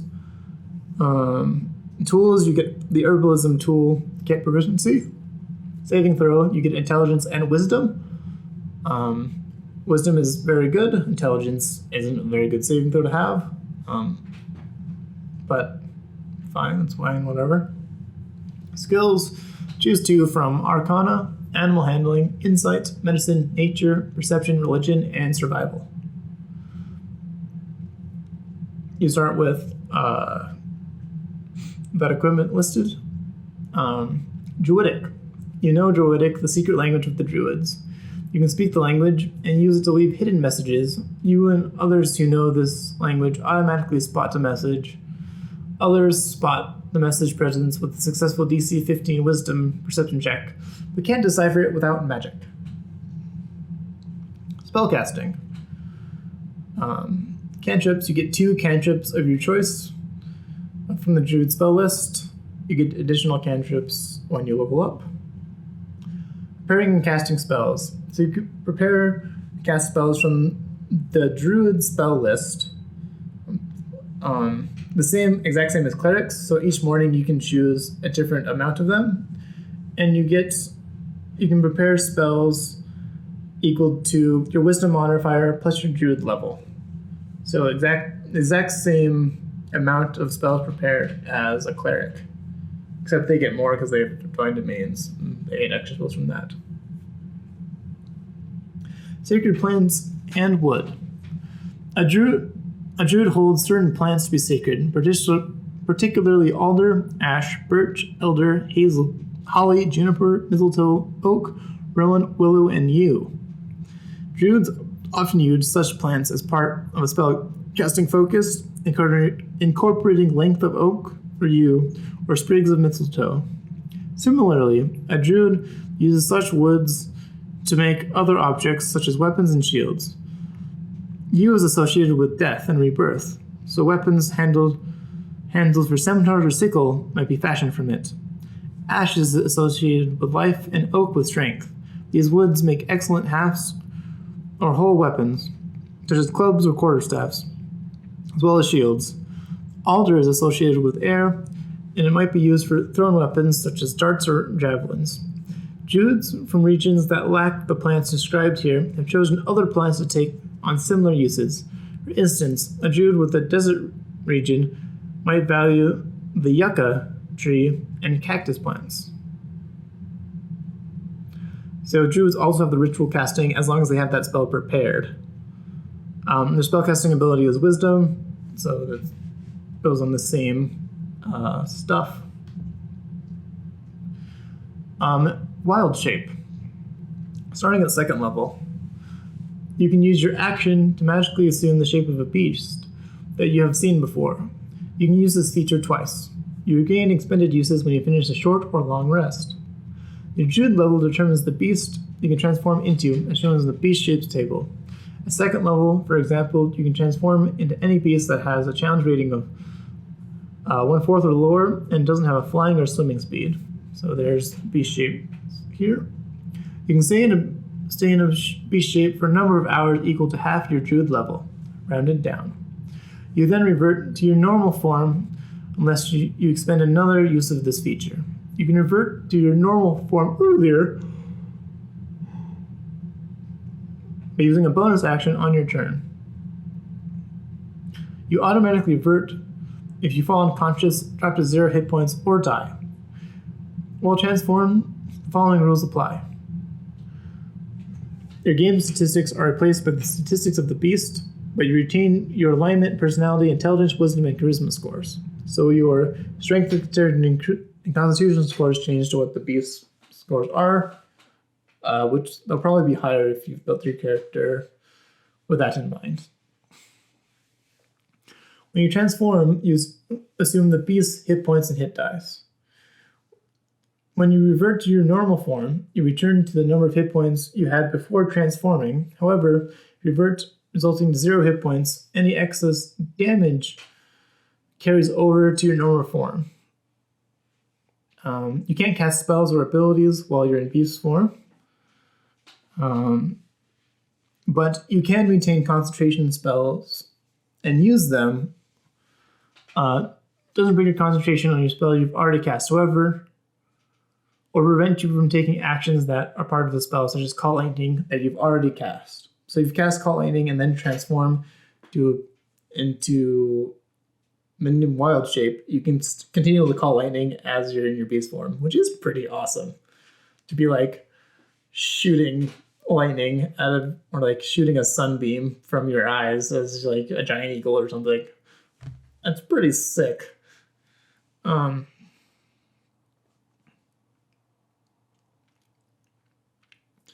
retain the benefits of any features from your class, race, or other source, and you can use them in your new form if your new form is physically capable. However, you can't use any of your special senses, such as dark vision, unless your new form also has those senses. So you can use feats while you're transformed, but you can't use like dark vision. You choose whether your equipment falls to the ground in your space, merges with your new form, or is worn by it. And the DM decides whether it's practical for your new form to like be able to wear armor and stuff. At second level, you get your subclass or Druid Circle. And then you get ability score improvement at level 4, 8, 12, 16, 19. Timeless Body. At level 18, you get Timeless Body. The primal magic that you wield causes you to age more slowly. For every 10 years that pass, your body only ages 1 year. So you get 10 times your lifespan when you hit 18th level. Beast spells. Beginning at 18th level, you can cast many of your Druid spells in any shape you assume in wild shape. You can perform the somatic and verbal components of a Druid spell while in a beast shape, but you aren't able to provide material components to spells. Arts Druid. At 20th level, you can use your wild shape an unlimited number of times. So, I think the 20th level ability should kind of be, you should kind of be able to lead up to it as a druid. So, like, the amount of wild shapes you have should equal. Okay, let's go over here. One thing I would change. Boop. So, wild shape. Wild shape uses should equal proficiency bonus for that level of druid.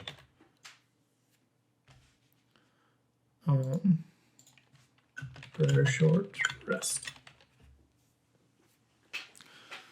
So it makes sense for wild shape charges to like scale with proficiency bonus.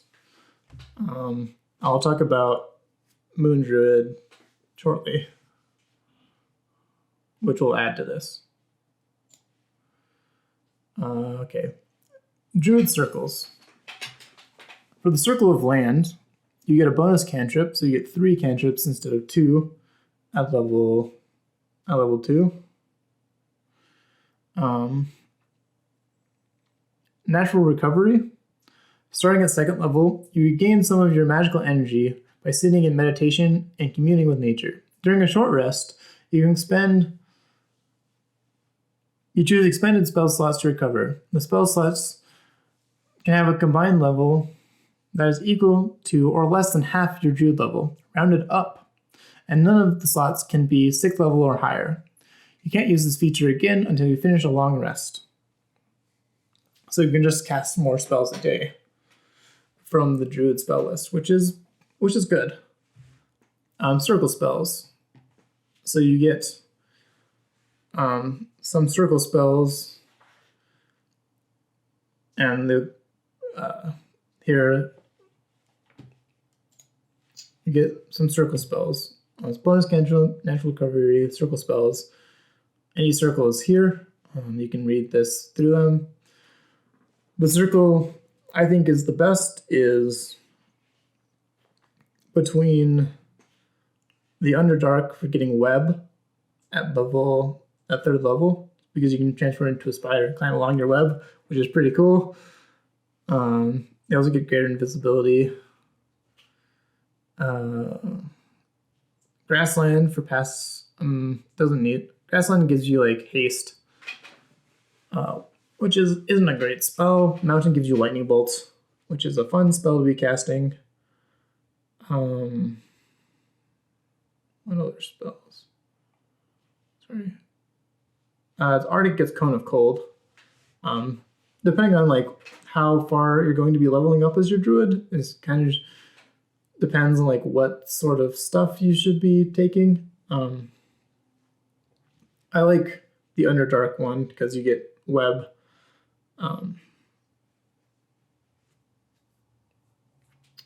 As part of it, and web's a very good spell. Landstride, starting at 6th level, moving through non-magical difficult terrain, costs you no extra movement, which is awesome. You can also pass through non-magical plants without being slowed by them and without taking damage from them. In addition, you have advantage on saving throws against plants that are magically created or manipulated to impede movement, such as those created by the Entangle spell.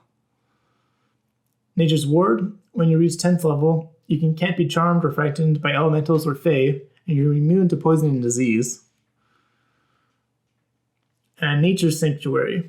When you reach 14th level, creatures of the natural world sense your connection to nature and become hesitant to attack you.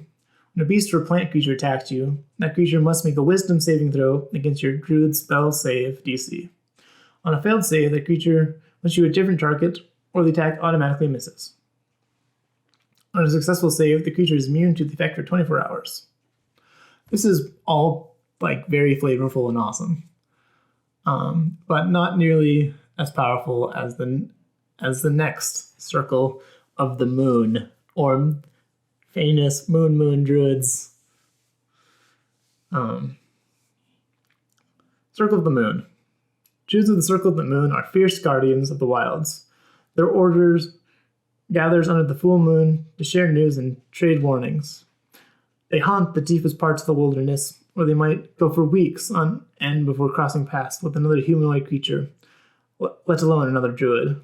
Changeable as the moon, a druid of this circle might prowl as a great cat one night, soar over the treetops as an eagle the next day, and crash through the undergrowth in bear form to drive off a trespassing monster. The wild is in the druid's blood. So level 2, you get Combat Wild Shape. You gain access the ability to use Wild Shape on your turn as a bonus action rather than an action. Additionally, while you are transformed by Wild Shape, you can use a bonus action to expend one spell slot to regain 1d8 hit points per level of the spell slot expended. So you can heal yourself in Wild Shape as well, which is pretty neat. You get Circle Forms. The rights of your circle grant you the ability to transform into a more dangerous animal forms. Starting at 2nd level, you can use your Wild Shape to transform into a beast with a challenge rating as high as 1. You ignore the maximum CR column of the beast shapes table, but must abide by the other limitations there. Starting at 6th level, you can transform into a beast with challenge rating as high as your druid level divided by 3 rounded down. So at 6th level, you can transfer into CR2 creatures, and 9th level, CR3, etc. This is the real broken ability of Moon Druids. So level 1, at level 2, you can transfer into a brown bear twice. which gives you an absurd amount of effective hit points. So you're a full caster, and you have about twice the tanking ability as Paladins and Barbarians do at that level, if we play as rules is written. A great way to nerf Moon Druids, which still allows them to have this much fun,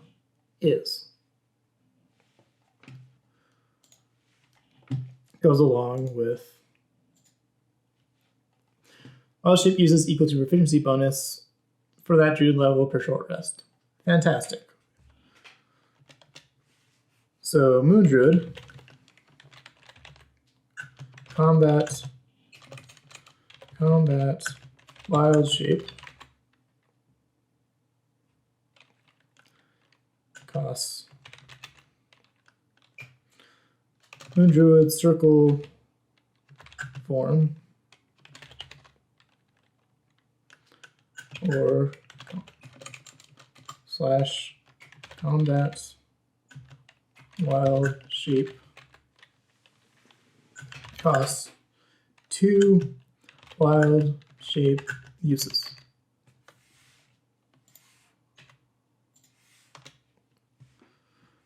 Instead of 1.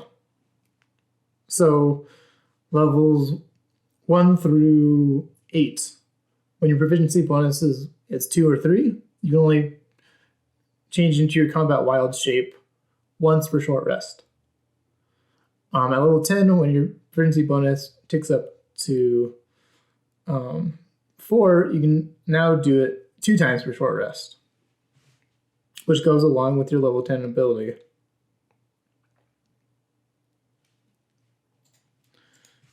Instead of just 1. Bringing Moon Druids in line with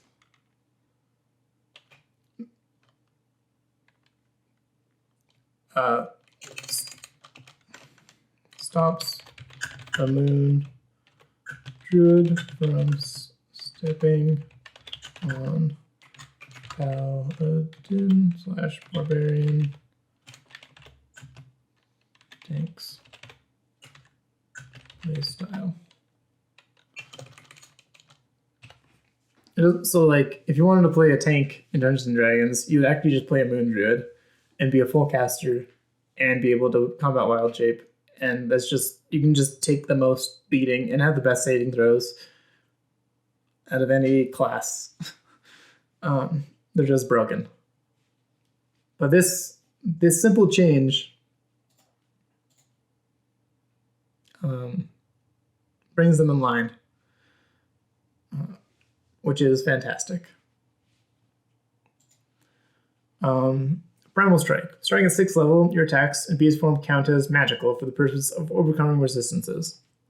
You kind of need this because most higher level monsters have resistance to non-magical physical attacks. So you just do half damage, which kind of feels bad. So just giving them this makes them magical and awesome. At 10th level, you get Elemental Wild Shape. At 10th level, you can spend 2 uses of Wild Shape at the same time to transform into an Air Elemental, an Earth Elemental, a Fire Elemental, or a Water Elemental. So we've just moved this. You can spend 2 uses of Wild Shape down to the circle forms whenever you transform into something of higher CR than the beast, than the normal beast shapes CR. You can still do this normally as a bonus action, but you can't change into your circle forms unless you expend 2 with my change.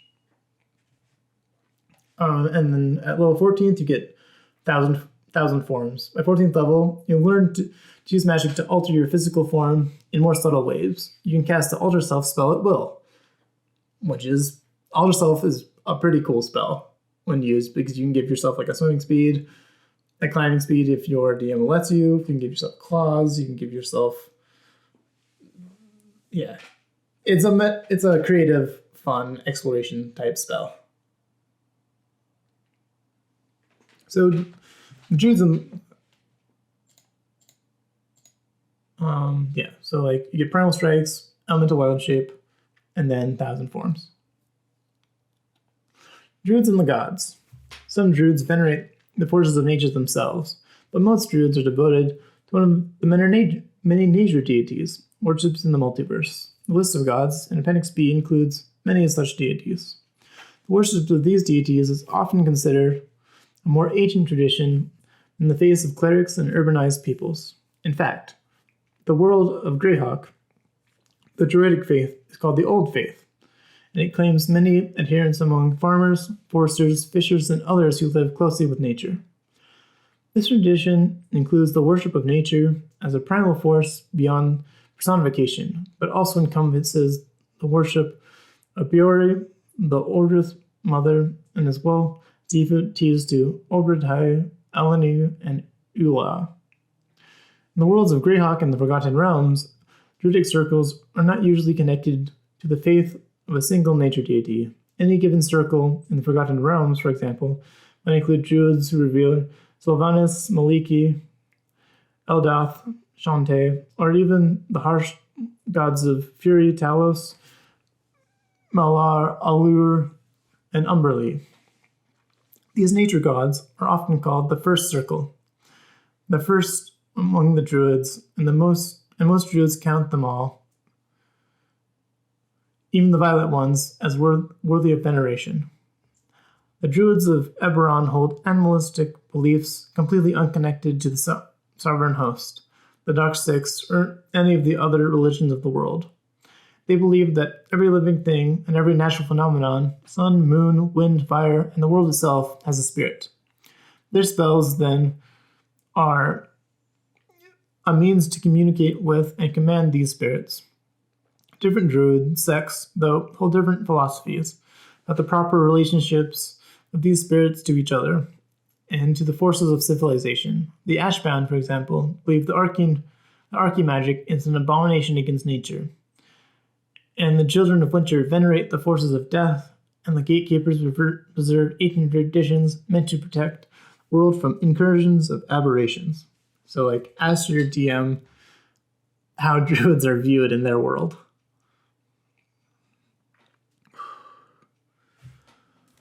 Whew. Oh man, we are 4 hours in.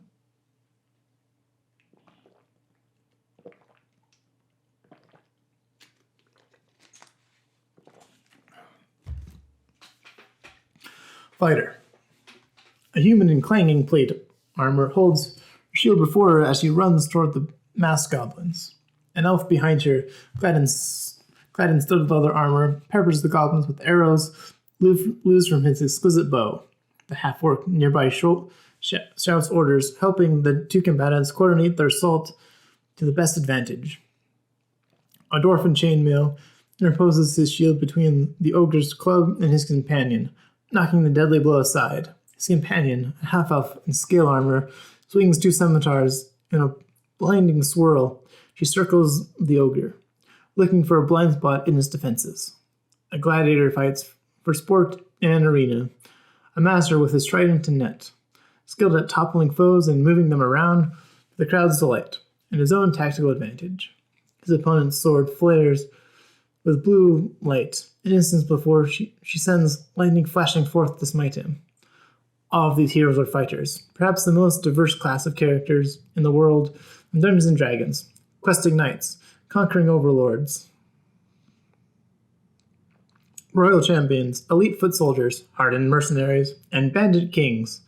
As fighters, they all share an unparalleled mastery with weapons and armor, and a thorough knowledge of skills and of combat, and they are well acquainted with death, both meting it out and staring it defiantly in the face. Well-rounded specialists. Fighters learn the basics of all combat styles. Every fighter can swing an axe, fence with a rapier, wield a longsword or greatsword, use a bow, and even trap foes in a net with some degree of skill.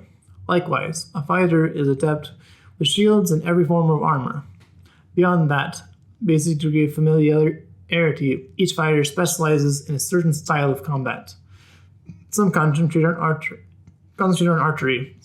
Someone fighting with 2 weapons at once. Someone augmenting their martial skills with magic. This combination of broad general ability and extensive specialization makes fighters superior combatants on battlefields and in dungeons alike. Trained for danger. Not every member of the city watch and village militia of the Queen's army is a fighter. Most of these troops are relatively untrained soldiers with only the most basic combat knowledge. Veteran soldiers, military officers, trained bodyguards, dedicated knights, and similar figures are fighters. Some fighters feel drawn to use their training as adventurers. The dungeon delving, monster slaying, and other dangerous works common among adventurers is second nature for a fighter, and not all of that they're different from the life he or she left behind. There are greater risks, perhaps, but also much greater rewards. A few fighters in the city watch have the opportunity to discover a magic flame-tongue sword, for example. 1 second. I have to go to the bathroom. Oh boy. Proud family tradition. Where did you acquire your weapons? And armor? They might have been military issue or family heirlooms, or perhaps you scrimped and saved for years to buy them. Your armaments are now among your most important possessions, the only things that stand between you and death's embrace. Quick build. You make it a fighter quickly by following these suggestions. First, make strength or dexterity your highest ability score, depending on whether you want to focus on melee weapons or on archery, finesse weapons. Your next highest score should be Constitution or Intelligence. You plan to adopt the Eldritch Knight's martial archetype. Second, choose the soldier background. So class feature, they get a D10 for hit dice. Proficiency, they get all armor and shield proficiencies. Simple weapons, they get all weapon proficiencies. Saving throws, they get strength and constitution. Both of these are constitution is fine. Strength saving throws don't happen very often. You get to choose skills. Choose between 2 skills between acrobatics, animal handling, athletics, history, insight, intimidation, perception, and survival.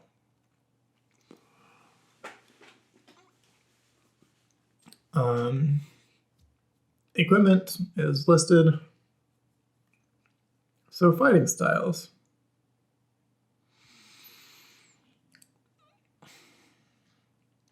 You adopt a particular fighting style as your specialty. Choose one of the following options. You can't take a fighting style option more than once, even if you later get to choose again. So archery. You get a +2 bonus to attack rolls you make with ranged weapons. This is to hit rolls. +2 is very strong here, which is amazing. Defense. Fighting style. While wearing armor, you gain a +1 to AC. Nice and simple. Dueling. While you're wielding a melee weapon in one hand and no other weapons, you gain a +2 bonus to damage roll with that weapon. So you can also do this while wielding a shield.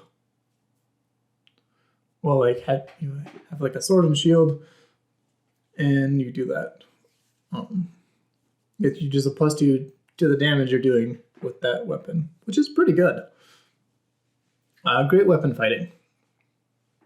When you roll a 1 or 2 on a damage die for an attack you make with a melee weapon that you were wielding with 2 hands, you can re-roll the die and must use the new roll even if the new roll is a 1 or a 2. The weapon must have the 2-handed or versatile property for you to gain this benefit. So this doesn't work on lances because they don't have either of those properties.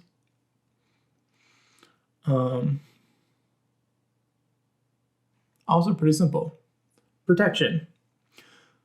Whenever a creature you can see attacks a target other than you that is within 5 feet of you, you can use your reaction to impose disadvantage on the attack roll. You must be wielding a shield.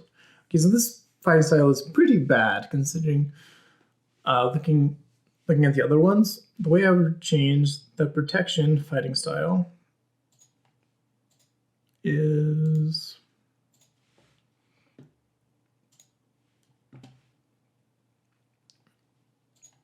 so protection fighting style.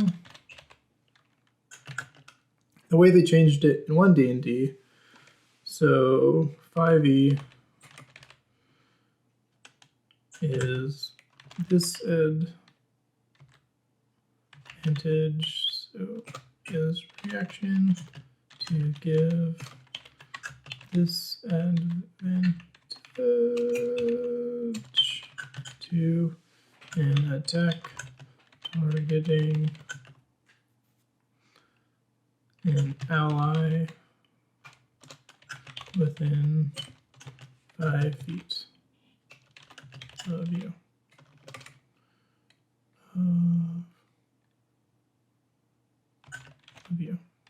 Okay, 1 D&D is reaction to give -2 to an attack that has hit an ally within 5 feet of you.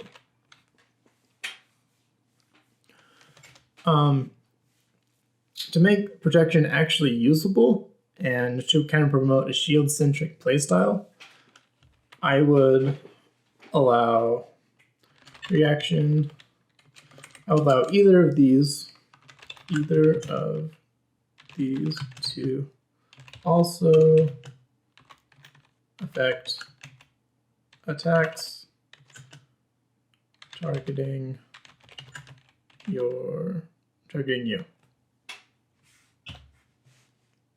Yeah.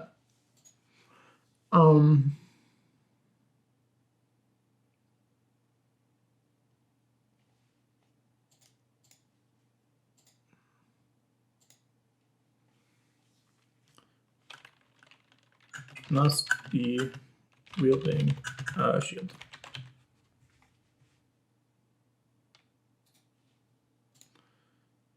These can also affect attacks targeting you.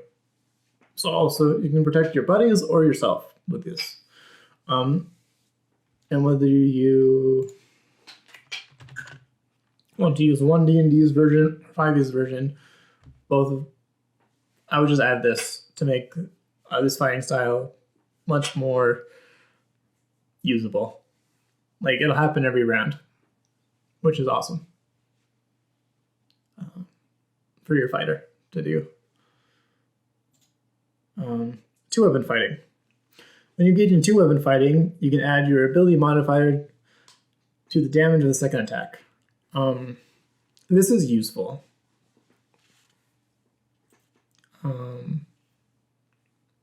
It isn't as good as dueling.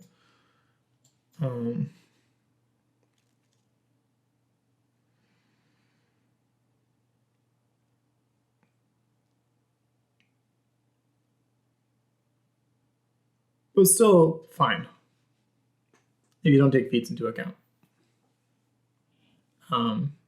Yeah. And we can switch feats over so this actually makes sense. So 2-weapon fighting, 2-weapon fighting is a reasonable fighting style. It'll add 3 to 5 damage most rounds. Second wind. You have a limited well of stamina that you can draw on to protect yourself from harm. On your turn, you can use your bonus action to gain hit points equal to 1d10 plus your fighter level. Once you use this feature, you must finish a short or long rest before you use it again. So you can be like, oh, I heal myself, which is awesome as a bonus action. On the second level, you can put yourself beyond your normal limits for a moment. On your turn, you can take 1 additional action on top of your regular action and a possible bonus action. Once you use this feature, you must finish a short or long rest before you can use it again.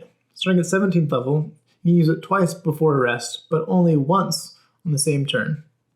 So this allows you to like attack 4 times at level 5, and action surge is one of the main reasons to go fighter, like the multi-class 2 levels into fighter as like a wizard, because you can cast like 2 spells in the same turn and do other really awesome broken things. Martial archetype. So you get your subclass at level 3. Ability score improvements. You get more than any other class because you're kind of focused on like martial feats as a fighter as well. So when you reach 4th level, 6th level, 8th level, 12th level, 14th level, 16th level, and 19th level, you get ability score increases, which is fun. Extra attack at level 5, you get to take 2 attacks whenever you take the attack action. It increases to 3 attacks whenever you take action at level 11, and 4 when you hit 20th level, which is really awesome. So you can take like 9 attacks in a round or something ridiculous. And you're attacking with your bonus action as well. Like you can go nutty with this ability, and can like comboed with action surge. Indomitable.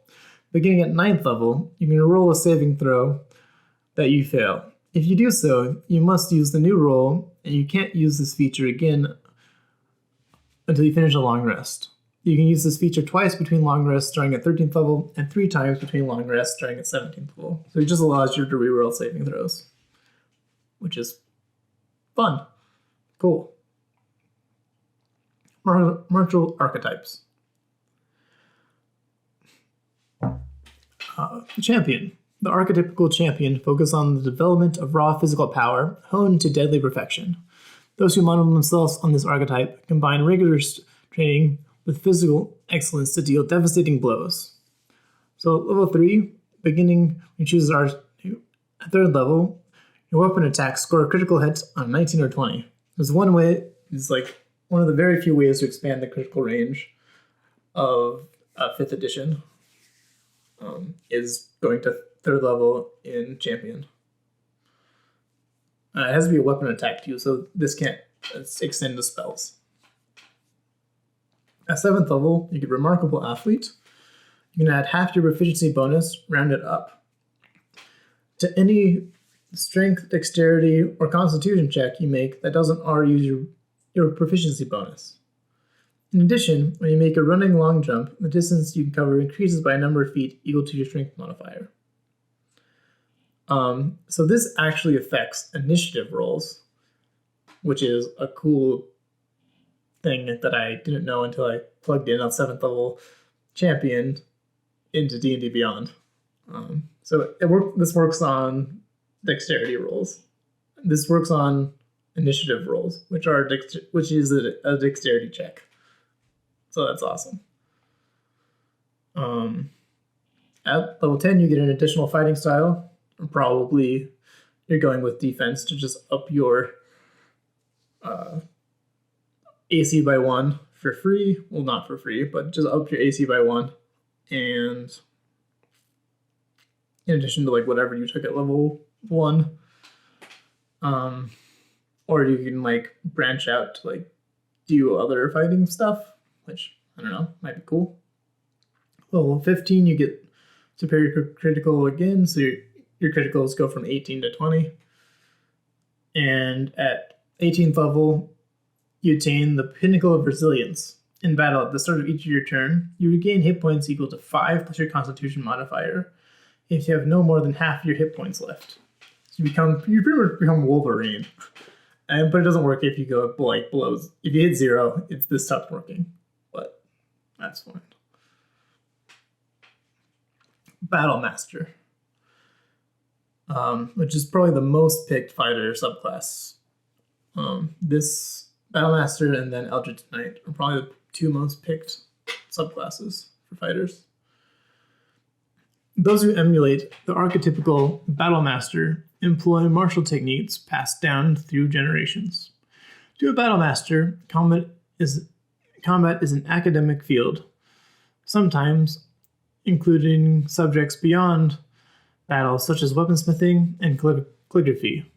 Not every fighter absorbs the lessons of history, theory, and artistry that are reflected in the Battlemaster archetype, but those who do are well-rounded fighters of great skill and knowledge. Combat superiority. When you choose this archetype at level 3, you learn maneuvers that are fueled by special dice called superiority dice. Maneuvers. You learn 3 maneuvers of your choice, which are detailed under maneuvers below. Many maneuvers enhance an attack in some way. You can use only one maneuver per attack. So you can't like stack multiple maneuvers per attack on like one attack. Learn 2 different additional maneuvers of your choice at 7th, 10th, and 15th level. Each time you learn new maneuvers, you can choose to replace one of your maneuvers that you already know. So you can just like change out kind of like how your Battlemaster plays. Superiority dice. You have 4 superiority dice starting at level 3, which are d8s. A superiority die is expended when you use it. You regain all of your expended superiority dice when you finish a short or long rest. You gain another superiority die at 7th level and 1 more at 15th level. And they'll also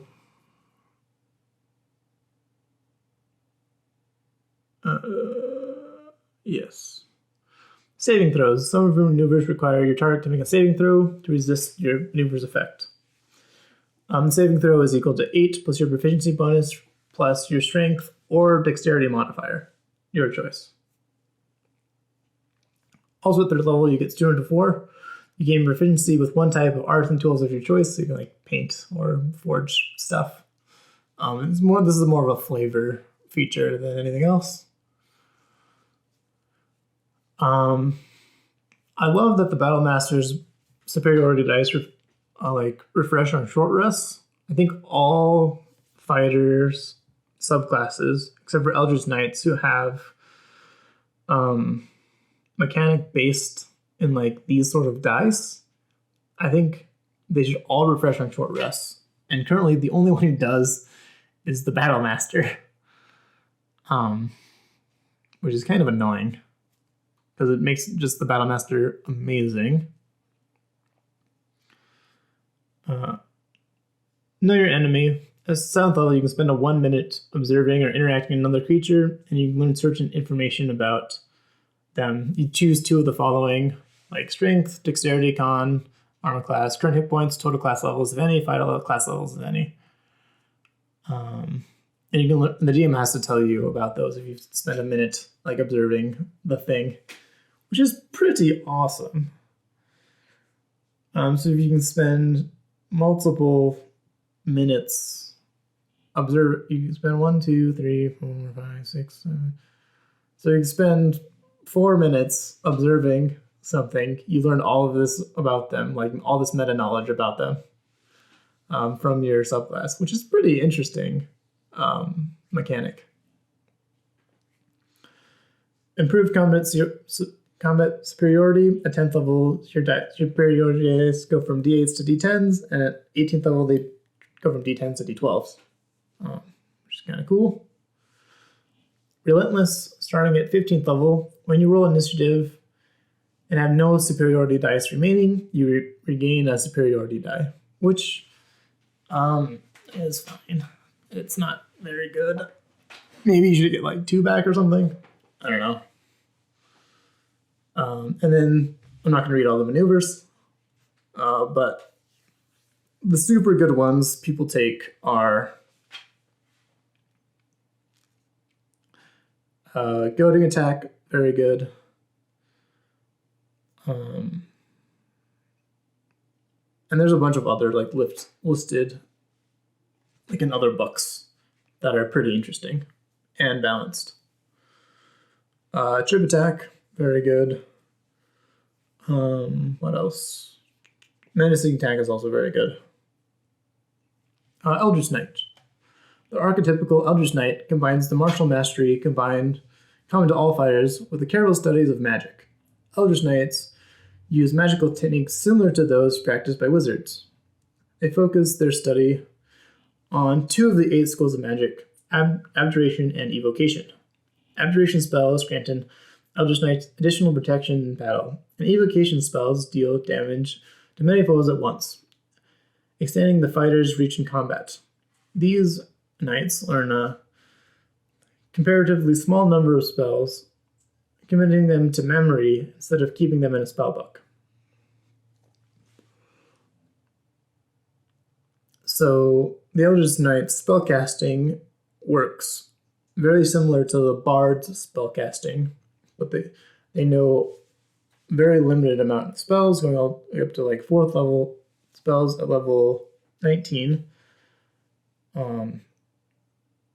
But they have to be spells known, like 2 of the spells known at 3rd level have to be, 2 of the spells have to be from Evocation and Abjuration. So one should probably be the shield spell because it's so good. And then Evocation, if you have the intelligence for it, you like go with Burning Hands or Thunder Wave or something, like a area effect blast spell, or you can go with Magic Missile, which doesn't matter what your intelligence is.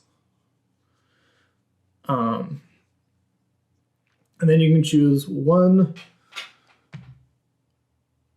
more wizard spell of your choice. So like you could learn Find Familiar, or you could learn Sleep, or you could learn do try to learn spells that don't really care about your intelligence modifier, which most like Shield and Magic Missile don't care about either of those. Don't care about your intelligence modifier to cast them. And then maybe like Expeditious Retreat, just to like get out, just like give yourself more mobility in combat would be like the 3 spells I would pick when making an Eldritch Knight at level 3. Or Find Familiar instead of Expeditious Retreat, because Find Familiar is so good. You also get 2 cantrips, so like what else?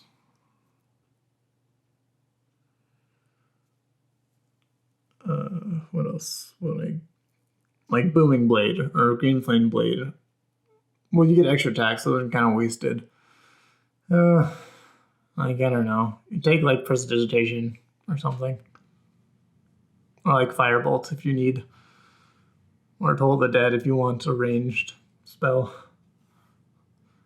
At 3rd level, you also get Weapon Bond, which is cool. You'll learn a ritual that creates a magical bond between yourself and one weapon. You perform the ritual over the course of 1 hour, which can be done during a short rest. This weapon must be within your reach throughout the ritual, at the conclusion of which you touch the weapon and forge the bond. Once you have bonded the weapon to yourself, you can't be disarmed with that weapon unless you are incapacitated if it is on the same plane of existence. You can summon the weapon as a bonus action on your turn, causing it to teleport instantly to your hand. You can have up to 2 bonded weapons, but can only summon one at a time with your bonus action. If you attempt to bond with a 3rd weapon, you must break the bond with one of the other 2. So you can like have like a great sword bonded to you, and you can also have like a throwing weapon bonded to you, like a hand axe or something. So you can, if you have a hand axe bonded to you, you can throw the hand axe, bonus action, return it to your hand, and next turn throw the hand axe, bonus action, you get it. And if someone like gets up close and personal, or like you get you're captured, you can be like, I have a great sword, and then just like start going to break out of prison because you can summon your own greatsword to you. That's pretty sick. War Magic. Beginning at 7th level, you can use your action to cast a cantrip. You can make one weapon attack as a bonus action. When you use your action to cast a cantrip, you can make one weapon attack as a bonus action. So you can like cast like Blade Armor on yourself and then attack as a bonus action. Just use your imagination and for like these combos.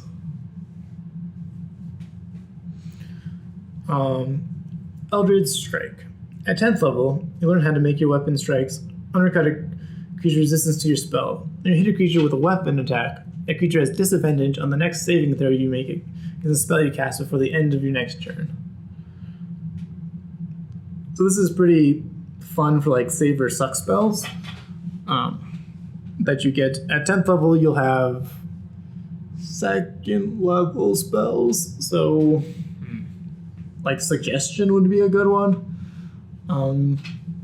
to make this on, or Charm Person, or what there's a lot of like good spells. You can think of them. That's kind of fun. 15th level, you get Arcane Charge. You gain the ability to teleport up to 30 feet to an unoccupied space you can see when you use your action surge. You can teleport before or after the additional action. So you get just like more random mobility in combat at 15th level. And at 18th level, when you use your action to cast a spell, you can make one weapon attack as a bonus action. So instead of just casting a cantrip, you can, with War Magic at level 7, you get approved War Magic. Whenever you cast any spell, you can attack with your bonus action. One weapon attack is a bonus action, which is pretty sweet. Both of those are awesome. Awesome choices. All three of those are awesome choices for the fighter in the player's handbook. Like they did a good job. All right, I'm going to pause this here and come back. Monk.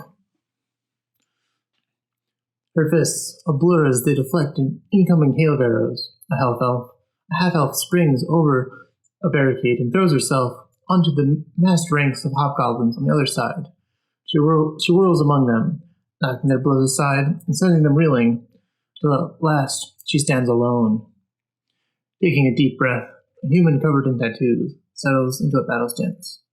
As the first charging orcs reach him, he exhales and a blast of fire roars from his mouth, engulfing his foes. Moving with the silence of the night, the black-clad halfling steps into a shadow beneath an arch and emerges from another inky shadow on a balcony a stone's throw away. She slides her blade free of its cloth-wrapped scabbard and peers through the open window at the tyrant prince, so vulnerable in the grip of sleep. Whatever their discipline, monks are united in their ability to magically harness the energy that flows in their bodies. Whether channeled as a striking display of combat prowess, or a subtler focus of defensive ability and speed, this energy infuses all that a monk does. The magic of ki. Monks make a careful study of a magical energy that most monasteries call ki. This energy is an element of magic that suffuses the multiverse, specifically the element that flows through living bodies. Monks harness this power within themselves to create magical effects and exceed their body's physical capabilities. And some of their special attacks can hinder the flow of ki in their opponents. Using this energy, monks channel uncanny speed and strength into their unarmed strikes. As they gain experience, their martial training and their mastery of ki gives them more power over their bodies and the bodies of their foes. Training and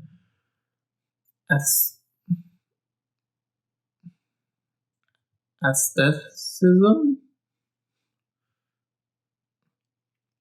Small-walled cloisters dot the landscapes of the world of D&D, tiny refuges from the flow of ordinary life, where time seems to stand still. The monks who live there seek personal perfection through contemplation and rigorous training. Many entered the monastery as children, sent to live where their parents died, when food couldn't be found to support them, or in return for some kindness that the monks have performed for their families. Some monks live entirely apart from the surrounding population, secluded from anything that might impede their spiritual progress. Others are sworn to isolation. Emerging only to serve as spies or assassins at the command of their leader, a noble patron, or some other mortal or divine power. The majority of monks don't shun their neighbors, making frequent visits to nearby towns or villages, and exchanging their service for food and other goods. As versatile warriors, monks often end up protecting their neighbors from monsters or tyrants. For a monk, becoming an adventurer means leaving a structured, communal lifestyle to become a wanderer. This can be a harsh transition. Monks don't undertake it lightly. Those who leave their cloisters take their work seriously, approaching their adventures as personal tests of their physical and spiritual growth. As a rule, monks care little for material wealth and are driven by a desire to accomplish a greater mission than merely slaying monsters and plundering their treasures. Creating a monk. As you make your monk character, think about your connection to the monastery, where you learned your skills and spent your formative years. Were you an orphan or a child left on the monastery's threshold? Did your parents promise you to the monastery in gratitude for a service performed by the monks? Did you enter this secluded life to hide from a crime you committed?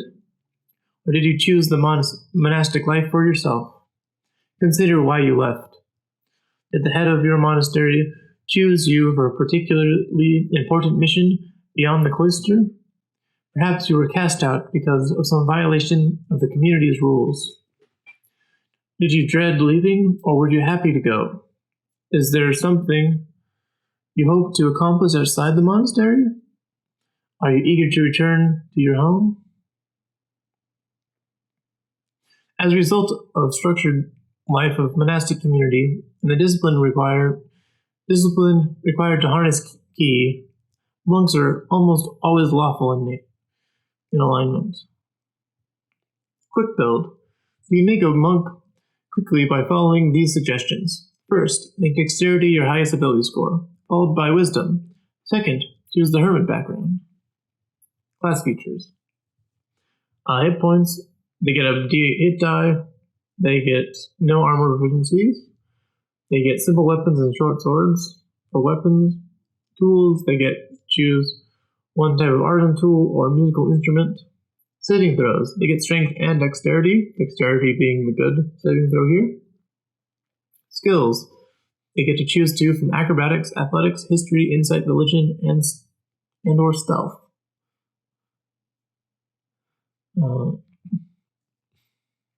So first level, all monks get unarmored defense. Beginning at first level, while you're wearing no armor and not wielding a shield, your AC equals 10 plus your dexterity modifier plus your wisdom modifier. At first level, you get martial arts. Your practice of martial arts give you mastery of combat styles that use unarmed strikes and monk weapons, which are short swords and any simple melee weapon that don't have two-handed or heavy property. You gain the following benefits while you are unarmed or wielding only monk weapons, and you aren't wearing armor or wielding a shield. You can use dexterity instead of strength for your attack and damage rolls of your unarmed strikes and monk weapons. You can roll a d4 in place of the normal damage of your unarmed strikes or monk weapons. This die changes as you gain monk levels, as shown in the martial arts column of the monk table. When using the attack action of an unarmed strike or monk weapon on your turn, you can make one unarmed strike as a bonus action. For example, if you take the attack action and attack with the quarterstaff, you can make an unarmed strike as a bonus action, assuming you haven't already taken a bonus action this turn.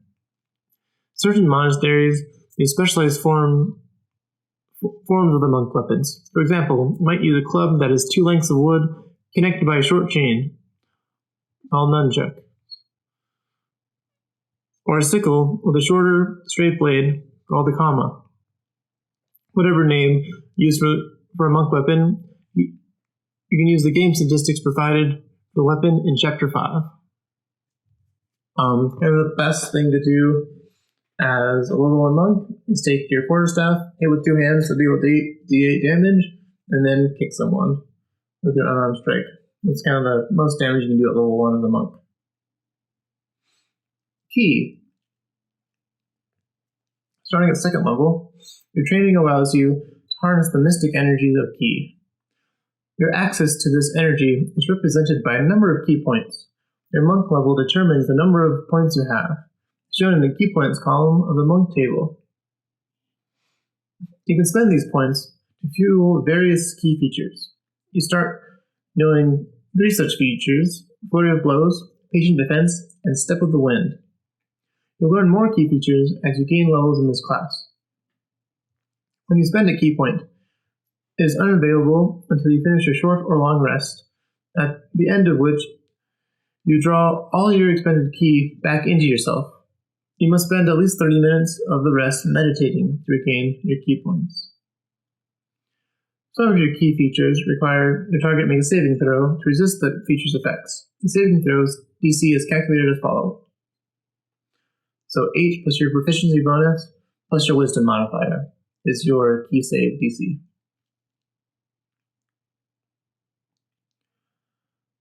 Flurry of Blows. Immediately after you take the attack action on your turn, you can spend 1 key point to make 2 unarmed strike as a bonus action instead of just 1.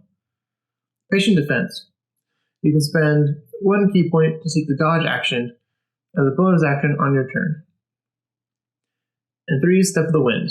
You can spend 1 key point to take the disengage or dash action as a bonus action on your turn, and your jump distance is doubled for the turn.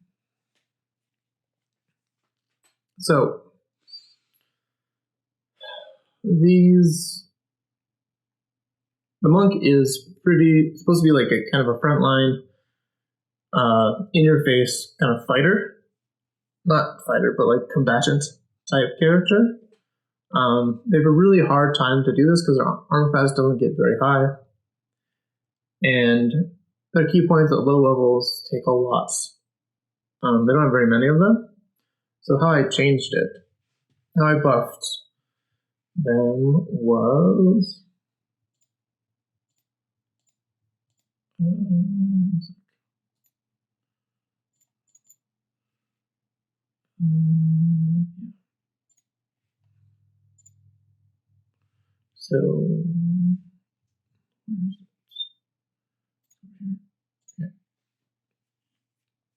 So monk key points scaling. So monk key points scaling, they should get, instead of right now they get 1 per level. Yeah, they get 1 each level. So 5e equals 1 per level. Very short rest. Cool. I think the scaling should go with so it should still refresh on short rests, but they should get double efficiency modifier key points per short rest.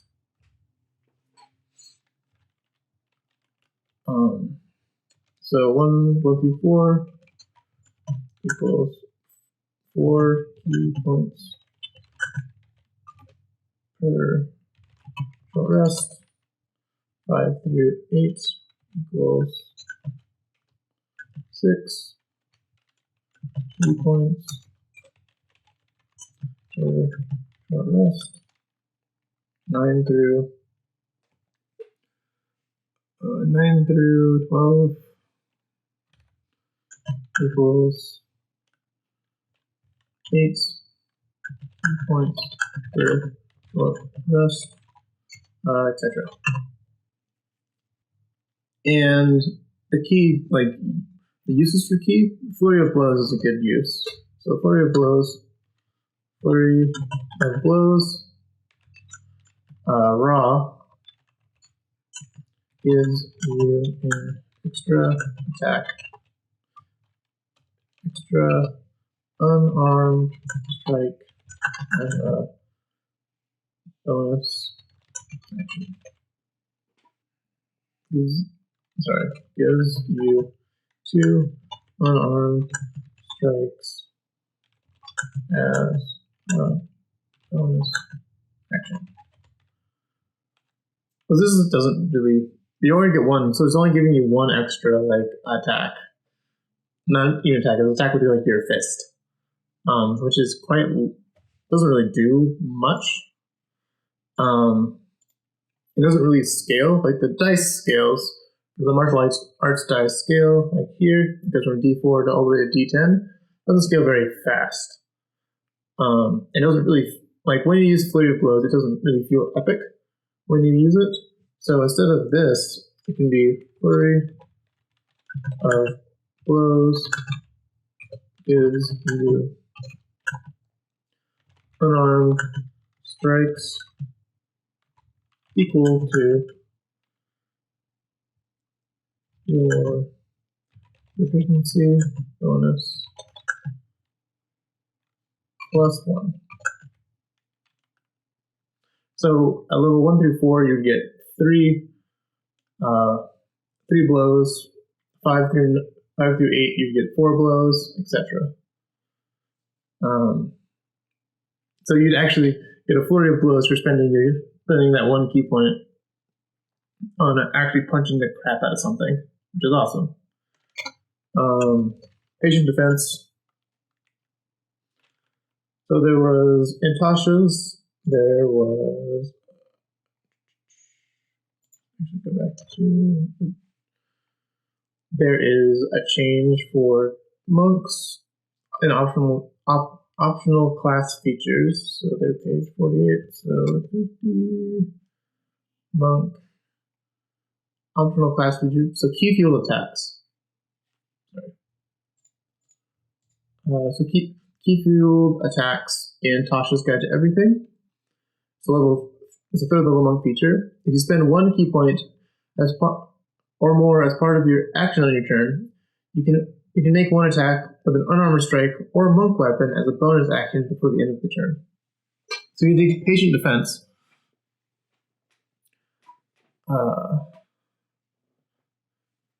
It can give you an attack with your bonus action as well. Just on top, so you're not losing out on like possible damage when you're spending that key point.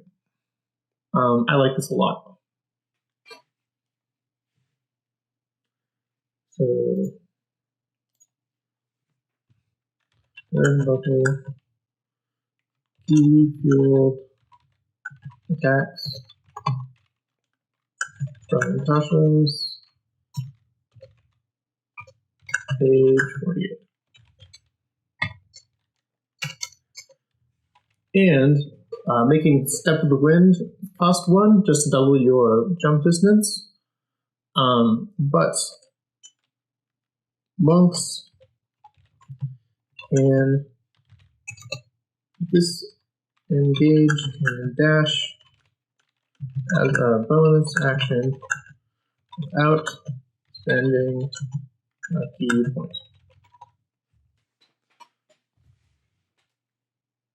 So just, of course, spend it Step of the Wind to get a bonus action attack during one of those disengages or dashes with key fuel attacks, but you can still disengage and dash without spending key points because I think that just makes sense. It puts them in more in line with the cunning action of the rogue,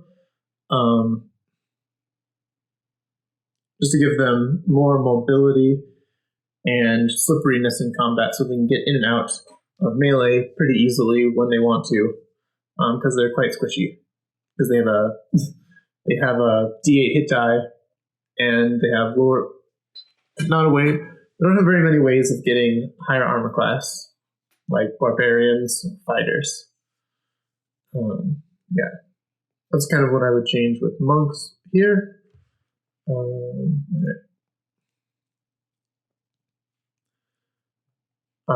Next, unarmored movement. Starting at 2nd level, your speed increases by 10 feet when you're not wearing armor or wielding a shield. And this bonus increases when you reach certain monk levels on the table. At 9th level, you gain the ability to move along vertical surfaces and across liquid on your turn without falling during the move.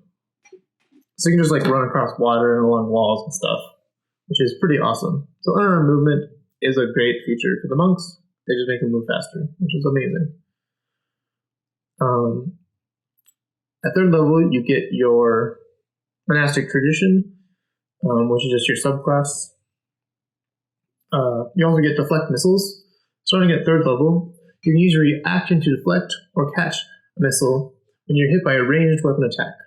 When you do so, the damage you take from the attack is reduced by 1d10 plus your dexterity modifier plus your monk level. If you reduce the damage to 0, you can catch the missile if it is small enough for you to hold in one hand and you have at least one hand free. If you catch a missile in this way, you can spend 1 key point to make a ranged attack with a weapon or piece of ammunition you just cut, as part of the same reaction. Make this attack with proficiency, regardless of your weapon proficiencies, and the missile counts as a monk weapon for the attack. So this is a super fun ability, also known as part of the saying, shoot your monks, because them getting to use this reaction is really fun. These like really fun, some cinematic combat scenarios. 4th level, you get 4th, 8th, 12th, 16th, and 19th. You get ability score increases like everyone else. And at 4th level, you get slow fall. Beginning at 4th level, you can use your reaction when you fall to reduce any falling damage you take by an amount equal to 5 times your monk level. So at this point, when you fall, you can reduce falling damage by 20. So you have to fall a long way to take damage, which is really awesome. 5th level, you get extra attack. And at 5th level, you get stunning strike. You can interfere with the flow of ki in an opponent's body. When you hit another creature with a melee weapon attack, you can spend 1 key point to attempt a stunning strike. The target must succeed on a Constitution saving throw or be stunned until the end of your next turn. Most people and DMs bellyache about this with monks of like higher level because they get like 20 points. So they like keep like really high amount of key points per short rest. That's another reason. Stunning strikes without, I think this is a good ability, and can definitely like end combats and like really mess with people. But it's single target, so it's not like a fireball, and it just really hurts to like when someone hits your boss monster with it. But just give them high Constitution save, and if it lands on them, great. The monk is playing their character well. If it doesn't, they used a key point for nothing. And it's like really saber suck sort of ability. But that's why lowering the amount of key points monks get at higher levels per short rest over here.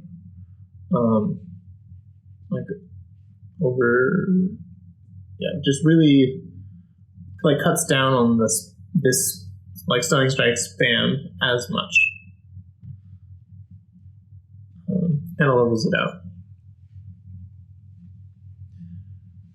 So key and power strikes, starting at 6th level, your unarmed strikes count as magical for the purpose of overcoming resistances and immunities to non-magical attacks and damage. So like most monsters have some resistance or immunity to physical attacks, and this just helps overcome it. Just to make 6th level monks actually do damage to those monsters. Evasion at level 7. Your instinctive agility lets you dodge out of the way of certain area effects, such as Blue Dragon's Lightning Breath or a Fireball spell. When you are subject to an effect that allows you to make a dexterity saving throw to take only half damage, you instead take no damage if you succeed on the saving throw, and only half damage if you fail. So evasion just like makes your dexterity saving throws even better. It's a fun thing. Starting at 7th level, you can use your action to end one effect on yourself that is causing you to be charmed or frightened. So they have control over their own mind, and they can just like spend an action to not be charmed or frightened, which is pretty awesome. It doesn't come into play very often, but when it does, it's really helpful. At 10th level, make a period of body. Your mastery of ki flowing through you makes you immune to disease and poisons. And poison, which is a pretty awesome. It's not powerful, but it's like a fun flavor.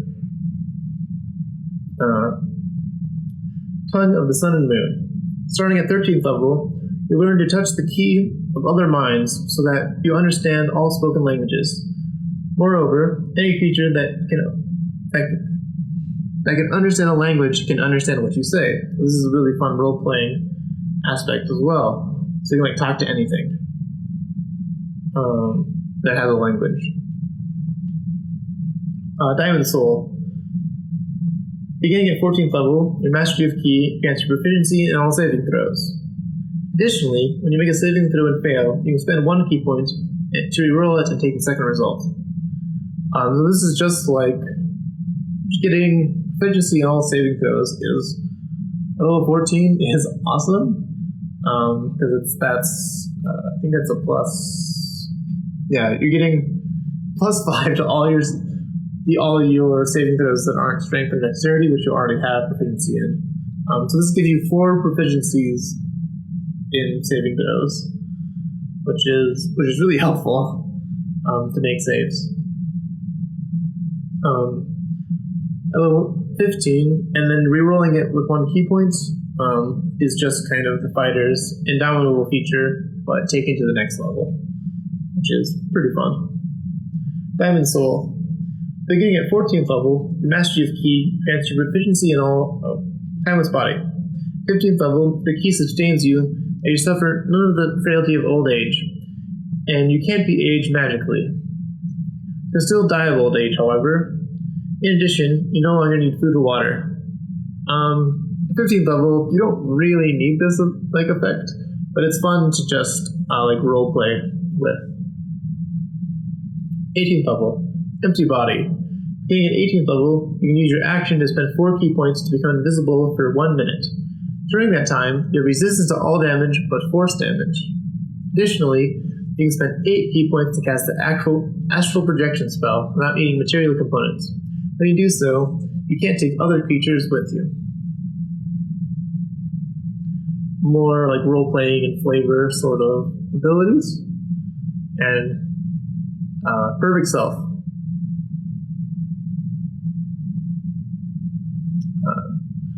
At 20th level, when you roll for initiative and have no key points remaining, you regain 4 key points. The Perfect Self is better when we use by fixed key point scaling, because instead of getting 4 out of 20, you're getting 4 out of 10 back when you don't have any key points remaining and you roll initiative. Playing at 20th level doesn't happen very often, so I wouldn't really worry about it.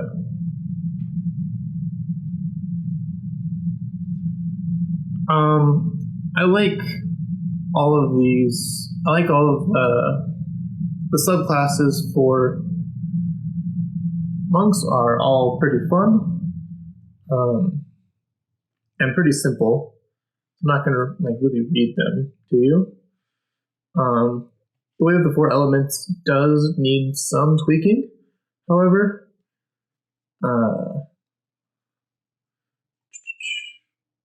How would I do that?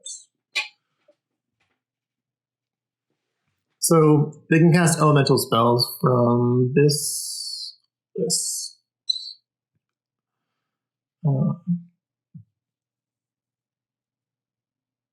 So they always get elemental attunements.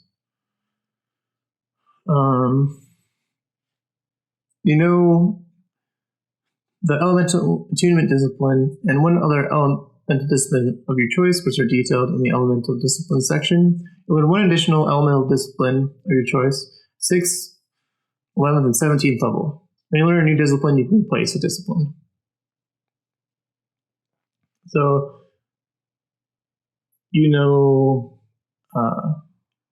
so elemental attunement, you use your action to briefly control the elements around you. It's kind of like prestidigitation. And then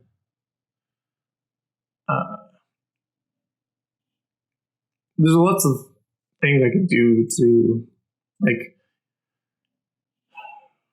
if one of your players plans to play this on a high-level monk, I trust that you're able to balance it yourself. I would just, if you're going to be using my key point scaling, I would just kind of lower the cost of spells.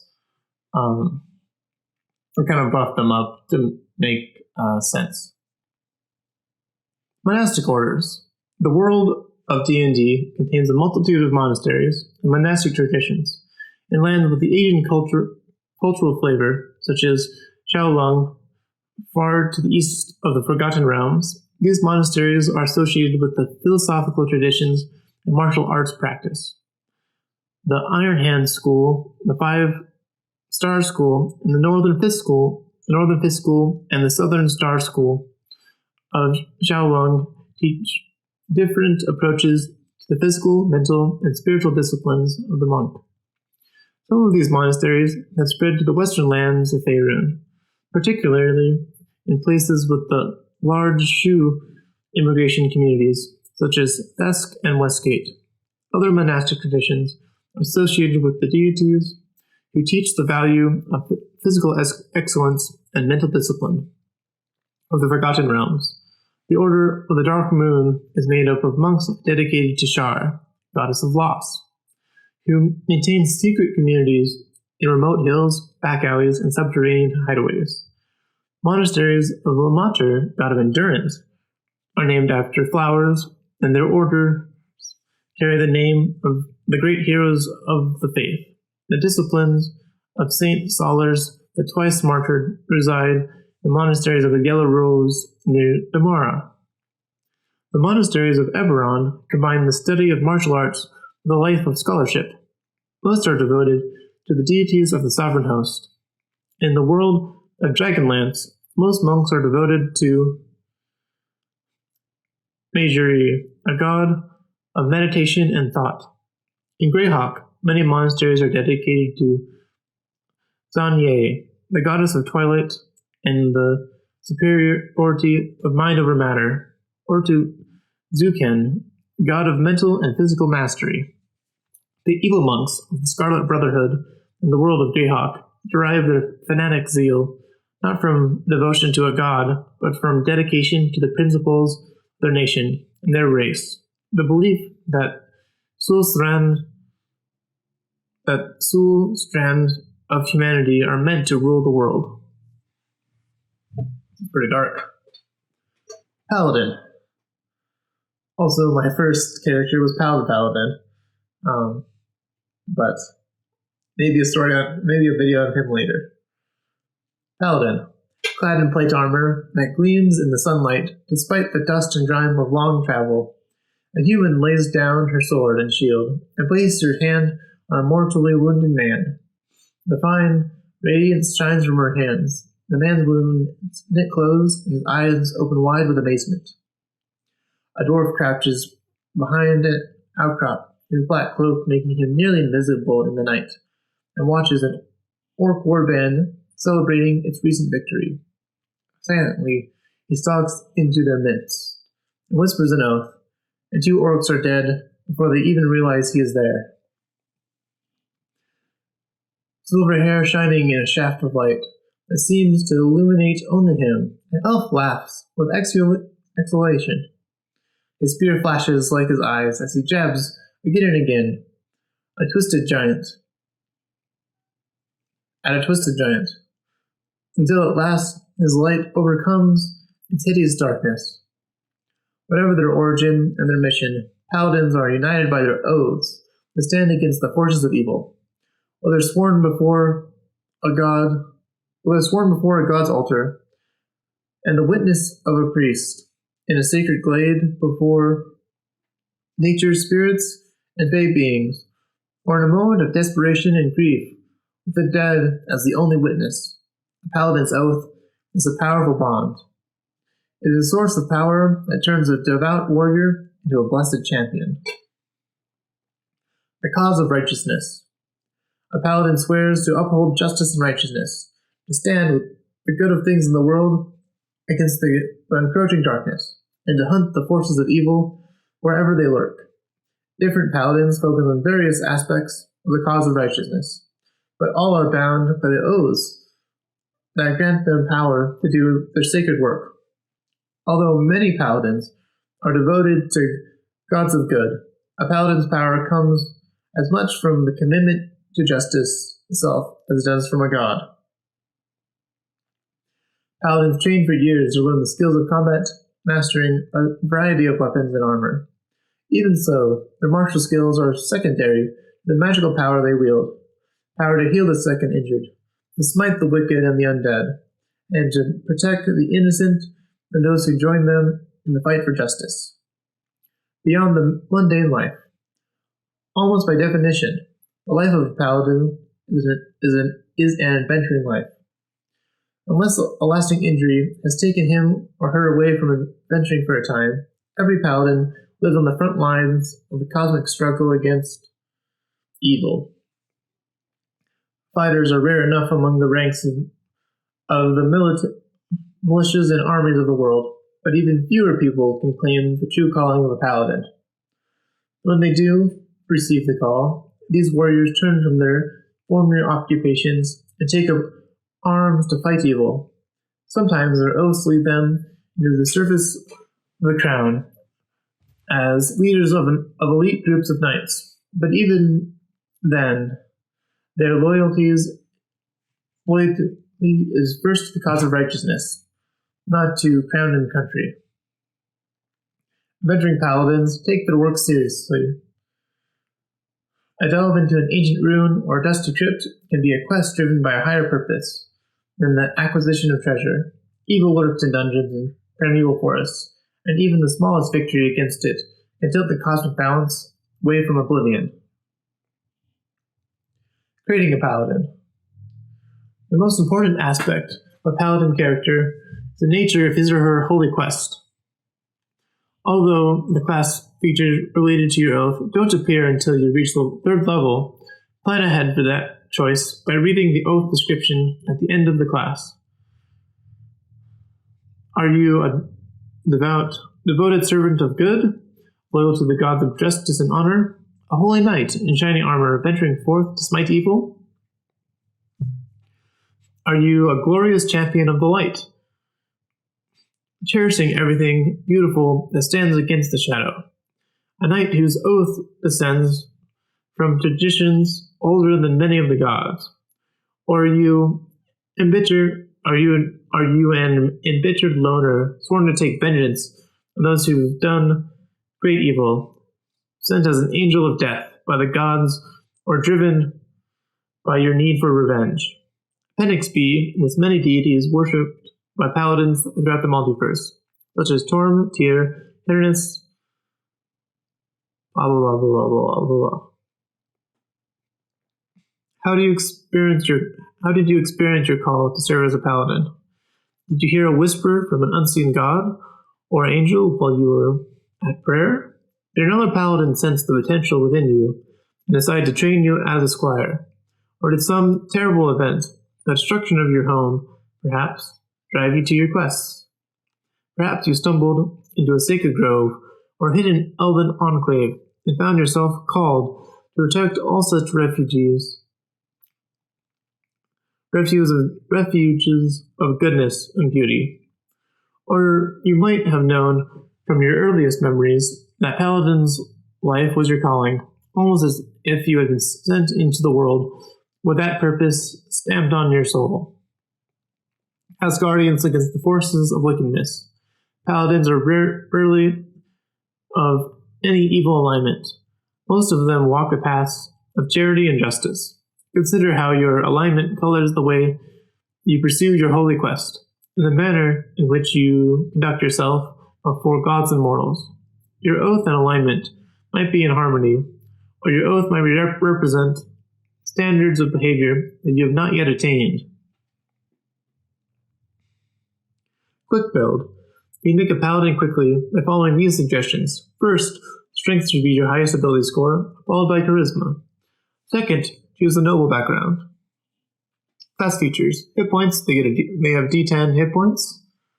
Proficiencies, they get all armor and shields. Weapons, they get all weapon proficiencies.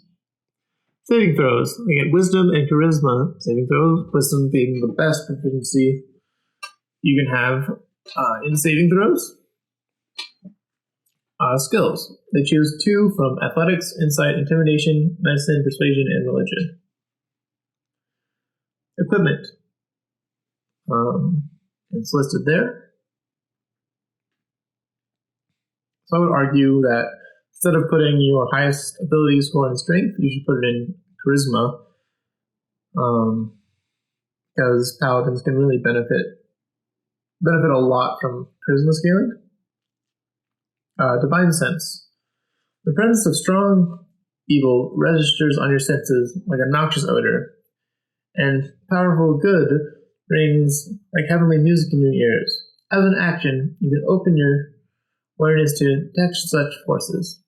Until the end of your next turn, you know the location of any celestial, fiend, or undead within 60 feet of you that is not behind total cover. You know the type, celestial, fiend, or undead, of any being whose presence you sense, but not its identity. Example, the vampire, Count Strahd on Zarovich, for instance. Within the same radius, you also detect the presence of any place or object that has been consecrated or desecrated, as with the Hallow spell. You can use this feature a number of times equal to 1 plus your Charisma modifier. When you finish a long rest, you can regain all expended uses. This is one reason to invest in Charisma first and Strength second. Strength/Dexterity second. This isn't a super useful ability, but it is flavorful for the Paladin. Lay on Hands. Your Blessed Touch can heal wounds. You have a pool of healing power that replenishes when you take a long rest. With that pool, you can store a number of hit points equal to your Paladin level times 5. As an action, you can touch a creature and draw power from the pool to restore a number of hit points to that creature up to the maximum remaining in your pool. Alternatively, you can spend 5 hit points from your pool of healing to cure the target of one disease or neutralize the poison affecting it. You can cure multiple diseases and neutralize multiple poisons with a single use of Lay on Hands, expending hit points separately for each one. This feature has no effect on undead and constructs. So you can just boop someone for 1 point and slow drip them, or put all 25 into someone at level 5 as a big heal. That takes your action, and you need to touch them.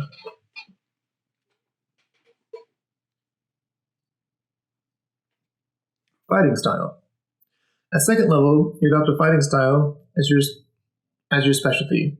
Choose one of the following options. You can't take a fighting style option more than once, even if you later get to choose again. So these are just the fighting styles from the fighter, but there's less of them. They don't get access to Paladins don't get access to archery, but they get access to defense, dueling, great weapon fighting, and protection. So again, I think protection should be changed to this.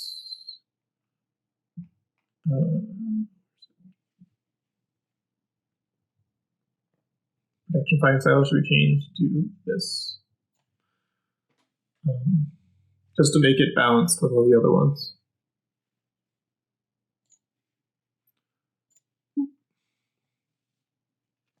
Spellcasting.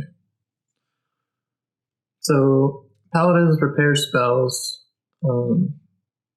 just like Clerics. Each day they can look at their Paladin spell list and pick and choose which ones they want to have memorized and prepared for that day.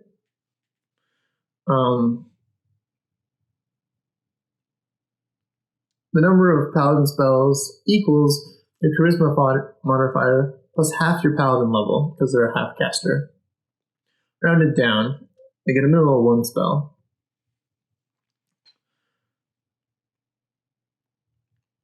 So with a charisma of 16, you would get to prepare four spells each day from the Paladin spell list,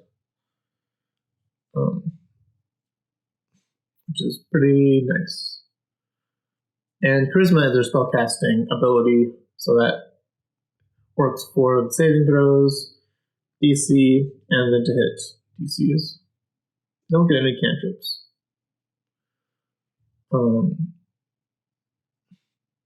At second level, Paladins get Divine Smite.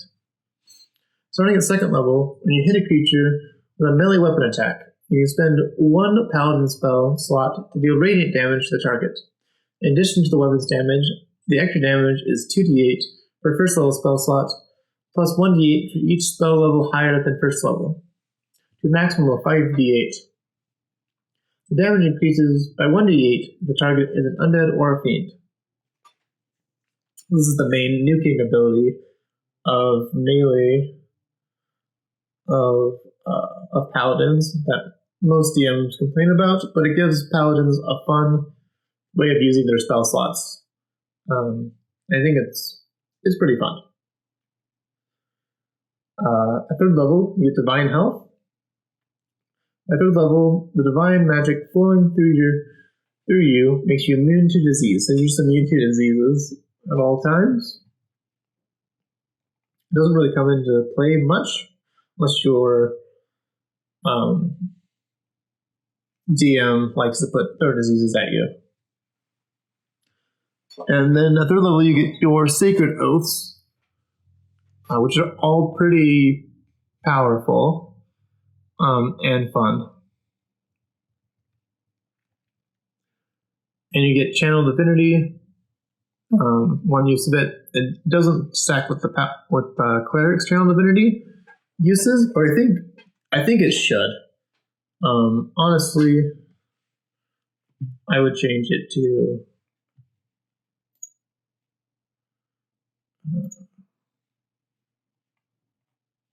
so change Channel Divinity uses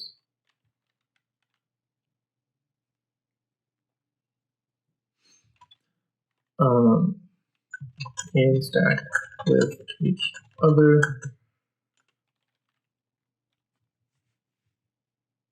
Uses from Paladin and Cleric stack with each other. So level 2, Cleric 1 use. Level 3, Paladin 1 use. And level 6, Cleric 2 uses. So if you're a level 6 Cleric plus level 3 Paladin, you would get 3 Channel Divinity uses for short rest. Because Paladin and Cleric don't really stack.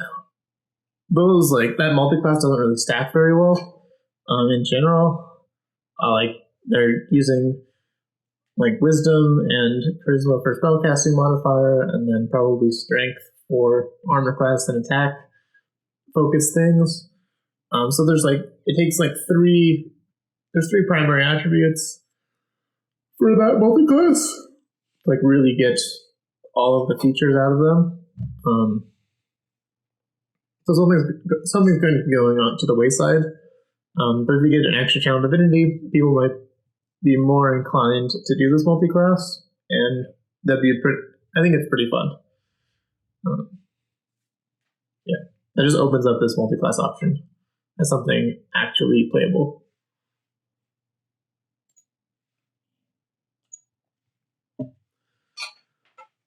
Okay, they get ability score improvements. Level 5, they get extra attack.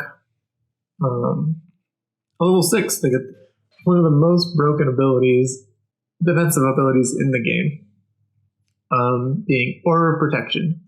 Starting at 6th level, whenever you or a friendly creature within 10 feet of you must make a saving throw, the creature gains a bonus to the saving throw equal to your Charisma modifier with a minimum bonus of +1. You must be conscious to grant this bonus. Level 18, the range increases to 30 feet. So, if at level 6, you probably have a Charisma of 18, so you have a Charisma modifier of +4. If anyone in your party, at all times, as long as you're not asleep, is standing within 10 feet of you, they get +4 to all saving throws. That is crazy. Crazy powerful.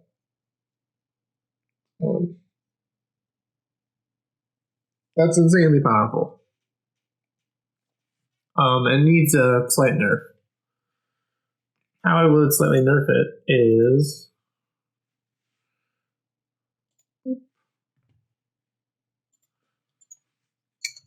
So Aura of Protection, nerf.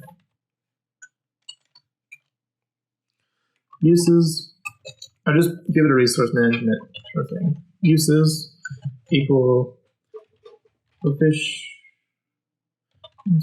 bonus per long rest. And then you can activate your Aura of Protection as a bonus action. Activate. As a bonus action, and it lasts for 10 minutes.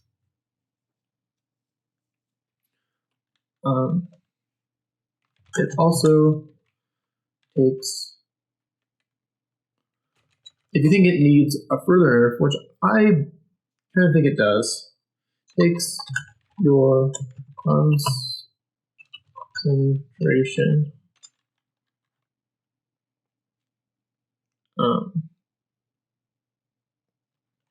it'll also take concentration.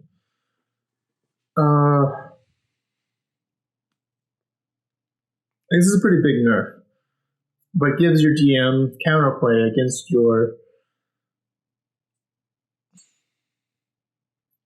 it. It also and to think before you turn it on. Is this worth turning on? Probably, because it's so powerful. But if you find that it taking concentration is too much of a nerf, you can just remove the need for concentration if you see fit in your games.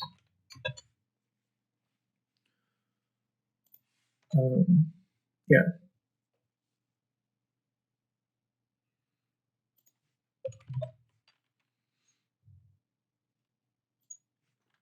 So, yeah, this is the kind of nerf I would use Art Protection, because people forget about it a bunch. So if it's an active ability, your party will stop forgetting that they have it, and you can have some fun role-playing moments and drama associated with you using your Aura of Protection.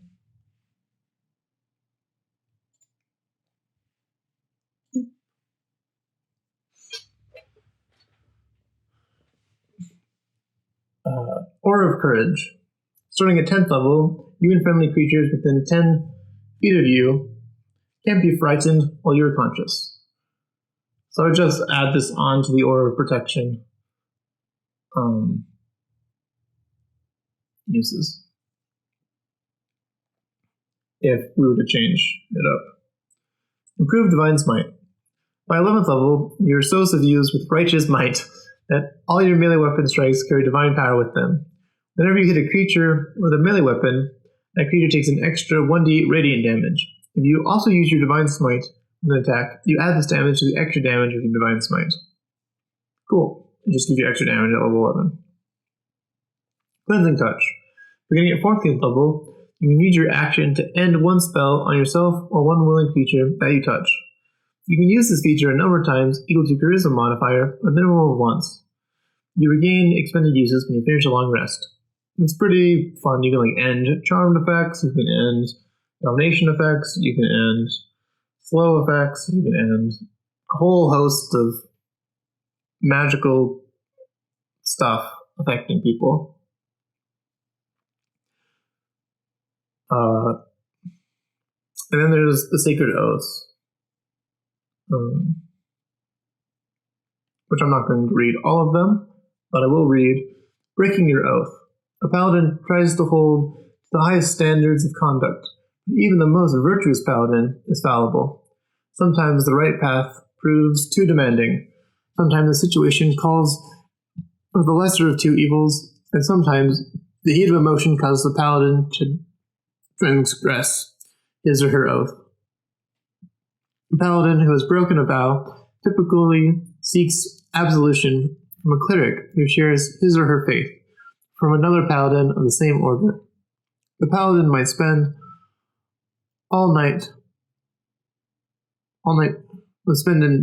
an all-night vigil in prayer as a sign of penance, or undertake a fast, a similar act of self-denial. After a rite of confession and forgiveness, the paladin starts fresh. If a paladin willfully violates his or her oath, shows no sign of repentance, the consequences can be more serious. At the DM's discretion, an infident paladin might be forced to abandon this class or adopt another, perhaps take the Oathbreaker Paladin option that appears in the Dungeon Master's Guide, which is like the evil paladin stuff. All the paladin oaths are pretty balanced and fun, depending on what you want to be doing.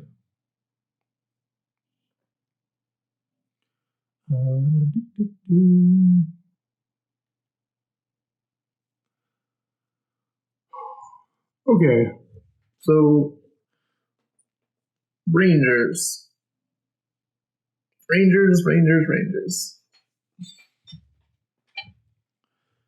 We'll be looking at one D&D's kind of update to Rangers to get their class abilities and class features. Ranger. Rough and wild-looking, a human stalks alone through the shadows of trees, hunting the orcs he knows are planning a raid on a nearby farm. Clutching a short sword in each hand, he becomes a whirlwind of steel, cutting down one enemy after another.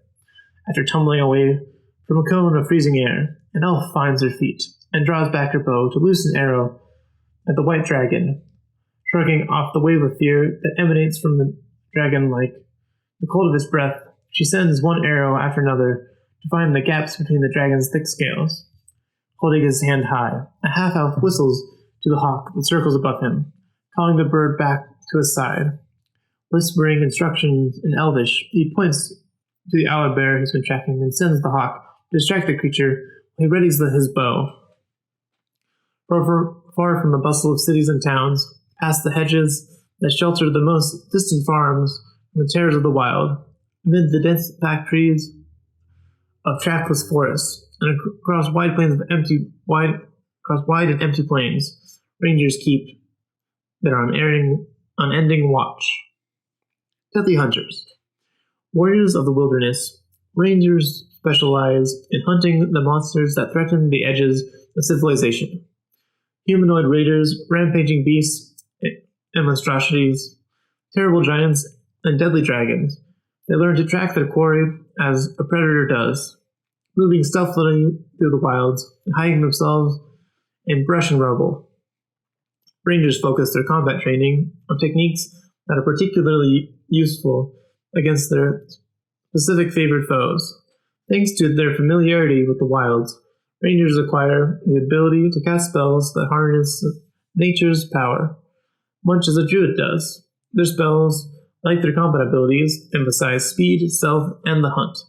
A ranger's talents and abilities are honed with deadly focus on the grim task of protecting the borderlands. Independent adventurers. Though a ranger might make a living as a hunter, a guide, or a tracker, a ranger's true calling is to defend the outskirts of civilization from the ravages of monsters and humanoid hordes that press in from the wild. In some places, rangers gather in secretive orders to join forces with druidic circles. Many rangers, though, are independent among almost to a fault, knowing that when a dragon or a band of orcs attacks, a ranger might be the first and possibly the last line of defense. This fierce independence makes rangers well suited to adventuring, since they are accustomed to life far from the comforts of a dry bed and a hot bath. Faced with city-bred adventurers who grouse and whine about the hardships of the wild, rangers respond with some mixture of amusement, frustration, and compassion. But they quickly learn that other adventurers who can carry their own weight in a fight against civilization's foes are worth an extra burden. Coddled city folk might not know how to feed themselves or find fresh water in the wild, but they make up for it in other ways. Creating a ranger. As you create your ranger character, consider the nature of the training that gave you particular capabilities. Did you train with a single mentor, wandering the wilds together until you mastered the ranger's ways? Did you leave your apprenticeship, or was your mentor slain? Perhaps by the same kind of monster that became your favorite enemy. Or perhaps you learned your skills as part of a band of rangers affiliated with a druidic circle, trained in mystic paths as well as wilderness lore. You might be self-taught, as a recluse who learned combat skills, tracking, and even a magical connection to nature through the necessities of surviving in the wilds. What's the source of your particular hatred of a certain enemy? Did a monster kill someone you love, or destroy your home village? Or did you see too much of the devastation, of the destruction these monsters caused, and commit yourself to reining in their deprecations? Is your adventuring career a continuation of your work in protecting the borderlands, or a significant change? What made you join up with a band of adventurers? Did you find it challenging to teach new allies the ways of the wild, or do you welcome the relief from solitude that they offer? Quick build. You can make a ranger quickly by following these suggestions. First, make dexterity your highest ability score, followed by wisdom. Some rangers who focus on two-weapon fighting make strength higher than dexterity. Second, choose the outliner background. So class features, we're going to go over to this one and look at the ranger.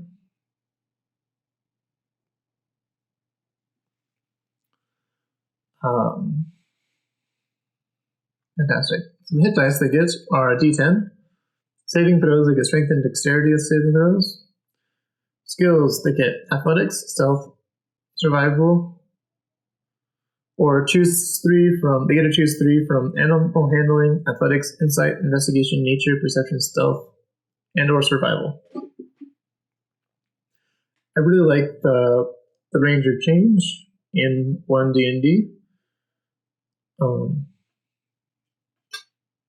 They start out with, at first level, they get expertise and 2 skills, efficiency of their choice. I've already gone over the expertise change I would make. I'll just go over it again here.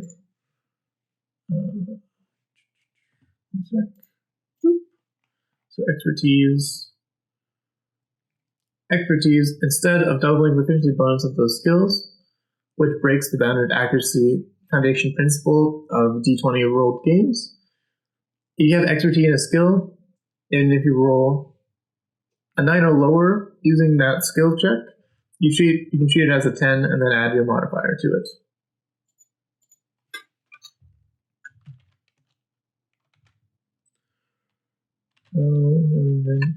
Modifiers.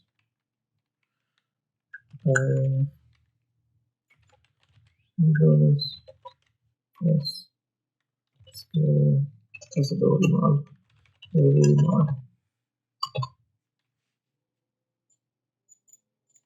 Yeah. So it doesn't break down his accuracy at all. Okay.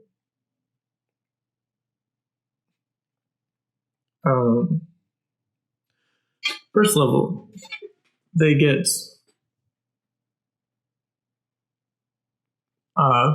favored enemy.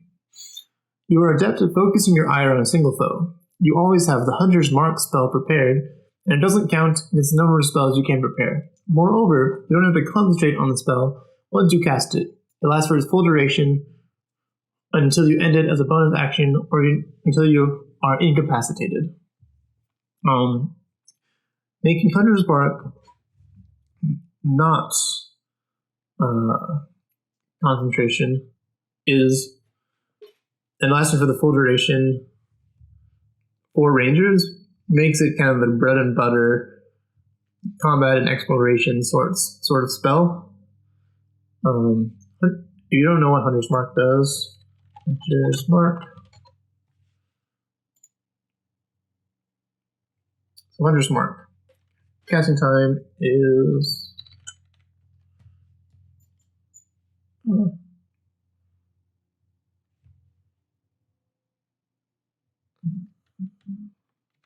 Hunter's Mark. Casting time is a bonus action, range of 90 feet. Target, a creature that you can see within range, and it has verbal components. Duration, concentration up to an hour. And the Rangers get it as on their spell list. You choose a creature you can see within range, and mystically mark it as your quarry. Until the spell ends, you deal an extra 1d6 damage to the target whenever you hit it with a weapon. And you have advantage on any wisdom perception or wisdom survival checks you make to find it. If the target drops to 0 hit points before the spell ends, you can use a bonus action on a subsequent turn to mark a new creature. At higher levels, when you cast a spell using a spell slot of 3rd or 4th levels, you can maintain concentration on the spell for up to 8 hours. When you use a spell slot of 5th level or higher, you can maintain your concentration on the spell for up to 24 hours. So you can really try to track something down. You're like, this is your mark. You're hunting this down. You get advantage on trying to find it. So things have a hard time running away from you. And it just ups your damage in combat. Yeah. So spellcasting, they get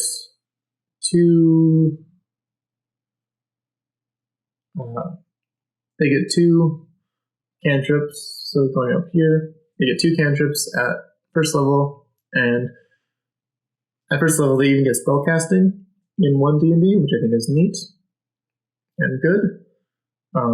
They recommend Cure Wounds, Hunter's Mark, and the cantrips Guidance and Thorn Whip.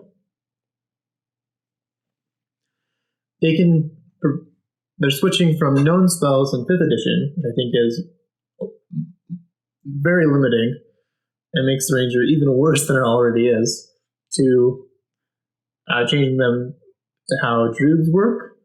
But you can prepare, any spell you prepare for this class must be a primal spell, and it can be from any school of magic except for evocation on the primal magic spell list, which is listed at the end of the 1 D&D Experts class, Unearthed Arcana.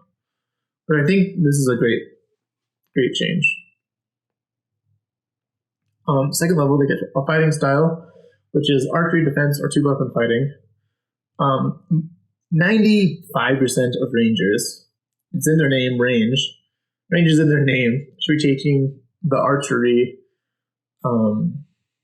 fighting style here, because it's just that much better than either defense or 2-weapon fighting.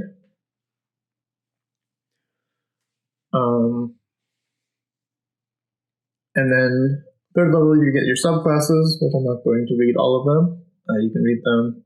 Most of them are pretty interesting and fun, and they're even changing a bunch of them in one D&D. I think for the better. At 5th level, you get extra attack. 7th level, one D&D gives you roving, so your speed increases by 10 feet while you aren't wearing heavy armor. Cool. But the really awesome thing is you gain a climb speed and a swimming speed equal to your own speed, so you no longer have to make checks or move half speed while doing either of those activities. So as long as you're not like flying or having to crawl somewhere, you can do it at your full speed, this is a fantastic buff for like movements in environments for rangers. At 9th level, they gain 2 more expertise points. 11th level, they get tireless. Primal forces now help fuel you on your journeys, granting you the following benefits. Temporary hit points. Whenever you finish a short or long rest, you can give yourself a number of temporary hit points equal to a d8 plus your proficiency bonus. So you just get more, you get like an extra hit die. Every like short rest, which is good, and decrease exhaustion. If you are exhausted when you finish a short rest, your level of exhaustion decreases by 1. So this gives them more like, if you're using the traveling rules in the player's handbook, which like forced march, you can get exhaustions from pretty easily. You can do that and then just like be a scout for your party, like short resting and like going on much farther in a day than the rest of your party, which kind of breaks the never split the party rule, but it's an interesting thing to think about. 13th level, Nature's Veil. You can invoke spirits of nature to magically hide yourself from view. As a bonus action, you can spend a spell slot to become invisible until the end of your next turn. I don't know, but it's kind of interesting. At 13th level, you have 1, 4, 7, 11 spell slots. So like expending a spell slot might not be like that cumbersome to become invisible for like a round. And that invisibility doesn't break from attacking things. So it's pretty fun. Pretty good. 15th level, Feral Senses. Your connection to the forces of nature grants you blind sight within the range of 30 feet. Like, this is a really cool ability at 15th level to, like, grab. And 18th, Foe Slayer. Your Hunter's Mark now deals an extra 1d10 damage rather than 1d6 damage. I think this is the new kind of, like, level 20 abilities are getting at level 18. It's still lackluster, but whatever. We're not really playing at this level anyways, so I wouldn't really worry about it. Yeah. Then there's all of this is kind of old news and has been changed. So as a ranger, you really have like 2 playstyles that you can go with. The first playstyle is using ranged weapons like longbows. Do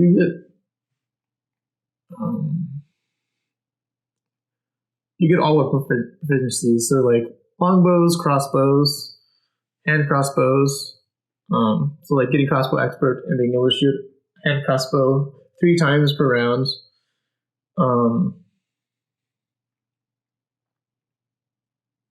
3 times per round at level 5, or 3 times per round at level 4. Or if you get a feat at level 1 using my point buy system, it's 2 times at level 1. So there's that way of playing. And then there's, which does pretty much the same amount of damage as going 2-weapon fighting, using short swords with Hunter's Mark. Because they each deal d6 plus your dexterity modifier, because they're finesse weapons. So it's almost never worth it to go to weapon fighting over archery because you're just getting +2 to hits and the exact same amount of damage that you'd be getting from two-weapon fighting. Yeah. There's never any reason to go two-weapon fighting from a mathematical, damage per round point of view, which is kind of sad, but oh well. Okay, rogues. Rogue. Signaling for her companion to wait. A halfling creeps forward through the dungeon hall.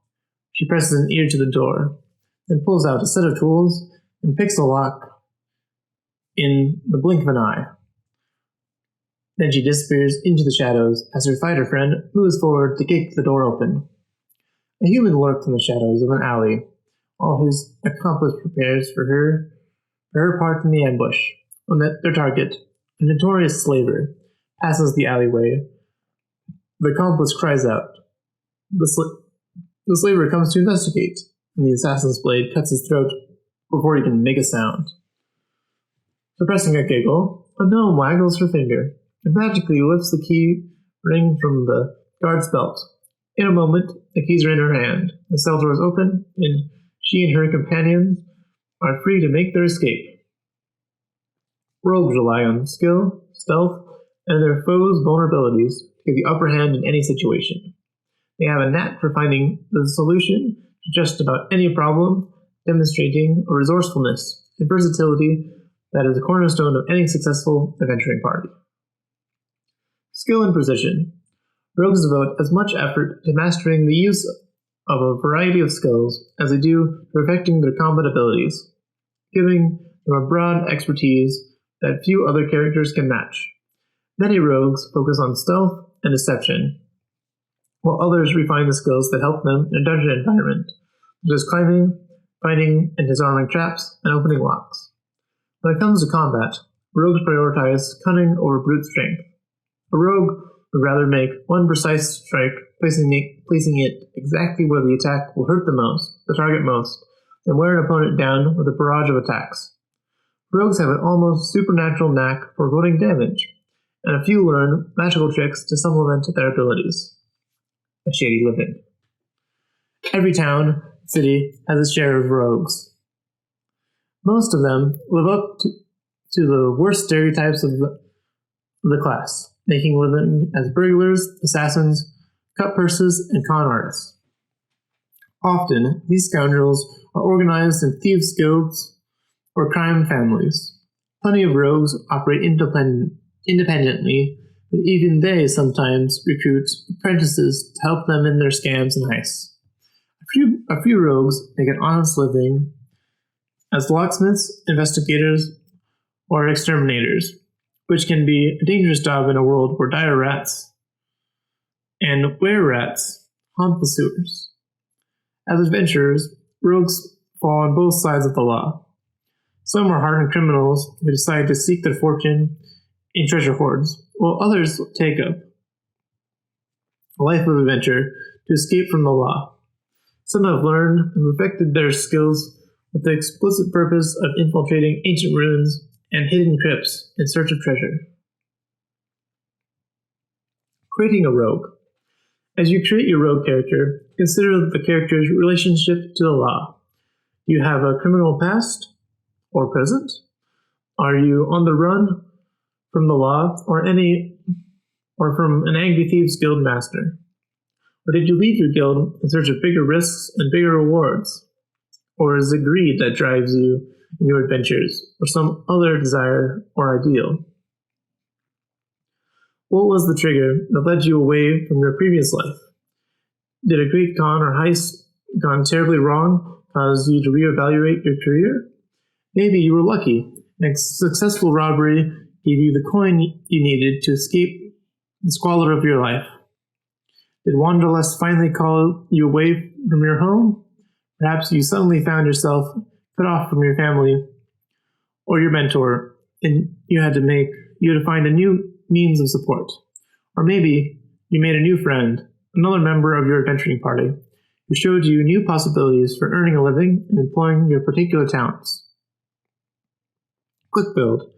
You can make a rogue quickly by following these suggestions. First, dexterity should be your highest ability score. Next, make your intelligence your next highest ability score if you want to excel in investigation or plan on taking up the arcane trickster archetype. Choose charisma instead if you plan to emphasize deception and social interaction. Secondly, choose the charlatan background. So rogues get D8 hit dice. Proficiencies, they get light armor. They get simple weapons, hand crossbows, long swords, rapiers, and short swords. They get long swords? That's kind of cool.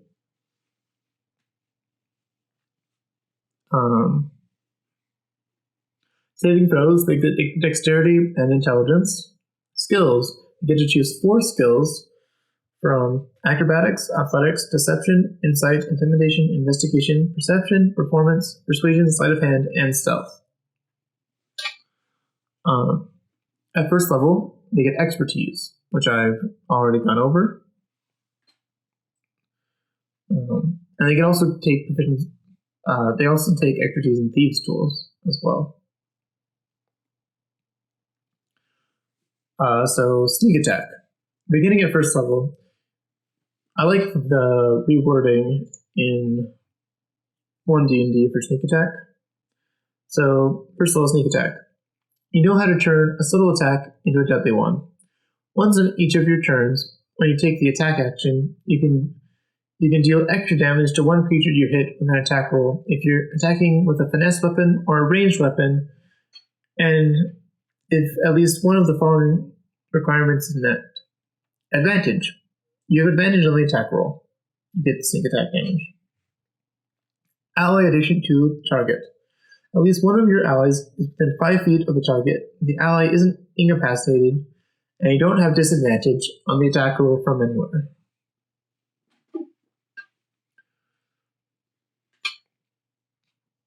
To determine the extra damage, roll a number of d6s equal to half your roll level, round up, and add the dice together. The rogue table shows the number of sneak attack dice you get at each rogue level. The extra damage type is the same as the weapon's damage type.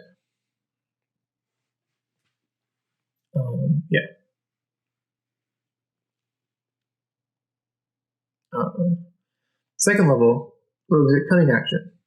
Your quick thinking and agility allow you to move and act quickly. On your turn, you can take one of the following actions as a bonus action. Dash, disengage, or hide. At third level, you get the rogue subclass, which are all pretty neat, I think. At fifth level, at fourth level, you get feats, and ability score increases are kind of the same. At fifth level, you don't candy dodge. When an attacker that you can see hits you with an attack roll, you can use your reaction to half the damage against you. So it has to be like an attack roll, which is awesome. Seventh level, you get 2 more expertise points.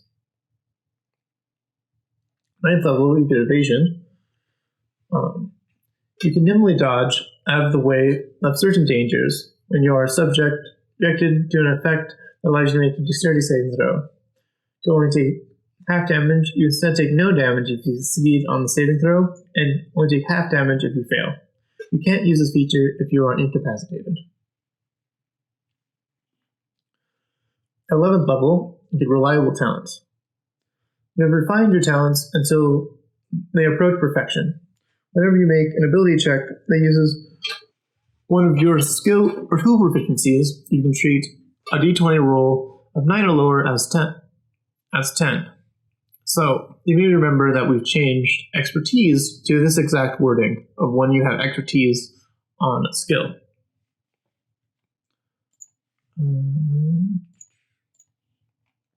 Expertise is up here. So this is that's the exact wording of reliable talent. So we can change reliable talent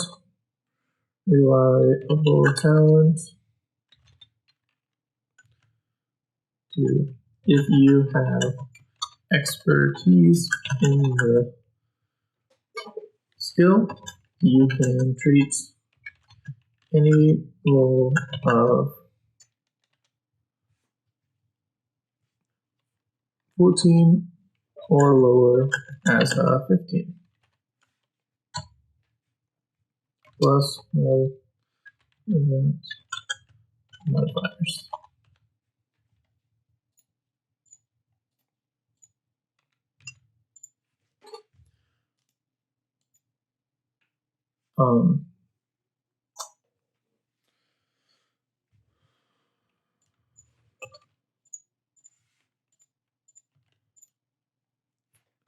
So instead of just getting like blatantly OP on skills you have proficiency in, for no reasons at all, you can, the skills you've chosen, the 4 skills you've chosen, if you get more expertise points from feats, that's up to you.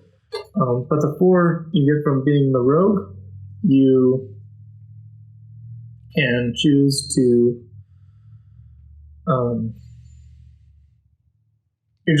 you almost never fail on them. This is level 11.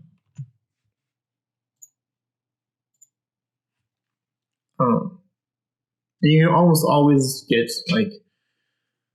so level 11, your proficiency bonus is +4, and your ability modifier is probably +5, so it's +9. So the minimum roll you can get is 24s on stuff, but you still have the same exact percentage chance to get 25 to 30 on things as anyone else at your same level. You're just more consistent when you try to do stuff. Okay. That's how I would change it.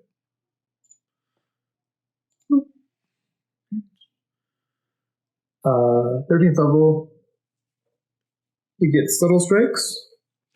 When you attack, you know how to exploit a target's distraction. You have advantage on attack rolls that target a creature that is within 5 feet of at least one of your allies who isn't incapacitated. So this just doubles the amount of crit chance and kind of ups the rogue's average damage in combat. It's kind of boring. I really liked when they had blind sight here. So in the player's handbook, at level 14, they get blind sense. You're able to hear, you're aware of the location of any hidden or invisible creature that is within 10 feet of you.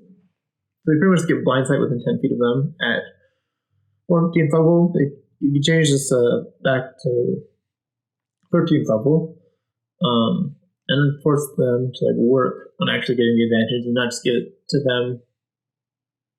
But whatever is fine.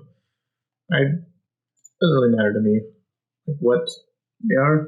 At 15th level, they buff Slippery Mind, so your Cunning Mind is exceptionally difficult to control. You gain proficiency in Wisdom and Courage in saving throws. In the player's handbook, Slippery Mind just gives you proficiency in Wisdom saving throws instead. So this just gives you 2, which is fine. Thanks. What's up?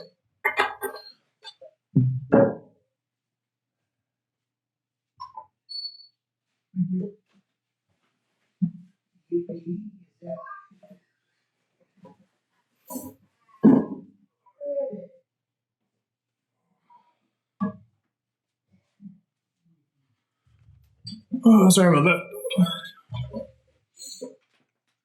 17th level. Elusive. You're so evasive that attackers rarely gain the upper hand against you. No attack will have advantage against you while you aren't incapacitated. This is the same thing that rogues do at 18th level in the player's handbook. And Stroke of Luck is just there If you have an uncanny knack for succeeding when you need to. If you fail a d20 test, you can turn the roll into a 20. So like giving yourself an auto crit or an auto succeed. Once you use this feature, you can't use it again until you finish a short or long rest. So it kind of, as you're playing a rogue, first of all, you choose expertise in 2 things. You can't roll below 10 on them. Awesome. At 7th level, you get 2 more points of expertise. You can't roll below 10 on those. Cool. 11th level, you can't roll below 15 on those. And then 18th level, once we're short rest, you can choose to like 100% succeed on any task that you want to.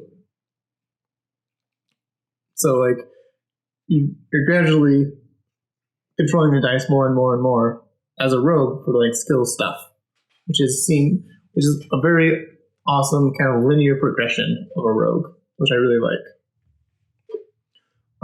Rogue subclasses, the new one they put as a thief, I think is they reworded its. So with the thief, for the thief subclass in 1D&D, you can take the search action as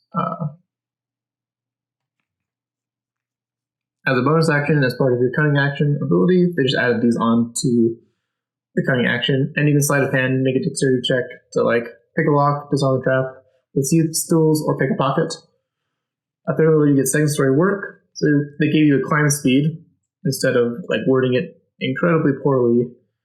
Over here, 2nd story work. When you choose this archetype, you gain the ability to climb faster than normal. Climbing no longer costs you additional movement. In addition, when you make a running jump, the distance you cover increases by a number of feet equal to your dexterity modifier.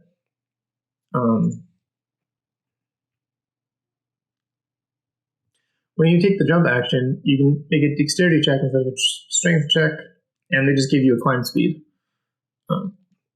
which is kind of rules as intended, but they just reworded it better in 1D&D.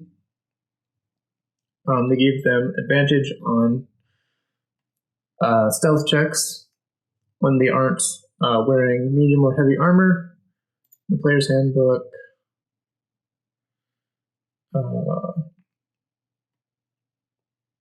It was at 9th level, and you had to use no more than half your speed on the same turn. So they just give it like a 3 level. They gave it to you 3 levels earlier, and they buffed it. So that's good. Use magical device. By 13th level, you learn enough about workings. So they just changed like this to be like, hey, you can attune multiple magical items at once. And if the magical item has charges, you can use it better. And you can use scrolls. You can use any spell scroll that bears a cantrip of a 1st level spell. You can also try to use a spell scroll that contains a higher level spell, but you must first succeed on an intelligence check, Arcana with a DC equal to 10 plus the spell's level. On a successful check, you cast a spell from the scroll, and you use intelligence as your spellcasting ability for this casting. On a failed check, the scroll disintegrates. So it gives you more incentives to go down, to invest in intelligence as a thief, as using the thief rogue subclass. And if you have, and taking expertise in Arcana to be able to pretty much cast almost all spell scrolls you find, like off the scroll, which is pretty cool. I think this would be a much better, arcane trickster flavored ability, but as a thief, it's pretty interesting at level 10 that you can just be like, hey, let's find a scroll, like a high level scroll, I can cast it, for free, without even rolling. If you use my expertise rules and reliable talent rules, you always succeed, pretty much always succeed on casting any spell scroll, which is pretty sweet. And then Thieves' Reflexes, you get a second bonus action on your turn, providing you use the cunning action. You use this feature on a number of times for proficiency bonus and regain all uses at the end of a long rest. So it just allows you to be thiefier. Allows the rogue be roguier. It's pretty much the thief in a nutshell.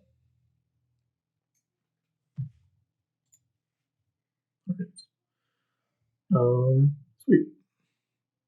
And then there's Arcane Trickster, which is lots of fun. Sorcerer. Golden eyes flashing. A human stretches out her hand and unleashes the dragon fire that burns in her veins. An inferno rages around her foes. Leathery wings spread from her back, and she takes to the air. Long hair, whipped by a conjured wind, a half-elf spreads his arms wide and throws his head back, lifting him momentarily off the ground. A wave of magic surges up to him, through him, and out from him in a mighty blast of lightning. Crouching behind a stalagmite, a halfling points a finger at a charging troglodyte. A blast of fire springs from her finger to strike the creature. She ducks back behind the rock formation with a grin, unaware that her wild magic has turned her skin bright blue. Sorcerers carry a magical birthright conferred upon them by an exotic bloodline, some otherworldly influence, or exposure to unknown cosmic forces. One can't study sorcery as one learns a language, any more than one can learn to live a legendary life. No one chooses sorcery, the power chooses the sorcerer. Raw magic. Magic is a part of every sorcerer, suffusing body, mind, and spirit with a latent power that waits to be tapped. Some sorcerers wield magic that springs from an ancient bloodline infused with the magic of dragons. Others carry a raw, uncontrolled magic within them, a chaotic storm that manifests in unexpected ways. The appearance of sorcerers' powers is widely unpredictable. Some draconic bloodlines produce exactly one sorcerer in every generation, but in other lines of descent, every individual is a sorcerer. Most of the time, the talents of sorcery appear as apparent flukes. Some sorcerers can't name the origin of their power, while others trace it to strange events in their own lives. The touch of a demon, the blessing of a dryad at a baby's birth, or a taste of the water from a mysterious spring might spark the gift of sorcery.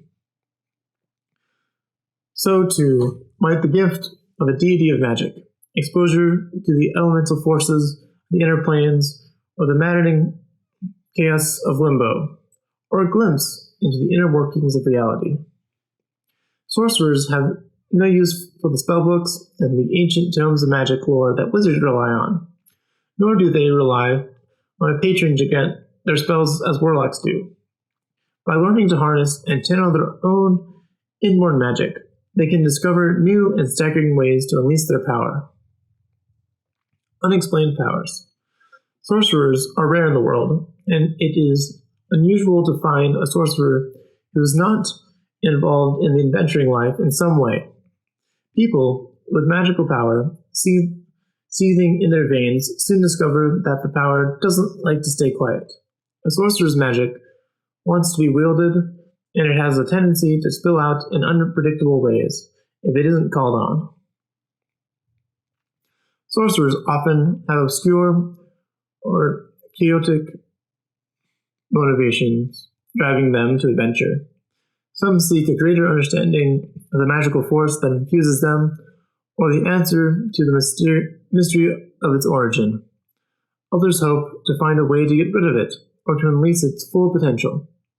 Whatever their goals, sorcerers are every bit as useful to an adventuring party as wizards, making up for a comparative lack of breadth in their magical knowledge, with an enormous flexibility in the use of spells they know. Creating a sorcerer. The most important question to consider when creating your sorcerer is the origin of your power.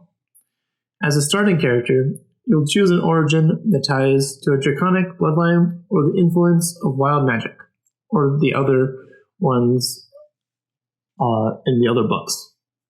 There's a bunch of them so far.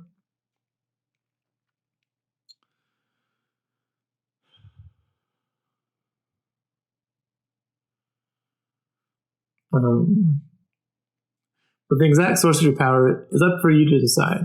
Is it a family curse passed down from your distant ancestors, or did some extraordinary event leave you blessed with inherent magic, or perhaps scarred as well? How do you feel about the magical power coursing through you? Do you embrace it, try to master it, or revel in its unpredictable nature? Is it a blessing or a curse? Did you seek it out, or did it find you? Did you have the option to refuse it? And do you wish you had? What do you intend to do with it?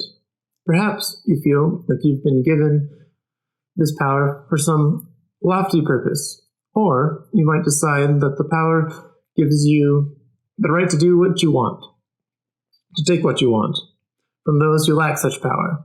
Perhaps your power links you to a powerful individual in the world, the fey creature that blessed you at birth, the dragon who put a drop of his blood into your veins, the lich who created you as an experiment, or the deity who chose you to carry this power.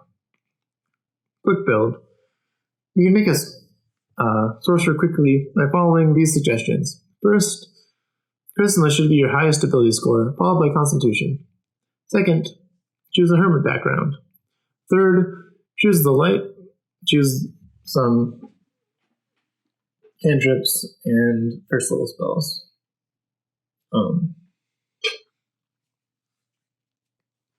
Class features. Hit points. You get you're the one of the two classes that get a d6 for hit points. You get no armor proficiencies. Weapons you get are daggers, darts, slings, quarterstaffs, and light crossbows. Saving throws, you get Constitution and Charisma saving throws, which are...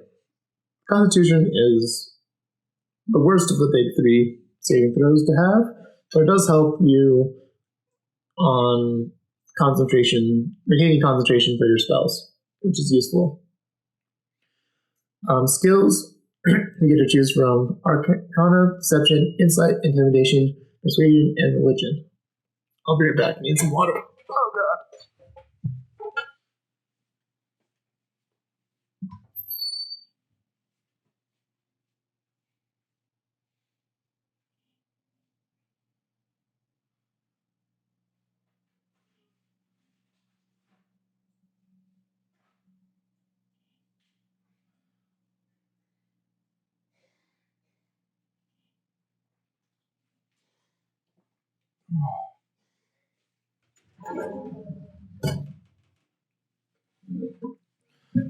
Okay.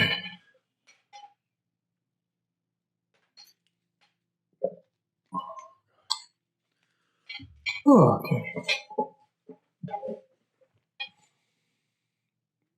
We're quick build. Next. Spellcasting. An event in your past, in the life of a parent or ancestor, left an indelible mark on you, infusing you with arcane magic. This font of magic, wherever its origin, fuels your spells. So you get 4 cantrips at level 1, okay. 4 cantrips at level 1, and then spells known is here. Kind of similar as Bard, but you even know less spells than Bards know.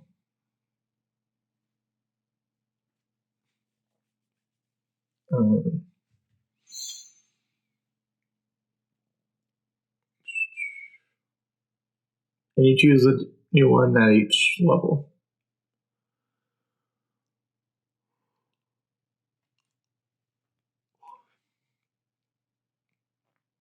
And also at level 1, you choose your sorceress origin.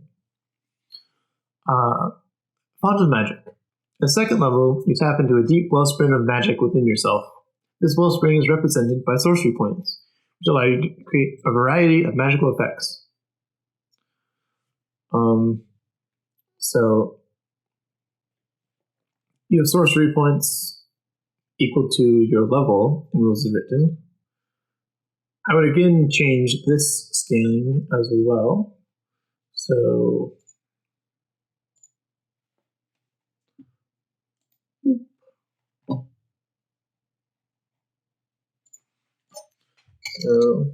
sorcery points scaling. Current is 1 per level. I change it to Wish and see. Let's see.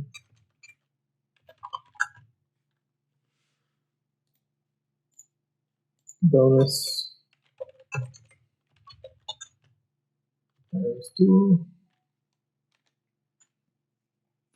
And I would add a new feature.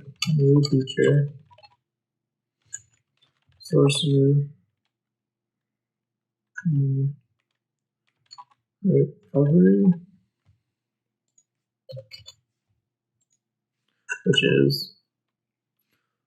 once per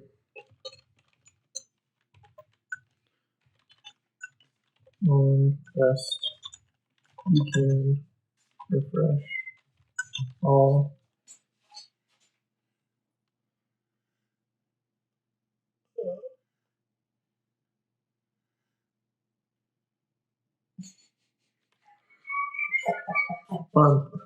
I had to hear. All your sorcery points.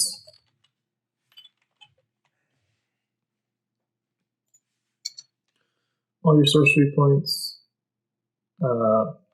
when you finish short rest.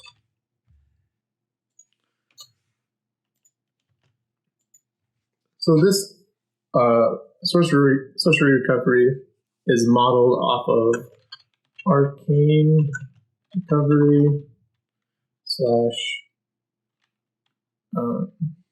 what is the Druids one called? Like nature's recovery,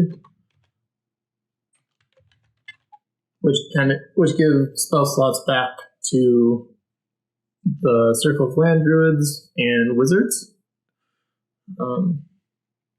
And so this sorcery recovery and the change to the scaling of sorcery points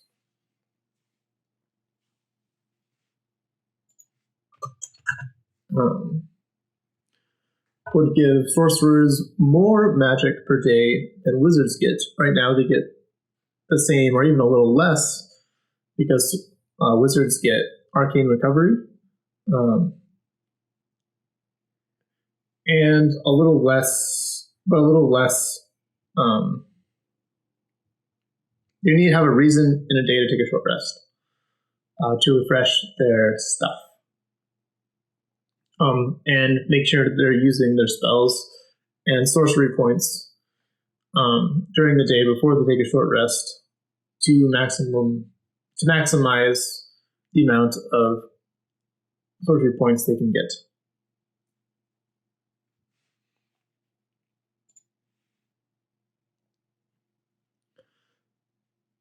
Flexible casting. You can use your sorcery points to gain additional spell slots or sacrifice spell slots to gain additional sorcery points. You'll learn other ways to use your sorcery points when you reach higher levels. Creating spell slots. You can transform unexpended sorcery points into 1 spell slot as a bonus action on your turn. The Creating Spell Slots table shows the cost of creating spell slots of a given level. You can create spell slots no higher in level than 5th. Converting a spell slot to sorcery points. As a bonus action on your turn, you can spend 1 spell slot and gain a number of sorcery points equal to the slot's level. So it costs 2 sorcery points to create a first level spell slot, and if you turn the first level spell slot into sorcery points, you only get 1. So think about how much magic and how you want to use your magic. There's lots of like various things you can do with this, which is great. I think this chart still works with the new sorcery points. Like scaling change. Here's the flexible casting stuff. This is very useful to like for doing stuff. Meta magic. At 3rd level, you gain the ability to twist your spells to suit your needs. Gain 2 of the following meta magic options of your choice. You gain another 1 at 10th level and 17th level. You can only use 1 meta magic option on a spell when you cast it, unless otherwise noted. And then it goes on to list what the various meta magics are.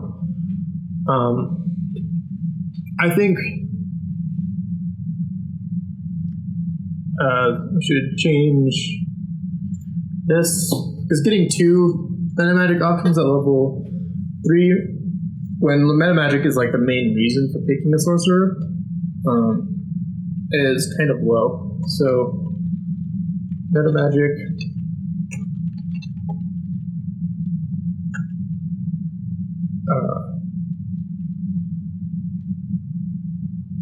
three choices. We just up the choices at level 3. +1 at level 10. +1 at level, what was it? 17? 17. Great.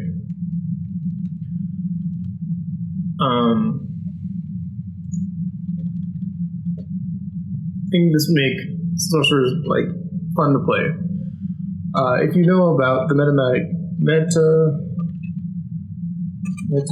magic adept feat, you know it gives you 2 meta magic options and 2 sorcery points that can only be used on meta magic. We can nerf that feat. We can kind of tweak that feat to give 1 meta magic option and gives sorcery points equal to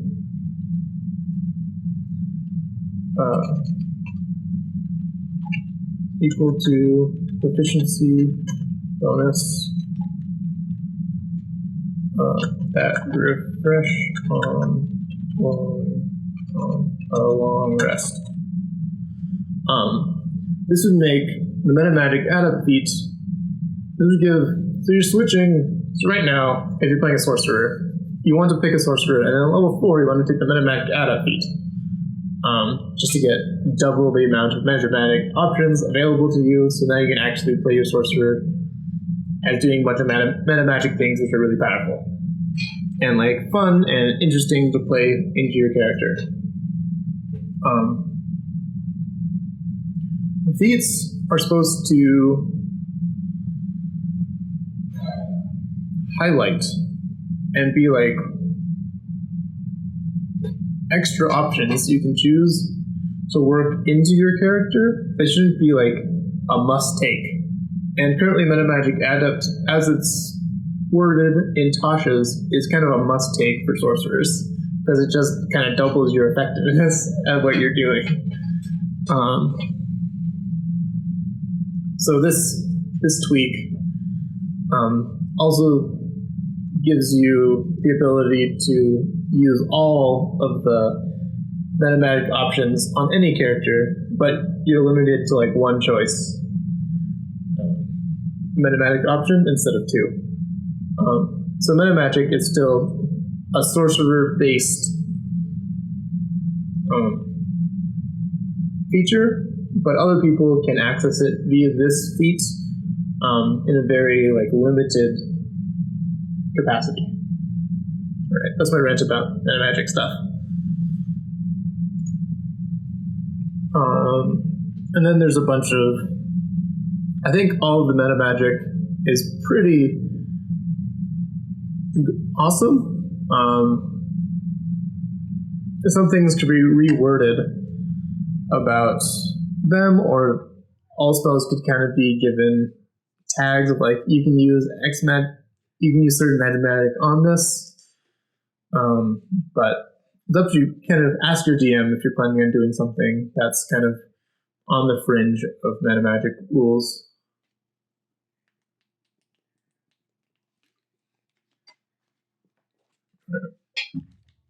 And then they don't get anything else till level 20. At level 20, you regain 4 expended sorcery points whenever you finish a short rest. Cool.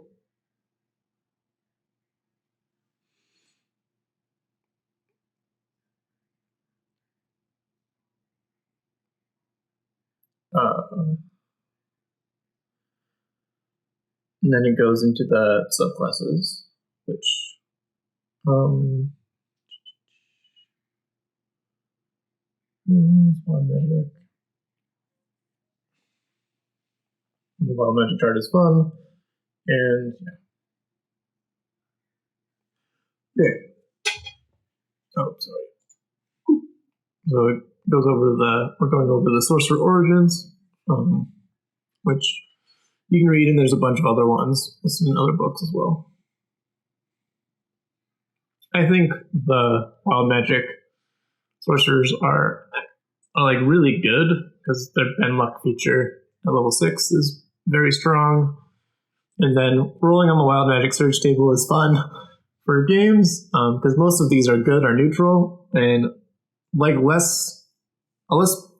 smaller percentages of them are actively bad for you when you roll them. Most of them are either like a positive or just like fun.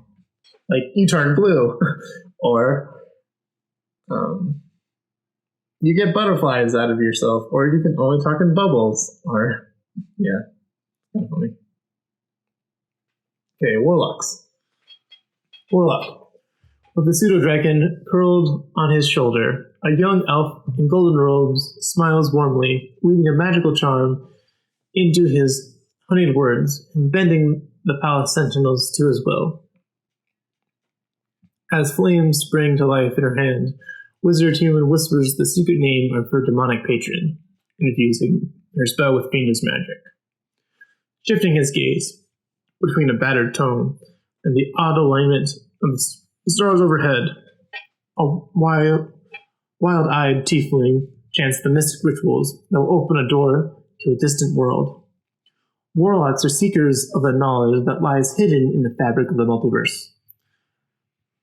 Through pacts made with mysterious beings of supernatural power, warlocks unlock magical effects, both subtle and spectacular.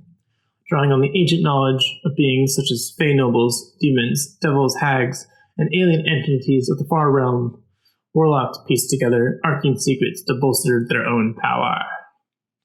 Sworn and beholden, a warlock is defined by a pact with an otherworldly being.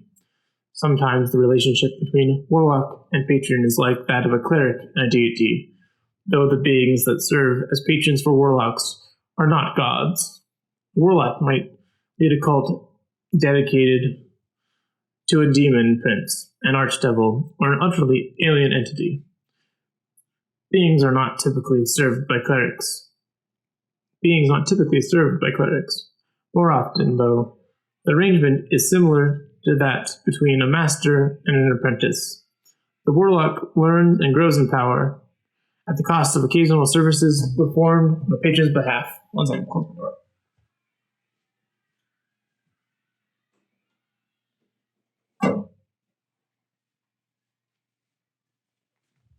Hopefully that background noise isn't too distracting or loud, if you can hear it at all. It's kind of low there. Whatever. Okay. The magic bestowed on a warlock ranges from minor but lasting alterations to the warlock's being, such as the ability to see in darkness or to read any language, to access to powerful spells. Unlike bookish wizards, warlocks supplement their magic with some facility of hand-to-hand combat. They're comfortable in light armor and know how to use simple weapons. Delvers into secrets. Warlocks are driven by an insatiable need for knowledge and power, which compels them into their packs and shapes their lives. This thirst drives warlocks into their packs and shapes their later careers as well. Stories of warlocks binding themselves to fiends are widely known, but many warlocks serve patrons that are not fiendish. Sometimes a traveler in the wilds comes to a strangely beautiful tower, meets its fey lord or lady, and stumbles into a pact without being fully aware of it.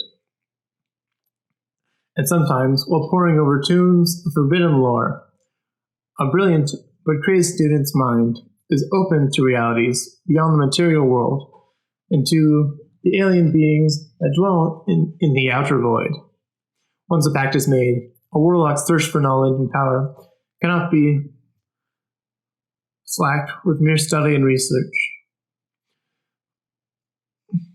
No one makes a pact with such a mighty patron if he or she does not intend to use the powers thus gained. Rather, the vast majority of warlocks spend their days in active pursuit of their goals, which typically means some kind of adventuring. Furthermore, the demands of their patron drive warlocks toward adventure. As you make your warlock character, spend some time thinking about your patron and the obligations that your pact imposes upon you. What led you to make the pact, and how did you make contact with your patron? Were you seduced into summoning a devil?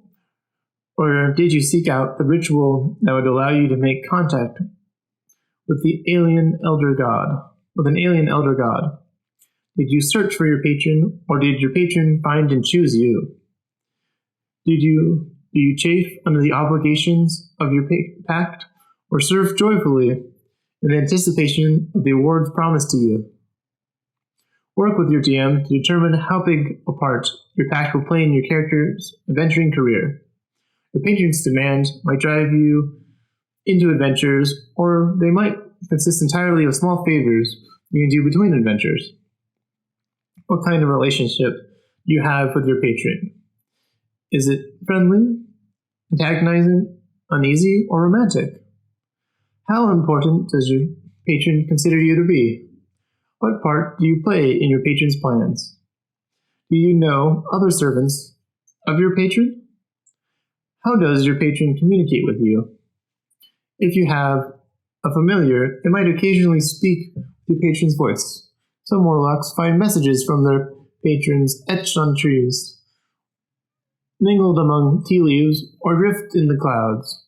Messages that only the warlock can see.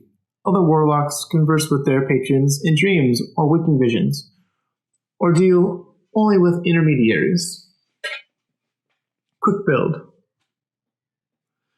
You can make a warlock quickly by following these suggestions. First, charisma should be your highest ability score, followed by constitution.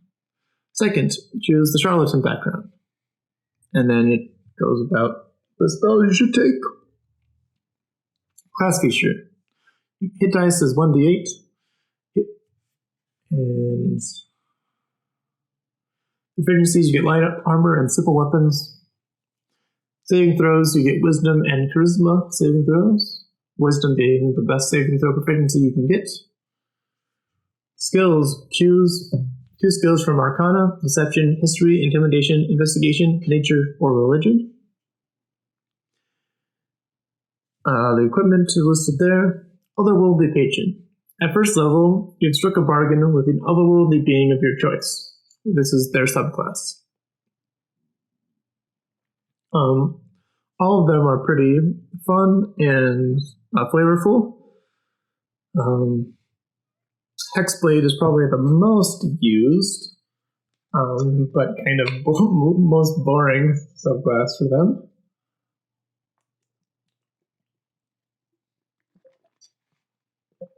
Yeah.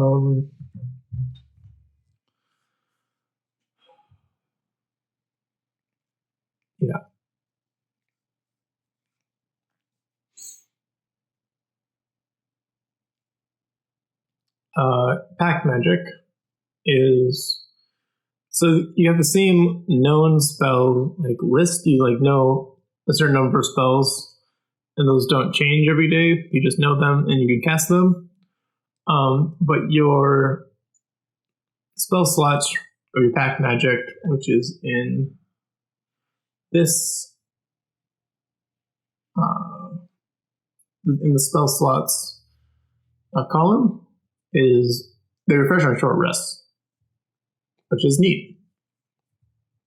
Usually you need two short rests to get the same amount of like spells per day, spell power per day as a wizard or a sorcerer or a cleric does. It's just from having the amount of spell slots they have.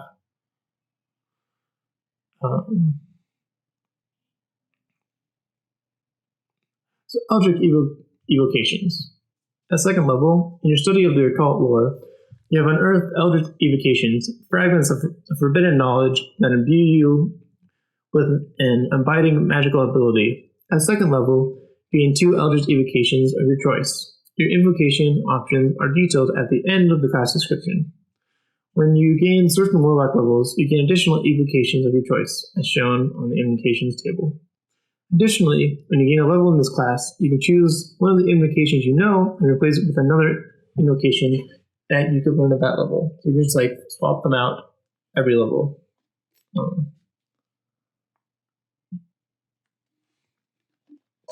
Which is pretty neat. Most of them are really powerful. You just read through them. And there's others in more books as well. Pact Boon. At third level, your otherworldly patron bestows a gift upon you for your loyal service. You gain one of the following features of your choice. Pact of the Chain. You learn the Find Familiar spell and can cast it as a ritual. The spell doesn't count against the number of spells known. When you cast this spell, you can choose one of the normal forms for your familiar, or one of the following special forms: an imp, pseudo-dragon, closet, or sprite. Additionally, when you take the attack action, you can forgo one of your own attacks to allow your familiar to make one attack of its own. Pact of the Blade. You can use your action to create a pact weapon in your empty hand. You can choose the form that this melee weapon takes each time you create it. You're proficient with it while you wield it, and this weapon counts as magical for the purpose of overcoming resistance and immunity to non-magical attacks and damage.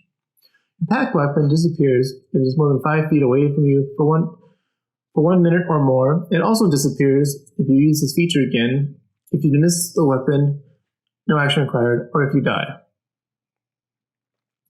You can transform one magic weapon into your pact weapon by performing a special ritual where you hold the weapon. You perform the ritual over the course of 1 hour, which can be done during a short rest. You can dismiss this weapon, shunting it to an extra-dimensional space, and it appears whenever you create your pact weapon thereafter. You can't affect an artifact or a sentient weapon in this way. The weapon ceases being your pact weapon if you die. If you perform the 1 hour ritual on a different weapon, or use 1 hour ritual to break your bond to it. The weapon appears at your feet if it is in the extra dimensional space when the bond breaks.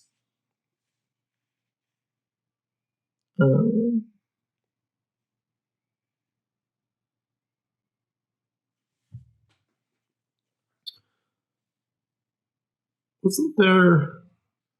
So it counts as magical. This counts as a magical weapon, which is pretty sweet. I thought it had a constraint, so you can make any weapon. So this also gives you proficiency with any weapon. That's kind of cool, unless I'm reading it wrong. Pact of the Tome. Your patron gives you a grimoire called Book of Shadows. When you gain this feature, choose 3 cantrips from any class's spell list. While the book is on your person, you can cast those cantrips at will. They don't count against the number of cantrips known. If you lose your Book of Shadows, you can perform a 1-hour ceremony, receive a replacement from your patron. This ceremony can be performed during a short or long rest and destroys the previous book.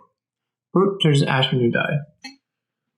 So you really choose the Pact of the Tome when you want to get like the ritual evocation for it, because you can learn any ritual from any class, which is pretty useful in a kind of like a utility sense for your party. If your party doesn't have like a wizard, or if your party doesn't have a wizard and a cleric, getting the rituals from your Book of Shadows is kind of the way you can get those rituals for your party to cast. At 11th level, your patron bestows upon you a magical secret called an Arcanum. Choose 1 6th level spell from the Warlock spell list as is Arcanum. You can cast this Arcanum spell once without expending a spell slot. You must finish a long rest before you can do so again.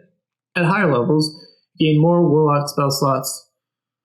Spells of your choice that can be cast this way. 1 7th level at 13th, 1 8th level spell at 15th, 1 9th level spell at 17th. You gain all uses of your Mystic Arcanum and finish a long rest.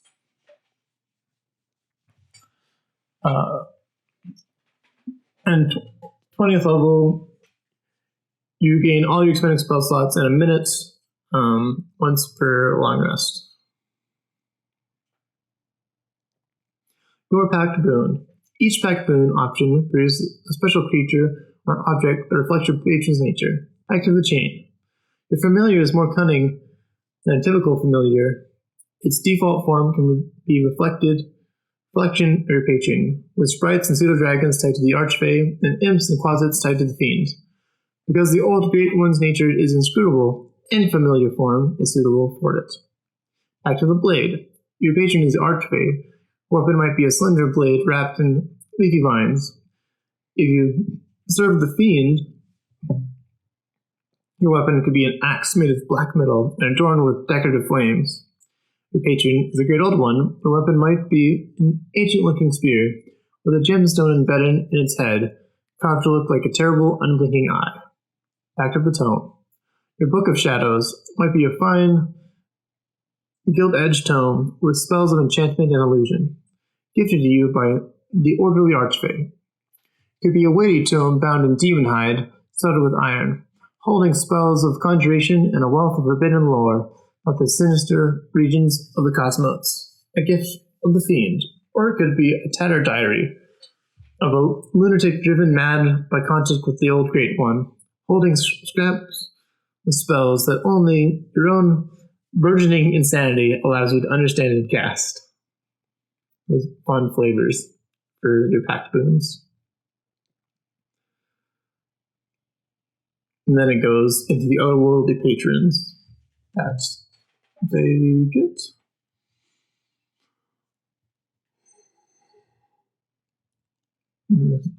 Other devocations.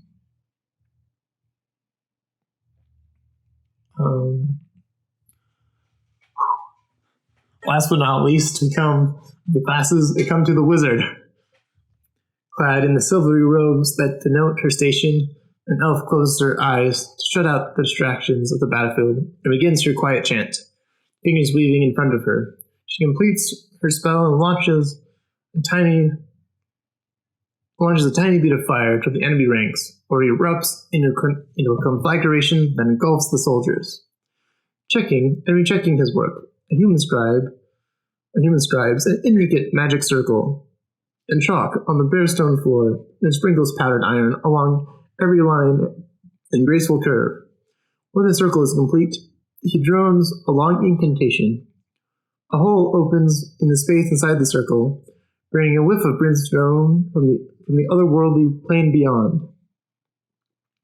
Crouching on the floor, in a dungeon intersection, a gnome tosses a handful of small bones inscribed with mystic symbols. Muttering a few words of power over them, closing his eyes to see the visions more clearly, he nods slowly, then opens his eyes and points down the passage to his left. Wizards are supreme magic users, defined and united as a class by the spells they cast, drawing on the subtle weave of magic that permeates the cosmos. Wizards cast spells of explosive fire, arcing lightning, subtle deception, and brute force mind control. Their magic conjures monsters from other planes of existence, glimpses the future, or turns slain foes into zombies. Their mightiest spells change one substance into another, calling meteors down from the sky or open portals to other worlds.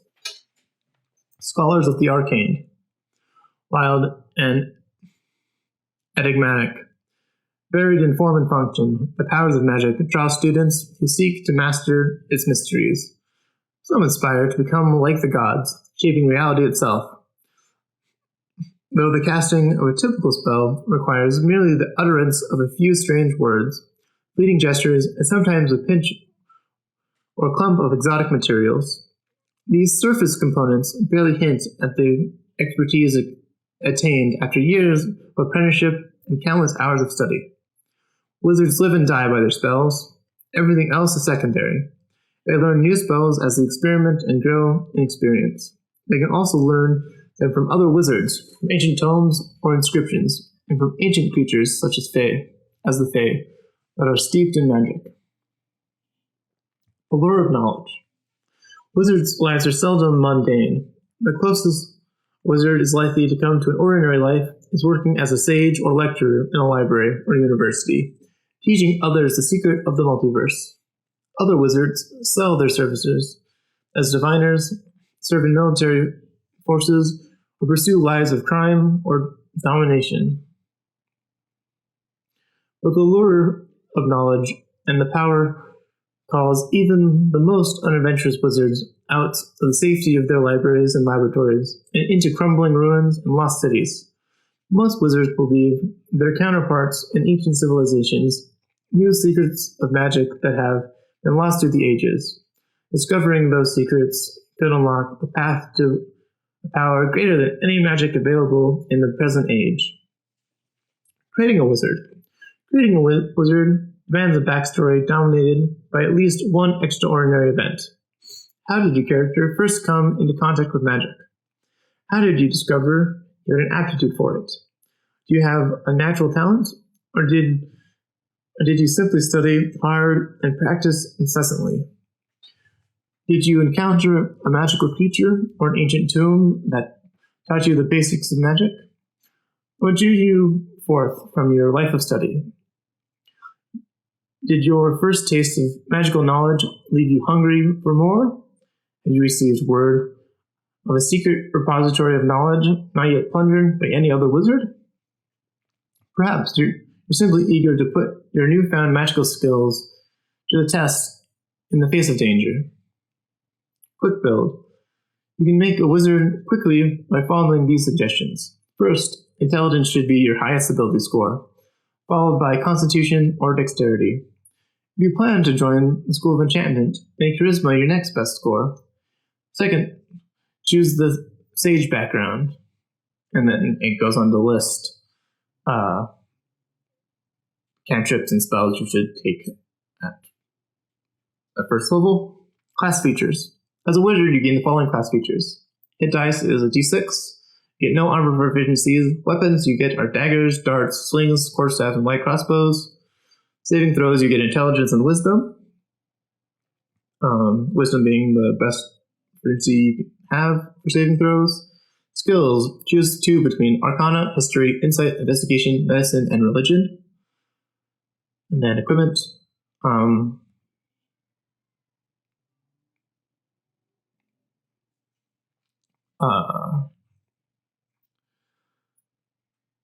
Awesome. So your spellbook as a wizard is unique to the wizard, how spellbooks work. The spells that you add to your spellbook as you gain levels reflect the arcane research you conducted on your own, as well as intellectual breakthroughs you might have had about nature about the nature of the multiverse. You might find other spells during your adventures.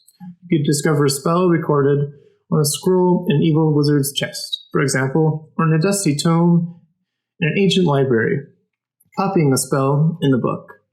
When you find a wizard spell at first level or higher, you can add it to your spellbook if it is of a level of which you have spell slots, and if you can spare the time to decipher and copy it. Copying a spell into your spellbook involves reproducing the basic form of the spell, then deciphering the unique system of notation used by the wizard who wrote it. You must practice the spell until you understand the sounds or gestures required, then transcribe it into your spellbook using your own notation. For each level of the spell, the process takes 2 hours and costs 50 gold. The cost represents material components you expend as you experiment with the spell to master it, as well as the fine inks you need to record it.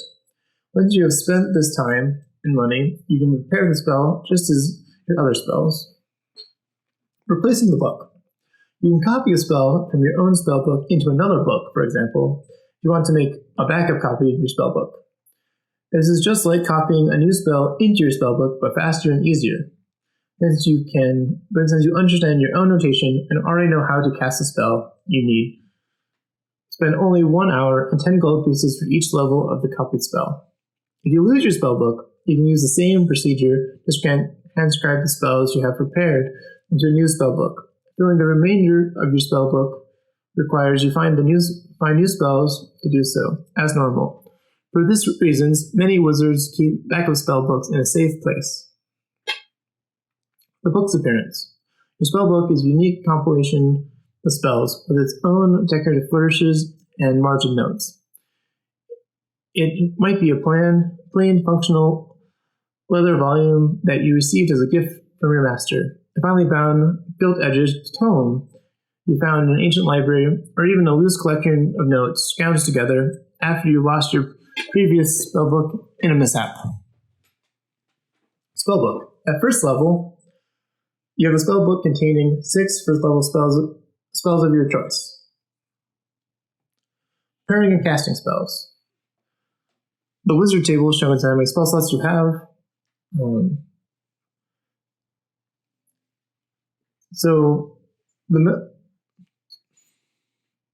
can prepare spells from your spellbook each day as a wizard, which is unique to the wizard.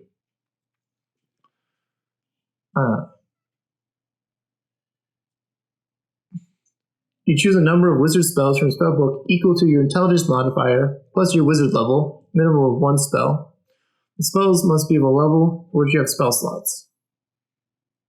You can change your list of prepared spells when you finish a long rest. Preparing a new list of wizard spells requires time spent studying your spellbook and memorizing the incantations and gestures you must make to cast the spell. At least 1 minute per spell level for each spell on your list to change them out. Your spellcasting ability is intelligence, which follows the same rules as the other spell attack modifier, and spell save DCs. Ritual casting is different for wizards. You can cast a wizard spell as a ritual if that spell has a ritual tag and you have it in your spell book. You don't need to have it prepared. So a good use of, say you can have 4 spells prepared as a wizard at first level, and you have 6 spells in your spellbook, making 2 of them ritual spells, like Unseen Servant or Tensor's Floating Disc, and then the rest of them you have prepared that aren't rituals, so you always have access to your utility spells and your rituals and the spells that you need on hand. Learning spells are first level a little higher. Each time you gain a wizard level, you can add 2 wizard spells of your choice to your spellbook. Each of these spells must be of a level for which you have spell slots as shown in the wizard table. On your adventures, you might find other spells you can add to your spellbook. See the, and I just read the spellbook sidebar. Arcane Recovery. You've learned to regain some of your magical energy by studying your spellbook.